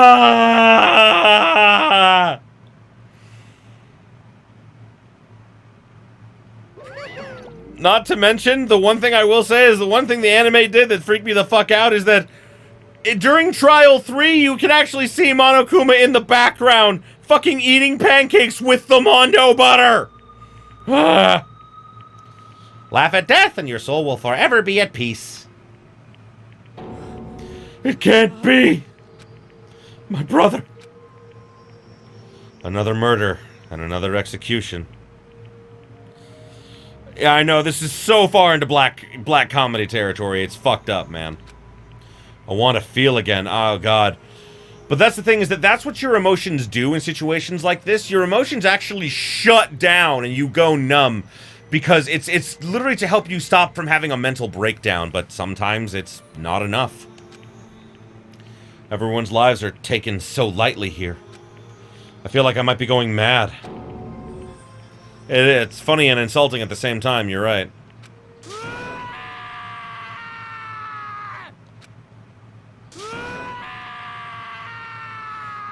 God, it's hard to hear it. As Taka's sad screams invaded our skulls, we were forced to realize once again. But he, of course he had to. What a disappointment. This is the end of the game. Byakuya? You're completely insane, you know that? A game? One of our friends is dead, do you realize that? Naturally. Of course I do, because this is a game of life or death. Hey. I don't have anything to say to you. I don't have a response. Except that I do have a response, and I'm going to say it to you right now. I'm sorry, that's exactly what happened. However... I just don't understand why. Why did you go out of your way to disguise Mondo's crime? What? Why? Isn't it obvious? Because it made things more interesting. Yeah, no, like, thank you, Drake. Yeah, that was the idea, was that even though no one's dying, everyone in the story gets close to death at some point, and it's, like, I'm slowly building that. Also, guess what? I have something very special planned for, Byakuya. Once, we get to once we get to the end of, actually, Chapter 4. We're on Chapter 4 right now, I keep forgetting. But once we get to the end of that chapter, hoo boy! Yeah, it is worrisome how little they care for each other's lives, but, like, in that situation, like, they haven't found hope yet. They haven't found a reason to keep going, and trust me, they will. Chapter 4 is gonna end differently than others, and I think that people will enjoy it. His voice was calm, emotionless, like the voice of death. It chilled me to the bone. Last night, when the murder took place, I was in the library as usual. Honestly. So you ignored the nighttime rule too? The rule never mattered to me. I don't recall agreeing to it. There is nothing to be done. Well, I don't particularly care. Please continue. The night grew late, and I decided to return to my room, which is when I stumbled upon him. I spotted Mondo coming out of the girls' locker room. After he'd gone, I looked inside and saw the corpse. What? You mean you actually witnessed the murder? He was such a fool. He didn't have the slightest idea that I'd seen him. Well... So you're saying you knew who the culprit was from the very beginning? That's right. Indeed. But if that had been the end of it, how boring would that have been? Fuck you, asshole! Playing with people's lives! I mean, what a waste of time to have the answer revealed right at the beginning. Which is why I decided to lend a little helping hand. I thought it would liven things up. God. I want Hina just repeatedly slapping him in the face on speed dial, man. You did that to liven things up? I see.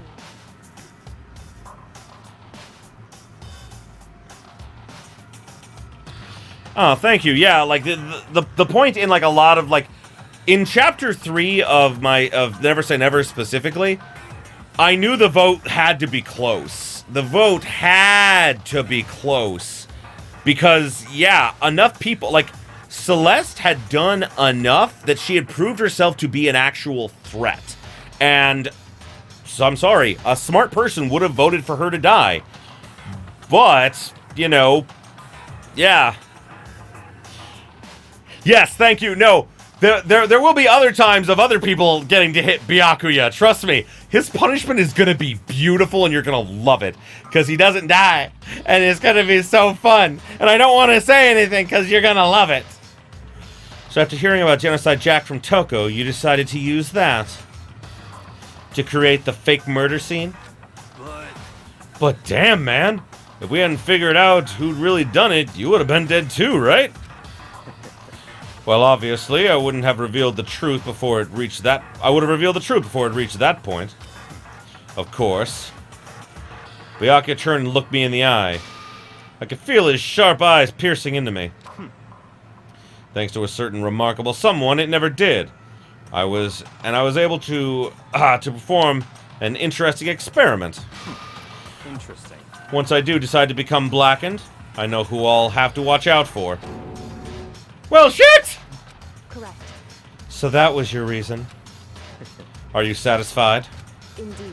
Yes, we're done listening to your story. That's a bye Felicia moment. Fuck you, Byakuya. Moving on. Hey. There's something I'd like to ask Monokuma. What's this? Oh, I'm up next? You... You like to perform these elaborate executions each time, correct? Yep. My question is, why? Oh, do you like them? You know, this punishment, this despair, it's not just for you. All of this punishment, all this despair is my gift to mankind itself. What? You're over-exaggerating. No, really he's not. I am not over-exaggerating. I am broadcasting. These punishments are meant to transform all hope to despair. Damn. What do you mean? Mean? Mean? Mean? What the heck? Mean. Good grief. I don't understand why you all have to pick apart every little stupid thing. Whatever. It doesn't matter. In the end, I'm going to stand alone as the victor, and then everything will be revealed to me. Ooh, how exciting. Ah, the noble son of a noble family. Truly you understand me. I think this is the start of a terrifying friendship. Oh, a Casablanca reference. That's enough. Shut it. I would never stoop to a level of childish criminal like you. You literally just did! He literally just did that in this case, did he not? Let me just say this. After I've achieved complete victory, you're up next. Oh yeah, the despair they will feel, Jesus. I'm going to find you and kill you, understand? In the name of my family. In the name of the Togami family, for which victory is a foregone conclusion. You're getting all riled up. Oh, so cool. It's like you're the main character of a video game or something. No trash mob for you.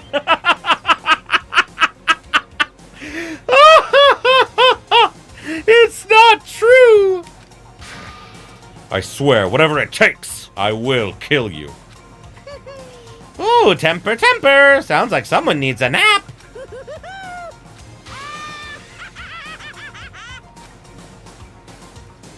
Oh my god. Monokuma's laughter pealed across the courtroom, and the curtain closed on the case of Chihiro and Mondo. I'm actually looking forward to when I get to that too, Drake, because of just things that I have planned, because Chapter 4 is where things really, like, I really start to kind of, like, flex how the story is going to end. And while I've broadcast this so many times, essentially the same events are going to happen, they're just going to happen in different ways.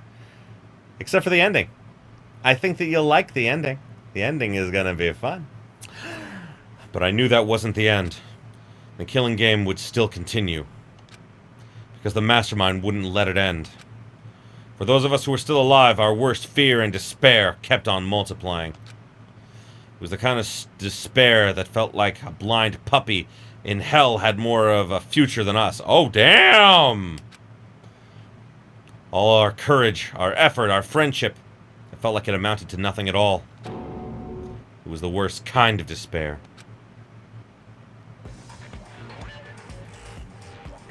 Well, anyway, like I was saying, this is a pretty good spot. Yeah, a really good spot. Anyway, isn't it amazing how that girl went and killed someone before things even had a chance to get boring? Once things really get moving, it'll be like a roller coaster. There won't be any stopping it. How is he able to do that with the thing if he doesn't have fingers?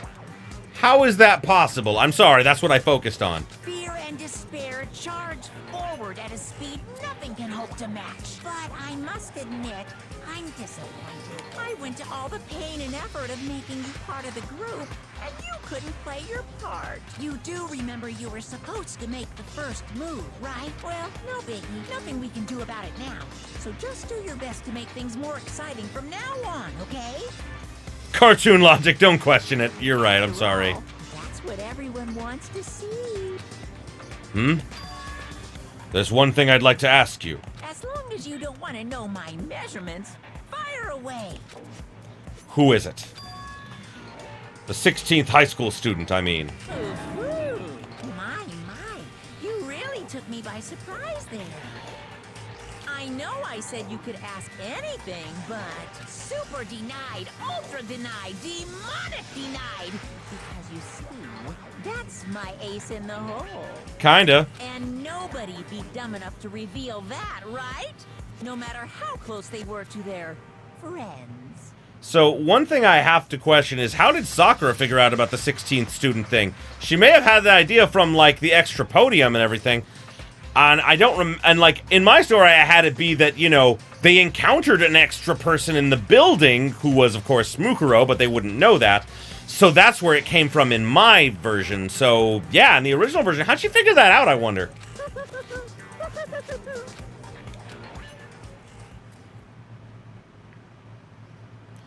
Oh, boy's life of despair.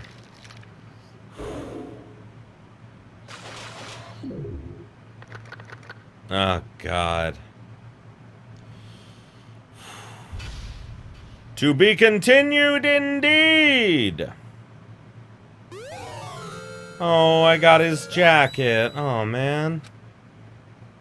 That just reminds me of the DR3 anime when it was just covered in butter. And I shouldn't have laughed. But, like, when I saw that, I was like, ah! Because, you know, just, like, he was there 1 second, the next second he was butter. Oh, but I think that's going to be where we're going to end our stream today. 5 dead, 12 left. You're right. Oh, man. That's where we're going to end it for this time. Oh, man. God, like, I always feel the same after a trial. I'm always, like, kind of numb and just kind of like, I need some fucking happiness, man. So, luckily, in less than an hour, I'll be playing Dungeons and Dragons with my friends, and so that'll be fun. So, oh, well, no, thank you for joining me, Drake, and thank Tape for hanging out with us for a while. It looked like it was probably just like the three of us and everything, but still, it was a lot of fun. I'm glad that you guys joined it. I need to not be lazy, and I need to edit these and get them up on YouTube so that other people can experience them as well, because I want other people to know that I'm doing this, and I think that's probably the best way to do it, but I've been super lazy and haven't been doing editing lately because I'm super lazy. But either way, thank you everybody so much for joining me. I appreciate you being here with me. Next time we're going to start Chapter 3, which is the chapter I hate so much. Oh, damn, you did pop back in for the end. Oh, yes, thank you, Tape, for joining us. Glad that you're here. We're going to be doing this next Saturday as well. I'm adjusting the times because I was doing it at noon, but I think that doing it later in the afternoon is slightly better. If there is a better day that's, like, better for you guys, leave it in the chat or something, man, so that I know, because I'm trying to find a good day that the maximum number of people can enjoy this with us. Because it's, like, don't get me wrong, it's been awesome, like, you know, to have, like, you know, you guys, like, hanging out with me and everything, because it's just like doing a regular Let's Play if no one's here to hang out with me. So yeah, I'm adjusting my schedule so that it's going to be from 2 until 6 every Saturday until we finish the fucking game. And from there on, we'll probably move on to STR2, and then I may... I'll definitely do Ultra Despair Girls, but I have a special surprise for V3 when I play that. A friend of mine who has played these first 2 games with me has not played V3. He doesn't know what happens in it. He and I are going to play that together, so I will know everything, but he doesn't know anything. And we're figuring out how to do it in quarantine and everything, because, like, you know, essentially I'm going to be playing it and I'm going to be, like, sharing my screen with him so that he can, like, see it and everything while we're streaming it. It's going to be fun. He's the only other person I've ever done, like, a Let's Play with. His name is the Sandman. It's just what he calls himself. And, well, his real name is Sandy, that's why. But, Sandman and I have done a couple of Let's Plays together. One I'm actually editing. It's a Let's Play of Yakuza 0 that'll be coming out relatively soon. I have to finish editing it before I start to put it up. But, yes, we're going to be doing that as soon as we get around to it. But, again, thank you both for joining me. Tape, Drake, appreciate it. Oh, trust me, he's not watching this chat. Trust me, he is not watching this chat. He doesn't... he's a good friend of mine. He doesn't watch my videos. Unless he's in them, he doesn't watch my videos. Some friend, right? But, no, he's a good friend of mine, but no. He knows this is going down, and, you know, here's the thing. Even if he did see this, he wouldn't remember. He legitimately, like... So, funny story, I'll tell this really quick before I go. So, he nicknamed all the characters in STR2. He gave them the best nicknames. And I'm going to run through them with you real quick, because... this is fucking funny, because now that, you know, Tape is here, you know, you'll find this funny as well. So, hold on just a second. I swear this will be worth it. I actually have this in a file. I have this in a file, what he named everything, because I want you guys to know what this is. So, 1 second. 1 second, I swear it's going to be worth it. It's going to be worth it, I swear to God. Okay. So, I took a picture of it so I don't have to, like switch or move my camera or anything. Okay, so... keep in mind, these are nicknames for the kids from SDR2. But they are fucking perfect, and he came up with them, not me. So, Hajime is Captain Do Not Want, because he has the little, like, circle with, like, the line through it, so he was Captain Do Not Want. Chiaki was nicknamed Hoodie. Tugami was Stubble. I don't know why he came up with that, but I'm like, that works, I guess. Teru was Bacon Grease. Mahiru was Ginger Snaps. Oh, God. My friend, Sandman, fucking despises Hyoko Saionji, so he just called her Shit Pickle. He just very much despised her. So... after that, Peko was named Pogo Swimsuit. You may ask why she was named Pogo Swimsuit, and he said, because now you're thinking of it. And he's right. When you say that Peko's nickname is Pogo Swimsuit, you imagine Peko on a pogo stick in a swimsuit. You can't not do it. So, yeah, that works. He was also convinced that Fuyuhiko was a woman? Literary genius. No. He was convinced for most of the game that Fuyuhiko was actually a woman in disguise, so Fuyuhiko's nickname was She-Man. Oh, trust me, I've wanted to so bad. I'm trying to find a way to have those in a fanfic. But we're not done yet. Ibuki was Ass Magnet, because we were both very thirsty for Ibuki. God! Mikan was just called Whore. There was no nickname. He was just like, oh, look, it's the whore. And I'm like, why? Oh, it's horrible, but, like, he's not wrong. Yeah, I know, right? Nekomaru was Thunder Titan. He was called Thunder Titan because of the lightning coming off of his eyes. And when Thunder Titan came back as a robot, he legitimately almost rage quit the game because he was so angry for what they did to Thunder Titan. Sonia was Peach, because Princess Peach. Mikan is the ultimate fan service girl. She definitely is. Gundam was Captain Spooky. That was Gundam. Kazuichi was Street Shark, which I think works perfectly because of the sharp teeth and, like, you know, his overall outfit. Akane, he just called Tits. Didn't bother to learn her name. Again, just like with Mikan, he's like, oh, look, it's Whore. Oh, and we got Tits over here, too. Hooray. And it's just like, this is this set of theme. But the best one, the best nickname he came up with for the kids from the second game was, for Nagito, Dr. Bob. Do you know why? You will never trust a man named Dr. Bob. Think about it. If you're going into surgery, hello, I'm Dr. Bob. Immediately it's like, nope, nope, don't want you, nope. And, oh, that is the list. That was the full list. Oh my God, that is my favorite list. I love that list. But yeah, he came up with all those nicknames, and dear God, it is going to be awesome when we finally get around to it. That's actually what I have written down, is that these are Genocide Jill's nicknames. I'm not even kidding you. I was literally like, these are what like, basically at one point, Toko is gonna be on the island when all the kids are, like, in, you know, like, their little sleeping tubes, and Jack is gonna come out, and Jack's just gonna give them all nicknames. No, and like, this is what, this is the list of nicknames. And I'm just like, yeah, this is what's gonna happen. Oh, God. I don't even know if I'll ever get around to writing that, because it's taken me, like, 5 years to write as far as I have in the first one. Oh, man. But either way, thank you once again. Tape, Drake, thank you for joining me. I appreciate you guys being here. Hopefully I will see you next Saturday or Sunday, depending upon what region of the world you guys are in.